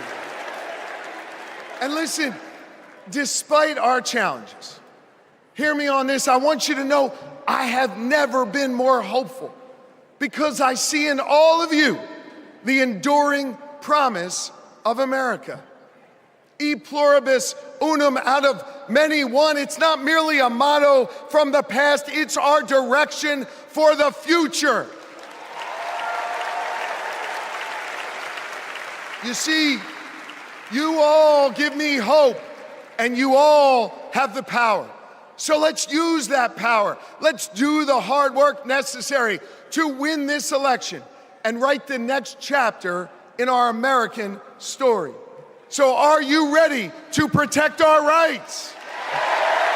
Are you ready to secure our freedoms? And are you ready to defend our democracy? And are you ready to elect Kamala Harris and Tim Walz? America, let's get to work!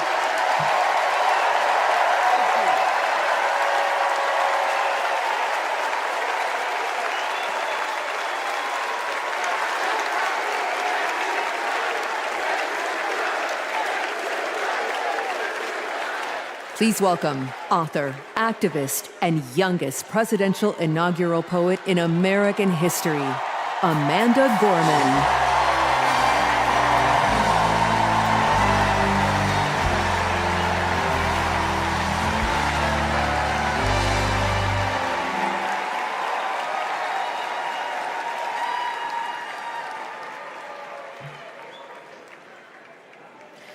We gather at this hallowed place because we believe in the American dream. We face a race that tests if this country we cherish shall perish from the earth, and if our earth shall perish from this country.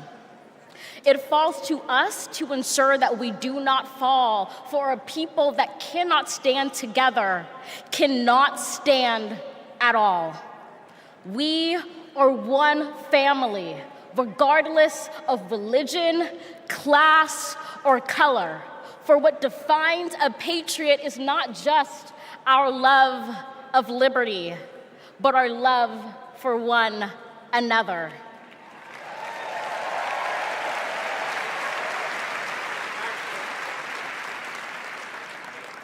This is loud in our country's call because while we all love freedom, it is love that frees us all.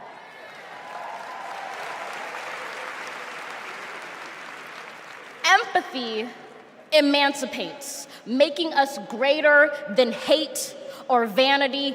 That is the American promise, powerful and pure. Divided, we cannot endure, but united, we can endeavor to humanize our democracy and endear democracy to humanity.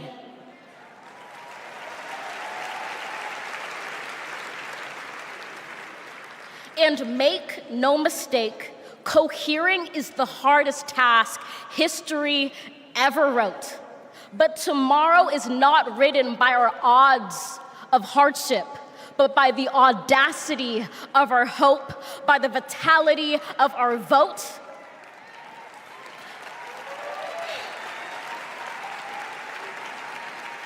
Only now, approaching this rare air, are we aware that perhaps the American dream is no dream at all, but instead a dare to dream together.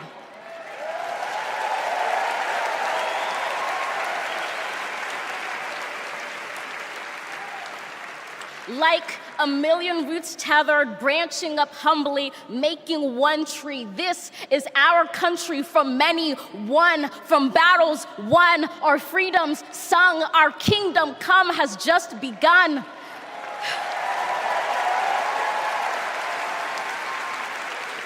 We redeem this sacred scene, ready for our journey from it. Together, we must birth this early republic and achieve an unearthly summit. Let us not just believe in the American dream, let us be worthy of it.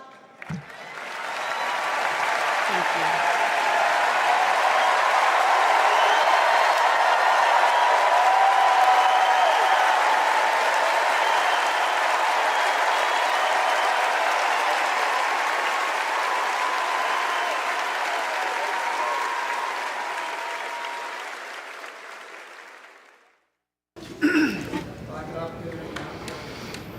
There's a word I heard. The word is called freedom. Can you tell me what it means? Interesting. Let me think about that for a second. The spirit of freedom. For me? Oh, yeah. Freedom, to me, means choice. The ability to laugh with friends. Be who you want to be. Go where you want to go. Living your life day to day. Having new chapters in that life. I believe in having your own words and being able to do what you want to. The freedom to raise our family in healthy communities.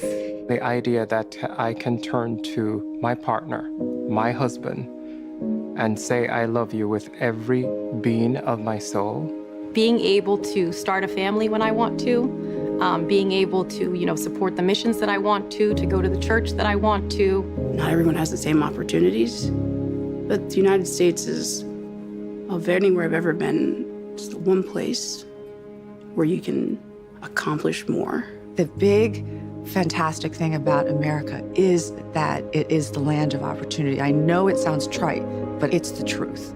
I grew up with a single mom, and she really imbued in me these qualities that you just really have to care about your neighbors and your family and your friends. I feel like the American dream is having opportunities, having the opportunity to go to college if you want to, having the opportunity to get any job you can, no matter who you are or where you come from.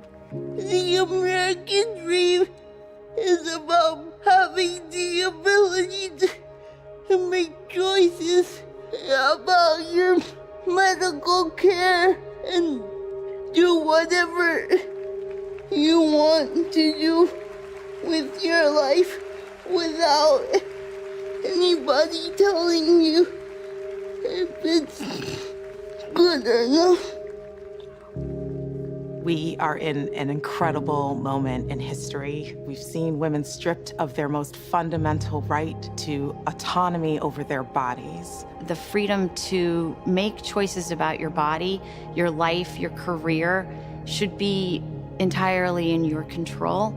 But I have found that good people want to do good things. That you find a way to move forward under ugly and scary circumstances. The work that lies ahead is to make America live up to its highest ideals. And, we're proud to go to work.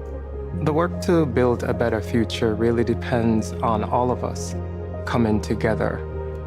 We have to bring back that respect for everyone. I don't think we're as divided as we seem. Let's come together as one big nation. I feel like we are on the verge of something very amazing in this country. It makes me want to fight for our children and future generations to ensure they have just as many, if not more, freedoms than we had. I believe in a future where my mom can feel safe no matter where she is in the country. A future that is filled with a healthy and vibrant planet, where families are not separated by fences or jail bars. A future in which we all get what we need. I want to see that for people who are younger than me. Hopefully the kids I teach can chase their dreams and believe in what they want to be. I want a future for him that he knows that he's covered and protected. Everyone should think about what we can leave to the next generation. It's our responsibility. It's what we have to do. My name's Tyler. My name's Yvette. And we believe in love. I'm Alex. I'm Kiara. My name is Steven. My name is Charlie. I'm a proud 7th generation Texan. I am from Waterford, Michigan, just north of Detroit. I'm from East Tennessee. And we believe in the American dream. We believe in a better world for our child, and we believe in this country. My name is Karen, and I believe in justice. My name is Nancy. My name is Taro. My name is Jennings. My name is Dana, My name is Todd. and we believe in freedom. My name is Gina, and I believe in freedom. My name is Pat, and I believe in the freedom to work together.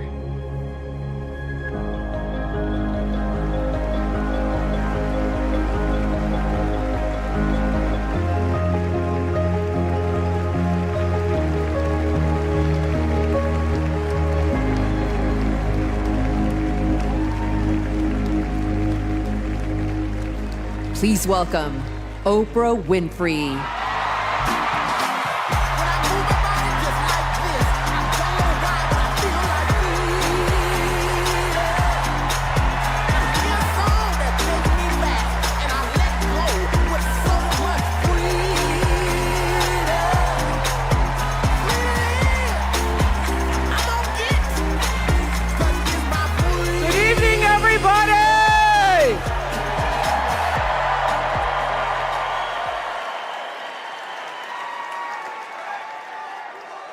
Who says you can't go home again?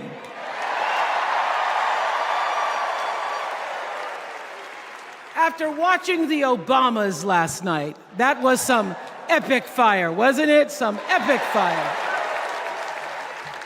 We're now so fired up, we can't wait to leave here and do something.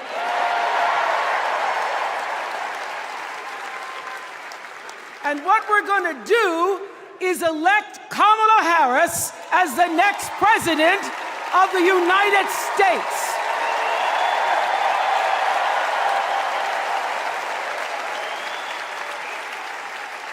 I am so honored to have been asked to speak on tonight's theme about what matters most to me, to you, and all of us Americans: freedom. There are people who want you to see our country as a nation of us against them, people who want to scare you, who want to rule you, people who'd have you believe that books are dangerous and assault rifles are safe, that there's a right way to worship and a wrong way to love, people who seek first to divide and then to conquer. But here's the thing. When we stand together, it is impossible to conquer us.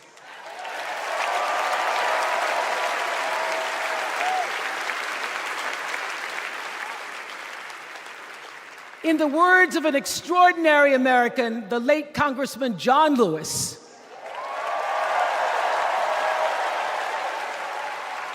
he said, no matter what ship our ancestors arrived on, we are all in the same boat now.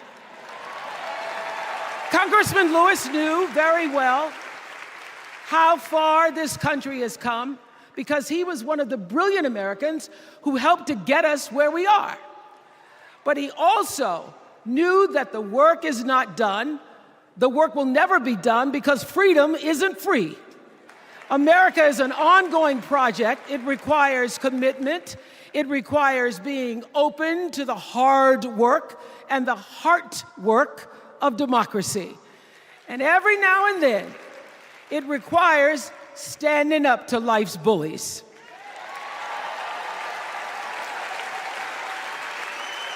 I know this. I've lived in Mississippi, in Tennessee, in Wisconsin, Maryland, Indiana, Florida, Hawaii, Colorado, California, and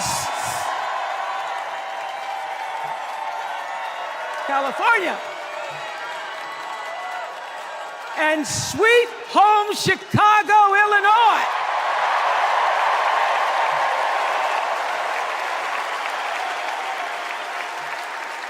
I have actually traveled this country from the redwood forests, love those redwoods, to the Gulf Stream waters.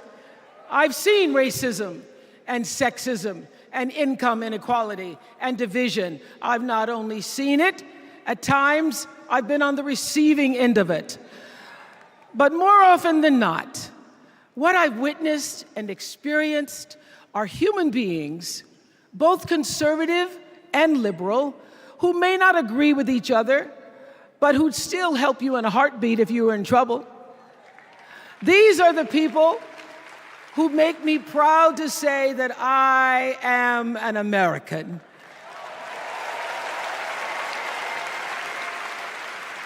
They are the best of America. And despite what some would have you think, we are not so different from our neighbors. When a house is on fire, we don't ask about the homeowner's race or religion. We don't wonder who their partner is or how they voted. No, we just try to do the best we can to save them. And if the place happens to belong to a childless cat lady,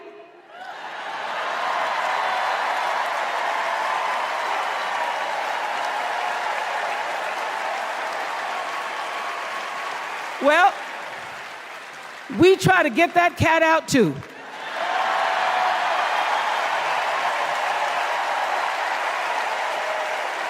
Because we are a country of people who work hard for the money. We wish our brothers and sisters well, and we pray for peace.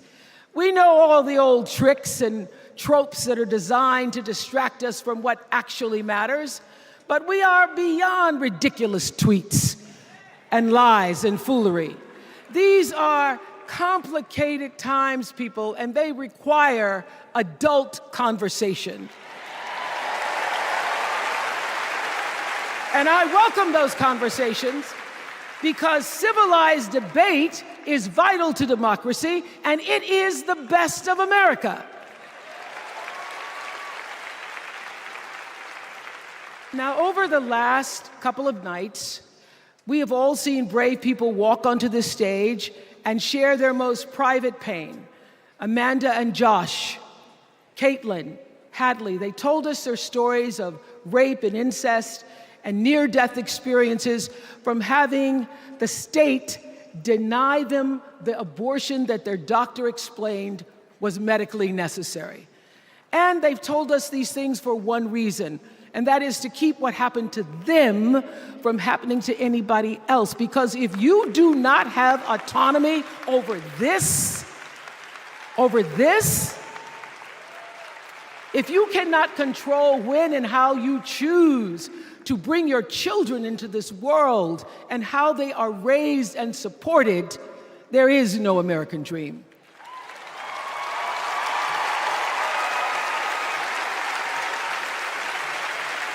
The women and men who are battling to keep us from going back to a time of desperation and shame and stone cold fear, they are the new freedom fighters. And make no mistake, they are the best of America.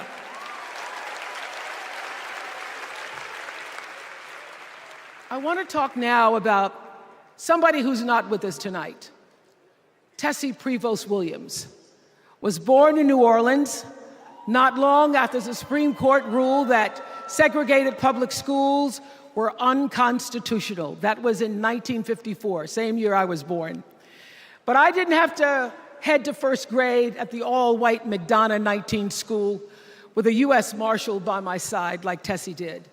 And when I got to school, the building wasn't empty like it was for Tessie. You see, rather than allowing McDonough to be integrated, parents pulled their kids out of the school, leaving only Tessie and two other little black girls, Gail Etienne and Leona Tate, to sit in a classroom with the windows papered over to block snipers from attacking their 6-year-old bodies.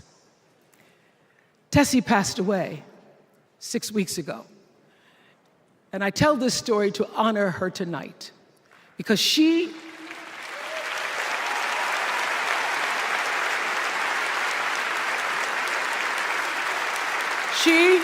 like Ruby Bridges and her friends, Leona and Gail, the New Orleans Four they were called.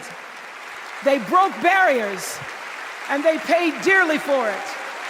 But it was the grace and guts and courage of women like Tessie Prevost Williams that paved the way for another young girl who 9 years later became part of the second class to integrate the public schools in Berkeley, California. And it seems to me that at school and at home, somebody did a beautiful job of showing this young girl how to challenge the people at the top and empower the people at the bottom. They showed her how to look at the world and see not just what is, but what can be. They instilled in her a passion for justice and freedom and the glorious fighting spirit necessary to pursue that passion. And soon, and very soon,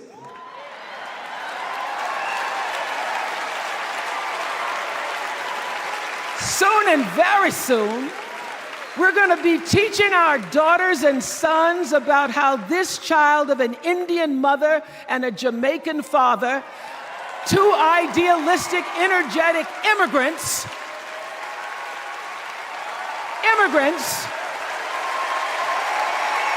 how this child grew up to become the 47th President of the United States.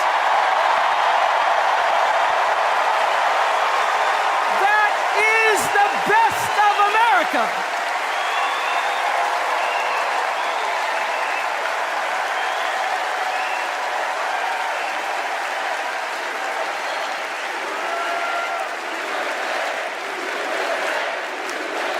You know, let me tell you this. This election isn't about us and them. It's about you and me. and what we want our futures to look like. There are choices to be made when we cast our ballot. Now, there's a certain candidate that says if we just go to the polls this one time, that we'll never have to do it again. Well, you know what? You're looking at a registered independent who's proud to vote again and again and again because I'm an American and that's what Americans do. Voting is the best of America.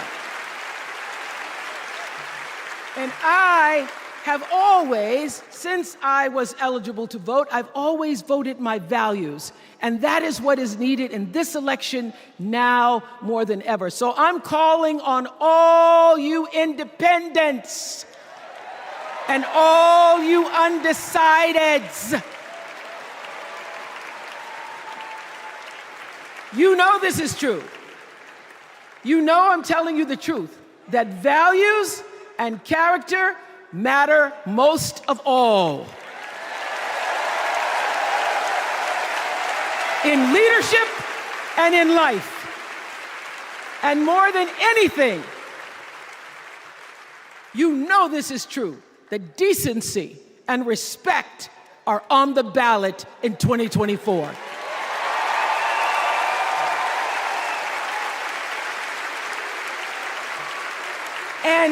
And just plain common sense.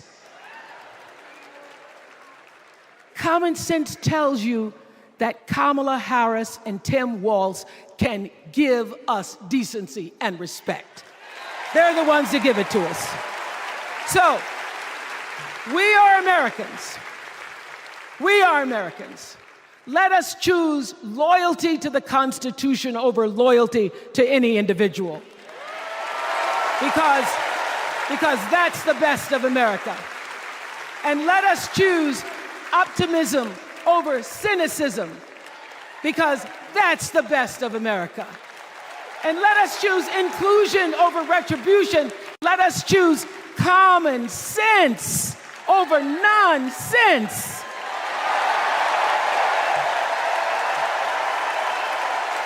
Because that's the best of America. And let us choose the sweet promise of tomorrow over the bitter return to yesterday. We won't go back. We won't be set back, pushed back, bullied back, kicked back. We're not going back.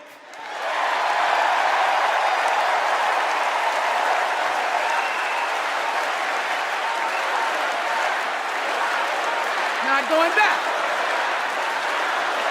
We're not going back. So, let us choose. Let us choose truth. Let us choose honor. And let us choose joy.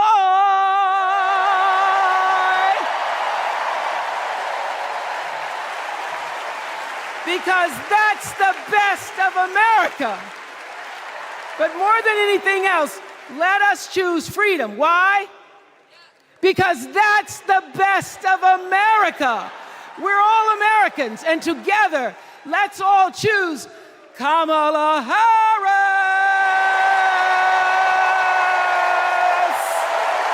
Thank you, Chicago. Thank you, America.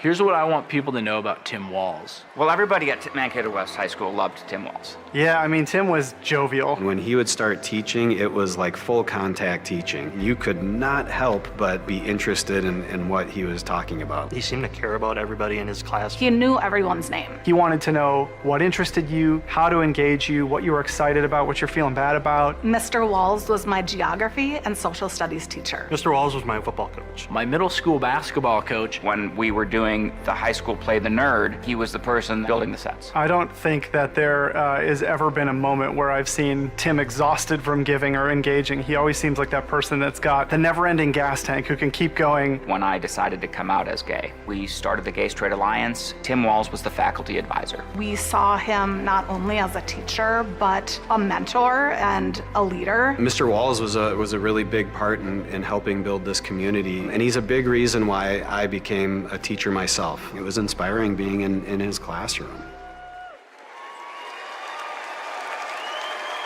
Please welcome Maryland Governor Wes Moore.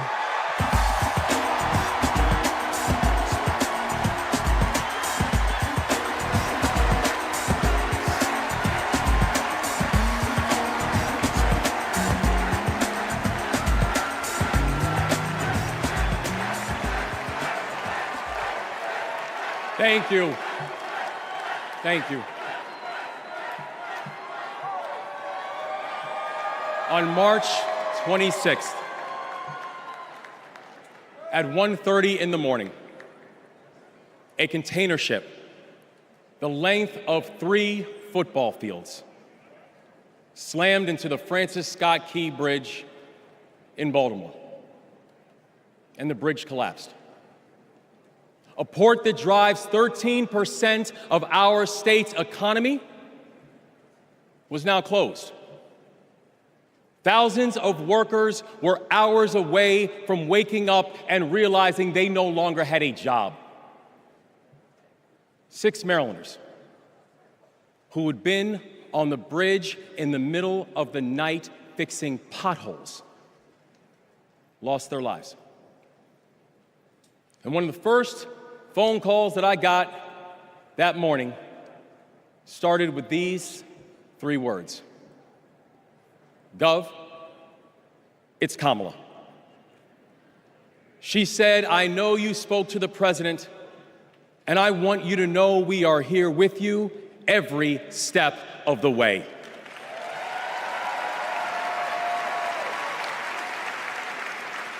Now, I joined the Army when I was 17. In fact, I was too young to sign the paperwork. I had to ask my mom to sign the paperwork for me because I don't have bone spurs.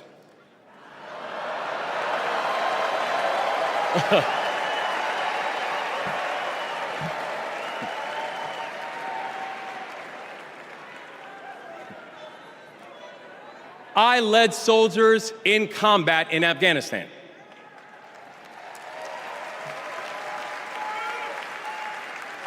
And my training taught me that you never learn anything about anybody when times are easy. You learn everything you need to know about somebody when times are hard and when the temperature gets turned up. And America, I saw that Kamala Harris is the right one to lead in this moment firsthand.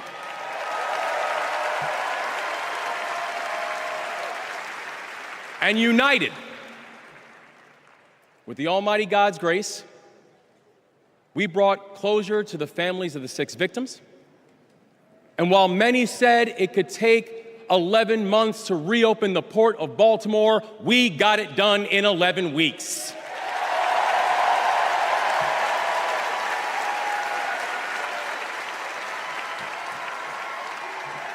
Because that is the story of America. We are a nation of patriots who serve when the mission is hard and who serve when the destination is uncertain. And I know our history isn't perfect. The unevenness of the American journey has made some skeptical. But I'm not asking you to give up your skepticism. I just want that skepticism to be your companion and not your captor. And I'm asking that you join us in the work. Because making America great doesn't mean telling people you're not wanted. And loving your country does not mean lying about its history.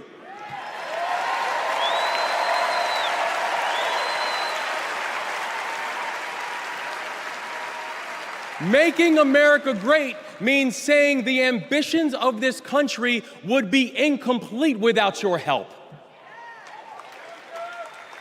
It's the legacy of those 6 workers who fixed potholes on a bridge while we slept, who were born in a different country, but who knew that America was big enough for them too.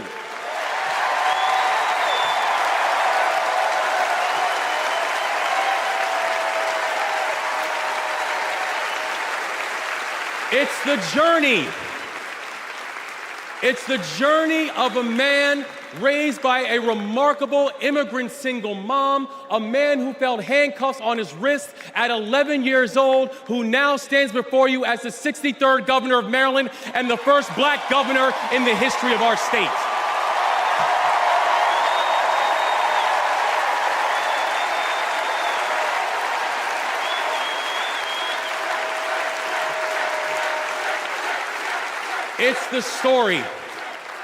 It's the story of a prosecutor who defended our freedoms and had Maryland's back when we needed it most. And now, MVP, we've got your back as well.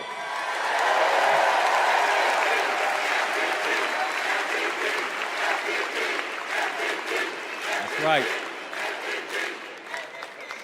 It's my fellow veteran, my brother, and the next Vice President of the United States, Tim Walz. And now, Tim knows that in the military, you count the days towards mission completion. So guess what, y'all? We have got 75 days and a wake up until Election Day. 75 days in a wake-up for us to prove what Americans can do when the pressure is on. 75 days and a wake-up for us to show that true patriots do not whine and complain. We put our heads down and we get to work. 75 days and a wake-up to build a future that those who came before us hope for, and those who come after us that they deserve. And 75 days and a wake-up to elect a leader who is willing to believe in the best of us, and that leader is Kamala Harris, the next president of the United States. Thank you, God bless you, and let's leave no one behind.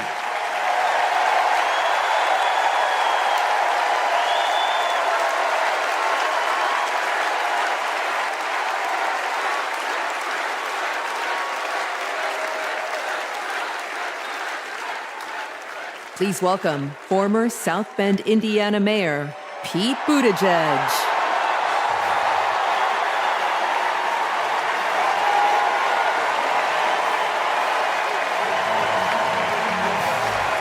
Thank you. Thank you.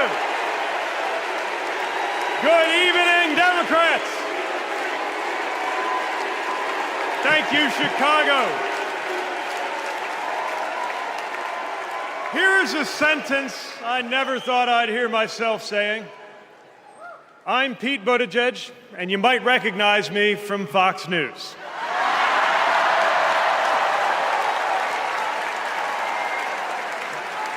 I believe in going anywhere, in service of a good cause, and friends, we gather in a very good cause, electing Kamala Harris and Tim Walz, the next President and Vice President of the United States.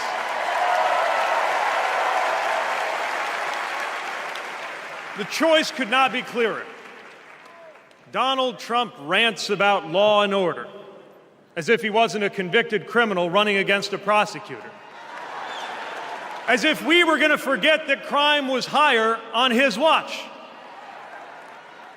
Talks about the forgotten man, hoping we'll forget that the only economic promise that he actually kept was to cut taxes for the rich.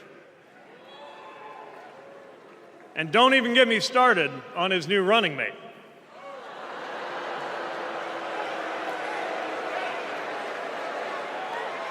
At least Mike Pence was polite.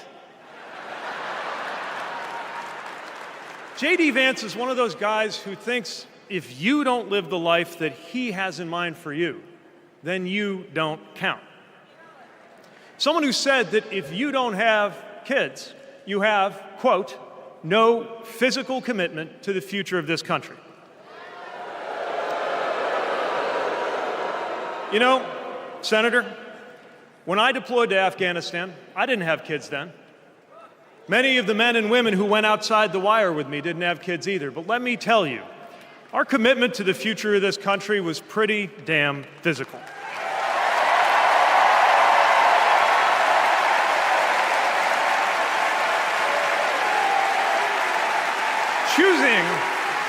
Choosing a guy like J.D. Vance to be America's next vice president sends a message. And the message is that they are doubling down on negativity and grievance. Committing to a concept of campaigning best summed up in one word: darkness. Darkness is what they are selling. The thing is, I just don't believe that America today is in the market for darkness. I believe America is ready for a better kind of politics. Yes, politics at its worst can be ugly, crushing, demeaning, but it doesn't have to be. At its best, politics can be empowering, uplifting. It can even be a kind of soulcraft. My faith teaches me that the world isn't made up of good people and bad people, but rather that each of us is capable of good and bad things.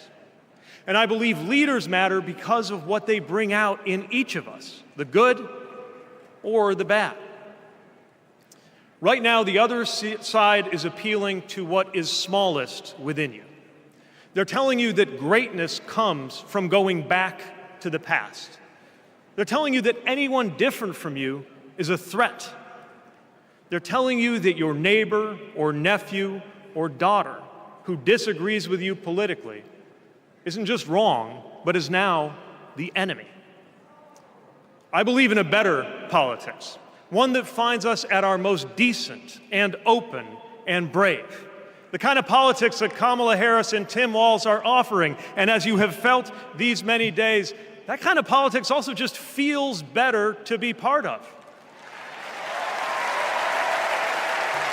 There is joy in it, as well as power. And if all of that sounds naive, let me insist that I have come to this view not by way of idealism, but by way of experience. Not just the experience of my unlikely career. Someone like me serving in Indiana, serving in Washington, serving in uniform. I'm thinking of something much more basic. I'm thinking of dinner time at our house in Michigan.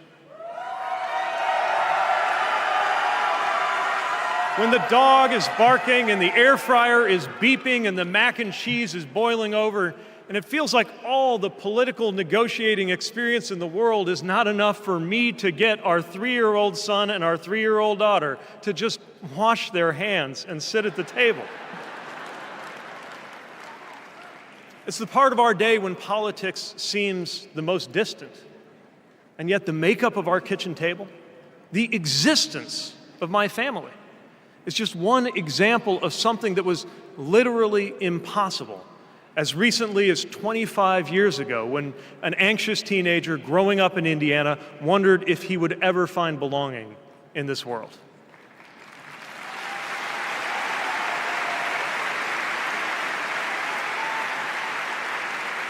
This kind of life went from impossible to possible, from possible to real, from real to almost ordinary in less than half a lifetime. But that didn't just happen. It was brought about through idealism and courage, through organizing and persuasion and storytelling, and yes, through politics, the right kind of politics. The kind of politics that can make an impossible dream into an everyday reality.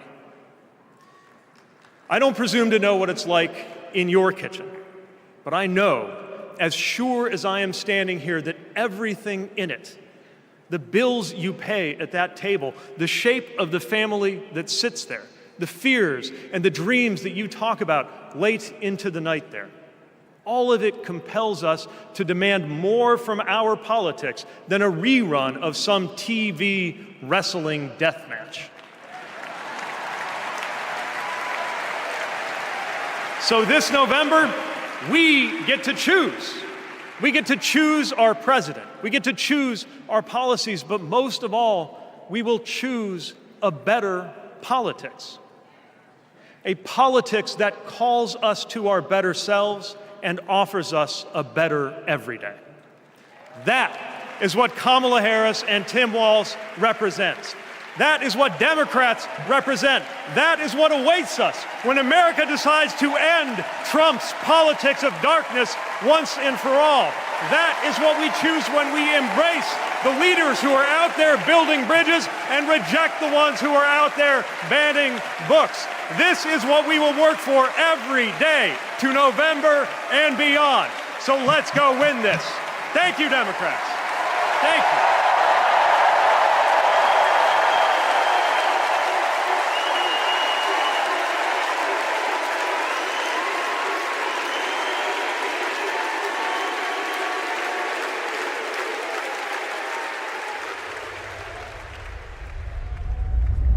Seeing Governor Walz going to Congress and then becoming governor, I see the guy that was a first sergeant. I see a guy that's full of energy, always busy. And like he says, you get enough time to sleep when you're dead. I first met Governor Walz and Congressman Walz when I was transitioning out of the Marine Corps, going back to school. He really wanted to know what the experience was of those that were actually using the GI Bill and how it could be improved. It seemed to be a continuation of focus on improving the lives of veterans. Governor Walz in our unit always would say his catchphrase was, "We'll get it done," and we always did. The way I've seen him carry himself over the years in Congress and the way he works for veterans, there's no excuse making, there's no scapegoating, it's just accomplish the mission. Governor Walz has been that way and always will be that way. Having Governor Walz on the House Veteran Affairs Committee was instrumental in getting the post-9/11 GI Bill not only introduced, but also passed. When Governor Walz wants change, it'll happen. Back to the Guard. We'll get it done.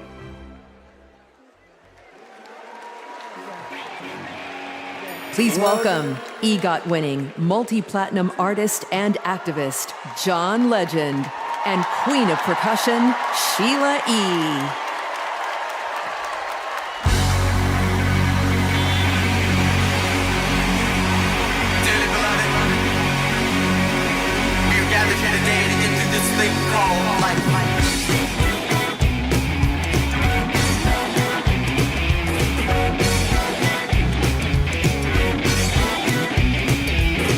Don't like the world you're living in.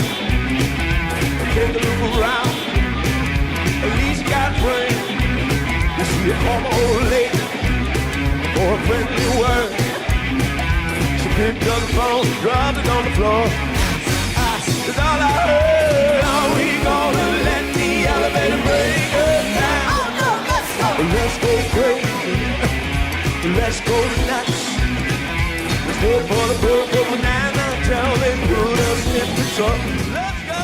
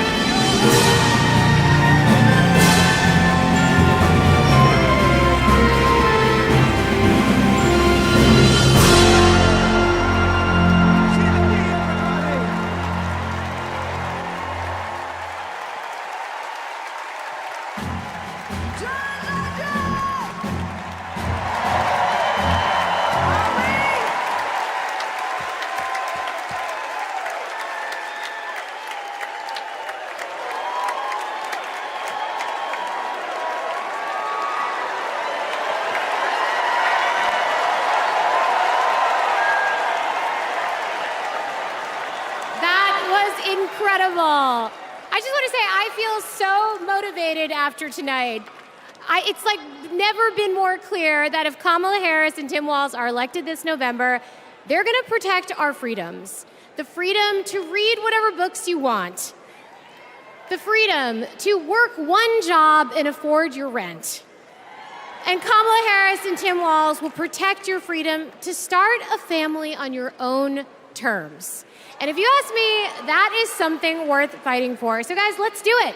It's time. Let's nominate the next Vice President of the United States, Minnesota Governor Tim Walz. And to take us there, please welcome to the stage Minnesota Senator Amy Klobuchar.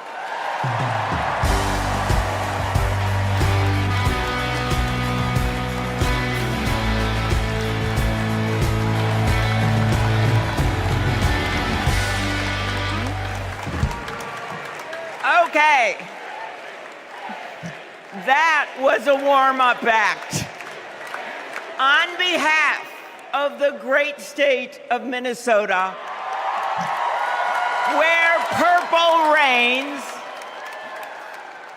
I stand before you in support of our next Vice President, Tim Walz. In Minnesota, we trust a coach who turned a team that was 0-27 into state champions.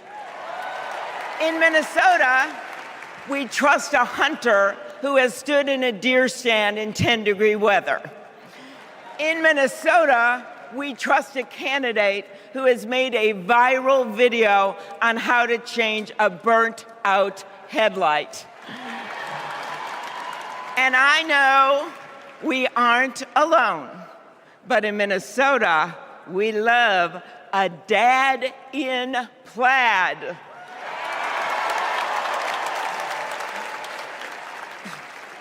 So Tim and I go way back. He taught high school right down the road from where my husband John grew up. My mother-in-law even brought him and Gwen a Parmesan chicken dinner when their son was born. That's what we do in America. We look out for our neighbors. Tim has been doing that his whole life, on the farm and in the factory, with his students and his fellow service members. And the truth is, that matters. Who better to take on the price of gas than a guy who could pull over to help change your tire? Who better to serve our nation than a guy who has served in uniform? Who better to find common ground than a guy with Midwestern common sense? A former football coach knows how to level the playing field. And a former public school teacher knows how to school the likes of J.D. Vance.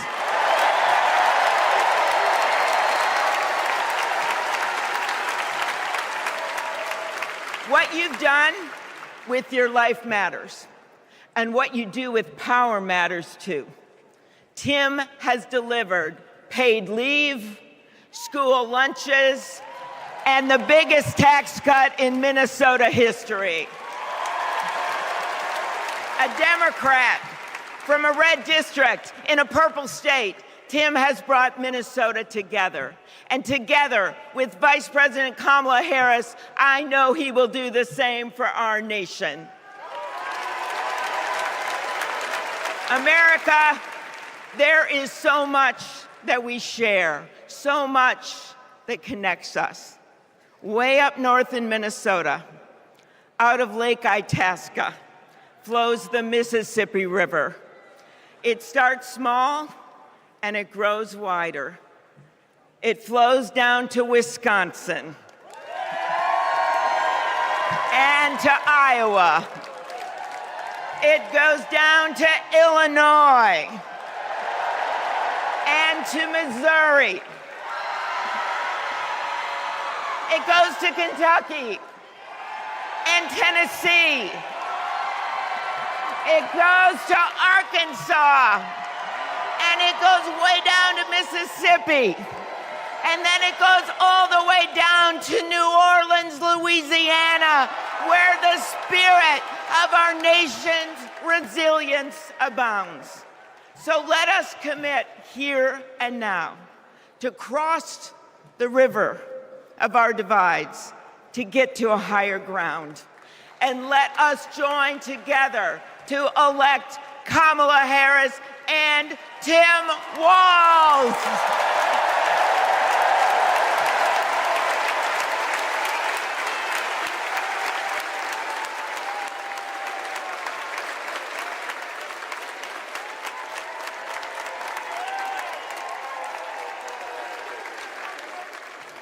Please welcome Ben Ingman from Minnesota.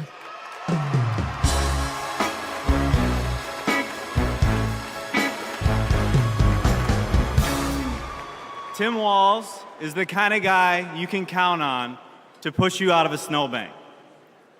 I know this because Tim Walz has pushed me out of a snowbank. I grew up next door to the Walzes in Mankato. Mr. Walz was also my geography teacher and my coach. Not for high school football, but for 7th grade basketball and track. So what was a high school football coach doing, coaching 7th grade basketball and track?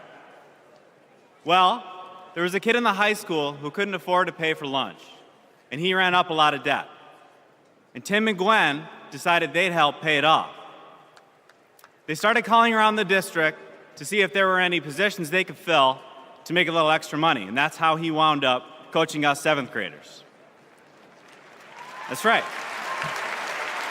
Coach Walz got us excited about what we might achieve together. He believed in us, and he helped us believe in each other. And his leadership stuck. That track team went on to win a state title, just like the football team. That's right. Speaking of which, come on out, Scarlets. Yeah!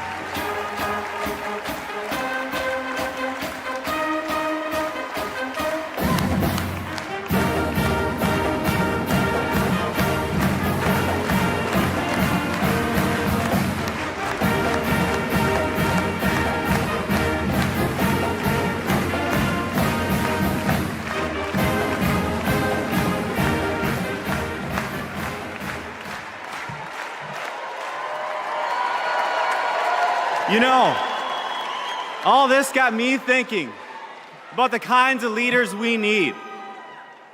We want the people in charge to be genuine, compassionate, and trustworthy. The thing is, there are people in our neighborhoods who fit this description. The kind of people who display quiet leadership by helping kids pay for their lunches, by bringing teams together to believe in each other. And when we're stuck in the snow, they push us out. Well, in my neighborhood, we always wish that people like that would run for office. Well, in my neighborhood, someone like that did run for office. And he's going to be a wonderful vice president. Thanks very much.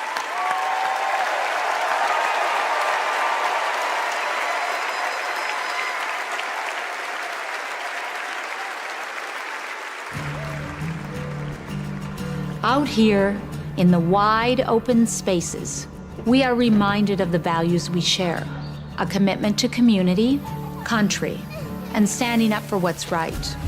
Tim Walz grew up in a small town in Nebraska where he spent summers working the family farm. There were just 24 students in his graduating class. His dad served during the Korean War, and that meant a lot to Tim. So he enlisted right after his 17th birthday and served 24 years in the National Guard, rising to Command Sergeant Major. Tim went to college on the GI Bill and became a social studies teacher. That's where Tim and I met. We shared a classroom with a divider right down the middle. His classroom was a lot louder than mine, but I could hear how engaged his students were. Tim taught for over 15 years, and he coached football, helping lead the team to a state championship after 0 wins just a few years before. Tim taught them how to believe in themselves and that we're all in this together. When one of our students started the school's Gay-Straight Alliance, Tim agreed to serve as faculty advisor because he knew how impactful it would be to have a football coach involved. He inspired his students, and he changed lives. He is just so joyful in everything that he does, but I think also standing up for, what he believes to be right, stands up to bullies. Then, Tim's students inspired him to run for Congress in southern Minnesota. Tim spent a lot of time working with Republicans, fighting to help farmers and expanding veterans' benefits. Whether it was in Congress or as governor, his focus has always been helping working people like those he grew up with. That's why he fought for the largest tax cut in Minnesota state history. But Tim Walz was there for small businesses like ours. With the urging of Governor Walz, we were able to pass the Alex Smith Insulin Affordability Act, and it has saved lives in Minnesota. With Tim as governor, Minnesota is one of the best places to raise a family and one of the best states for business. Tim's a lifelong hunter and gun owner.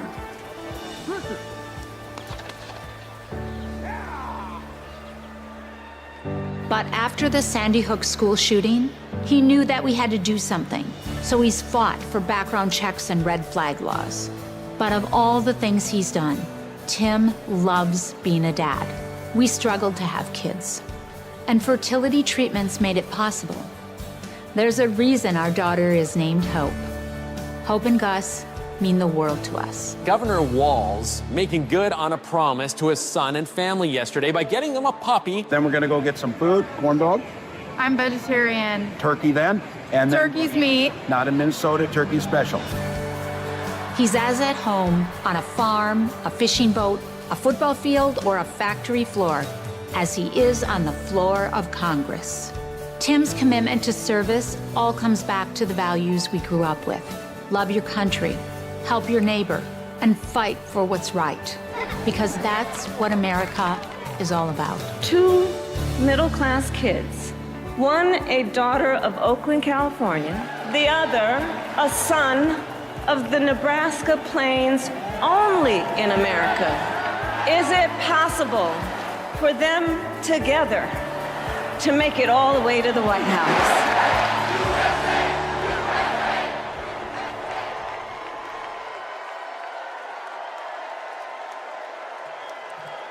Please welcome the Democratic nominee for Vice President, Governor Tim Walz.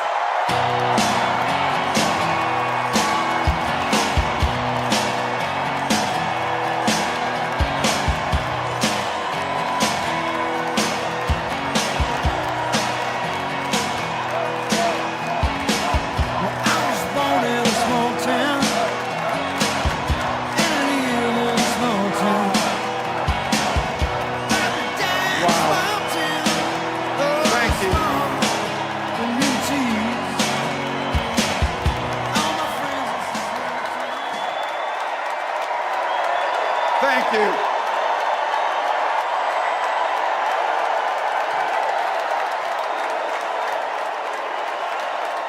Thank you.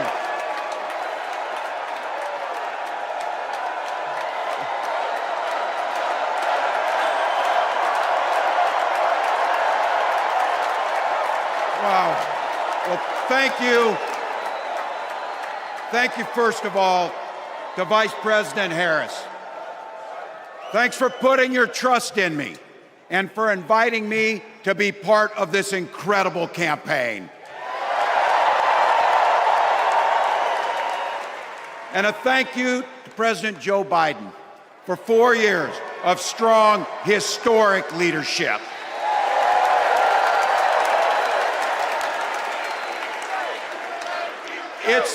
It's the honor of my life to accept your nomination for Vice President of the United States.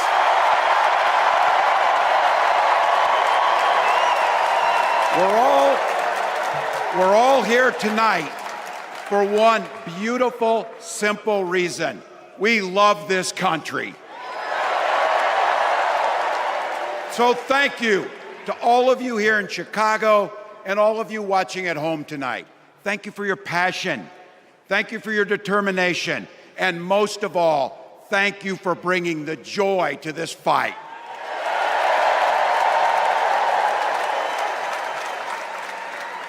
Now, I grew up in Butte, Nebraska, a town of 400 people. I had 24 kids in my high school class, and none of them went to Yale. But I'll tell you what, growing up in a small town like that, you learn how to take care of each other. That family down the road, they may not think like you do. They may not pray like you do. They may not love like you do, but they're your neighbors. And you look out for them, and they look out for you. Everybody belongs, and everybody has a responsibility to contribute. For me, it was serving in the Army National Guard. I joined up 2 days after my 17th birthday, and I proudly wore our nation's uniform for 24 years. My dad, a Korean War era Army veteran, died of lung cancer a couple years later. He left behind a mountain of medical debt. Thank God for Social Security survivor benefits.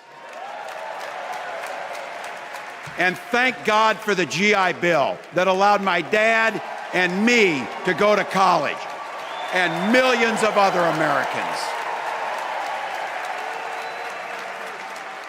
Eventually, like the rest of my family, I fell in love with teaching. Three out of 4 of us married teachers. I wound up teaching social studies and coaching football at Mankato West High School. Go Scarlets! We ran a 44 defense. We played through to the whistle on every single play, and we even won a state championship. Never closed the yearbook, people. But it was those players and my students who inspired me to run for Congress. They saw in me what I had hoped to instill in them, a commitment to the common good, an understanding that we're all in this together, and the belief that a single person can make a real difference for their neighbors. So there I was, a 40-something high school teacher with little kids, 0 political experience, and no money, running in a deep red district. But you know what? Never underestimate a public school teacher. Never.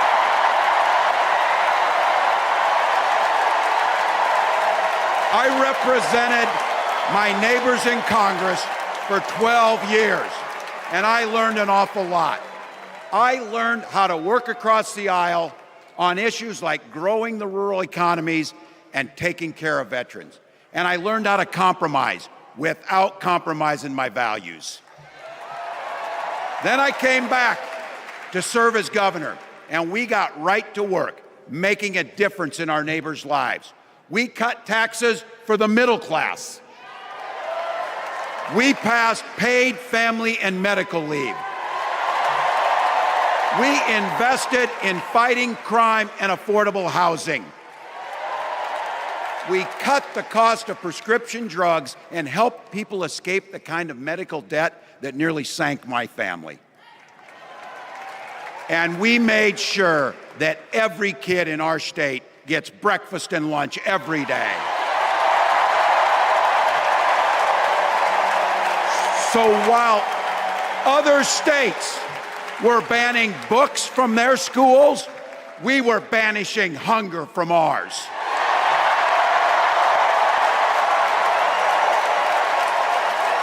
We also protected reproductive freedom because in Minnesota, we respect our neighbors and the personal choices they make. And even if we wouldn't make those same choices for ourselves, we've got a golden rule. Mind your own damn business.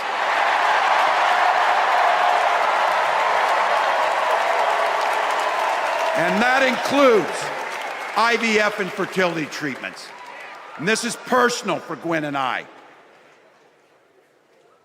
If you've never experienced the hell that is infertility, I guarantee you, you know somebody who has. And I can remember praying each night for a phone call. The pit in your stomach when the phone had rang, and the absolute agony when we heard the treatments hadn't worked. It took Gwen and I years, but we had access to fertility treatments. And when our daughter was born, we named her Hope. Hope, Gus, and Gwen, you are my entire world, and I love you.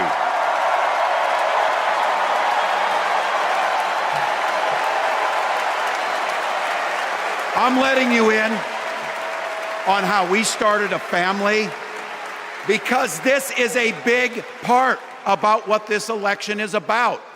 Freedom. When Republicans use the word freedom, they mean that the government should be free to invade your doctor's office. Corporations free to pollute your air and water. And banks free to take advantage of customers. But when we Democrats talk about freedom, we mean the freedom to make a better life for yourself and the people that you love. Freedom to make your own healthcare decisions.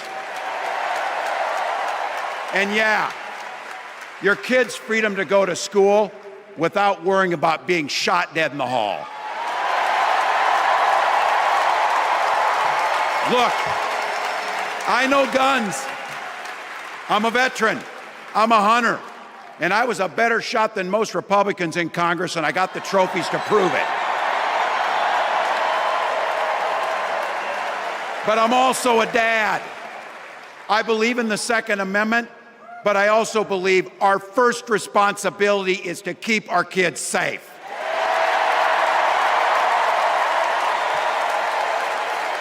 That's what this is all about. The responsibility we have to our kids, to each other, and to the future that we're building together, in which everyone is free to build the kind of life they want. But not everyone has that same sense of responsibility.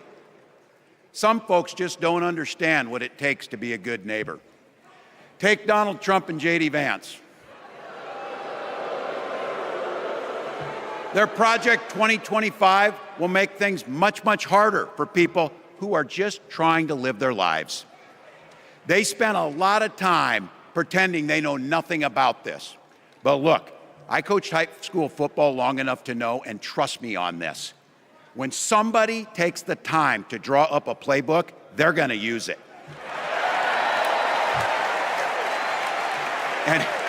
And we know if these guys get back in the White House, they'll start jacking up the costs on the middle class, they'll repeal the Affordable Care Act, they'll gut Social Security and Medicare, and they will ban abortion across this country with or without Congress. Here's the thing, it's an agenda nobody asked for. It's an agenda that serves nobody except the richest and the most extreme amongst us. And it's an agenda that does nothing for our neighbors in need. Is it weird? Absolutely. Absolutely. But it's also wrong. And it's dangerous. It's not just me saying so. It's Trump's own people. They were with him for 4 years. They're warning us that the next 4 years will be much, much worse. You know, when I was teaching every year, we'd elect a student body president. And you know what? Those teenagers could teach Donald Trump a hell of a lot about what a leader is. Leaders don't spend all day insulting people and blaming others. Leaders do the work. So I don't know about you, I'm ready to turn the page on these guys. So go ahead, say it with me. We're not going back.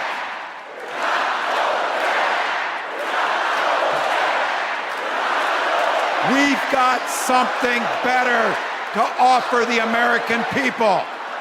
It starts with our candidate, Kamala Harris.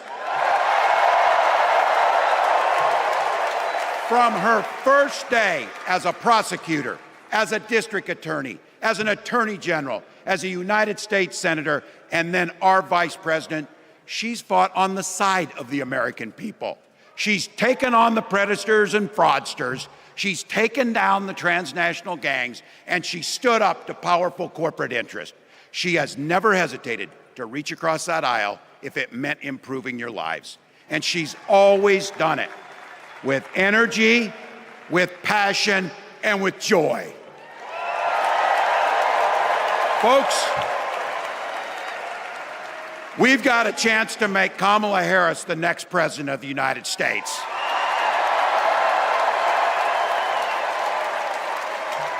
But I think we owe it to the American people to tell them exactly what she'd do as president before we ask them for their votes. So here, this is the part, clip and save it and send it to your undecided relatives so they know. If you're a middle-class family or a family trying to get into the middle class, Kamala Harris is going to cut your taxes. If you're getting squeezed by prescription drug prices, Kamala Harris is going to take on Big Pharma. If you're hoping to buy a home, Kamala Harris is going to help make it more affordable. And no matter who you are, Kamala Harris is going to stand up and fight for your freedom to live the life that you want to lead. Because that's what we want for ourselves, and it's what we want for our neighbors. You know, you might not know it, but I haven't given a lot of big speeches like this. But I have given a lot of pep talks. So let me finish with this, team. It's the fourth quarter. We're down a field goal, but we're on offense and we've got the ball.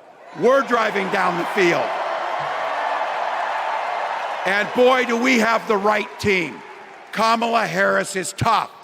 Kamala Harris is experienced, and Kamala Harris is ready. Our job for everyone watching is to get in the trenches and do the blocking and tackling. 1 inch at a time, 1 yard at a time, 1 phone call at a time, 1 door knock at a time, 1 $5 donation at a time. Look, we got 76 days. That's nothing. There'll be time to sleep when you're dead. We're going to leave it on the field. That's how we'll keep moving forward. That's how we'll turn the page on Donald Trump. That's how we'll build a country where workers come first. Healthcare and housing are human rights. And the government stays the hell out of your bedroom.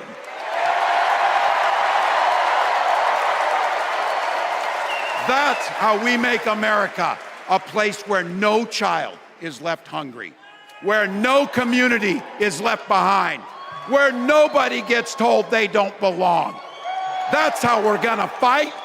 And as the next president of the United States always says, when we fight, we win. When we fight, thank you. God bless.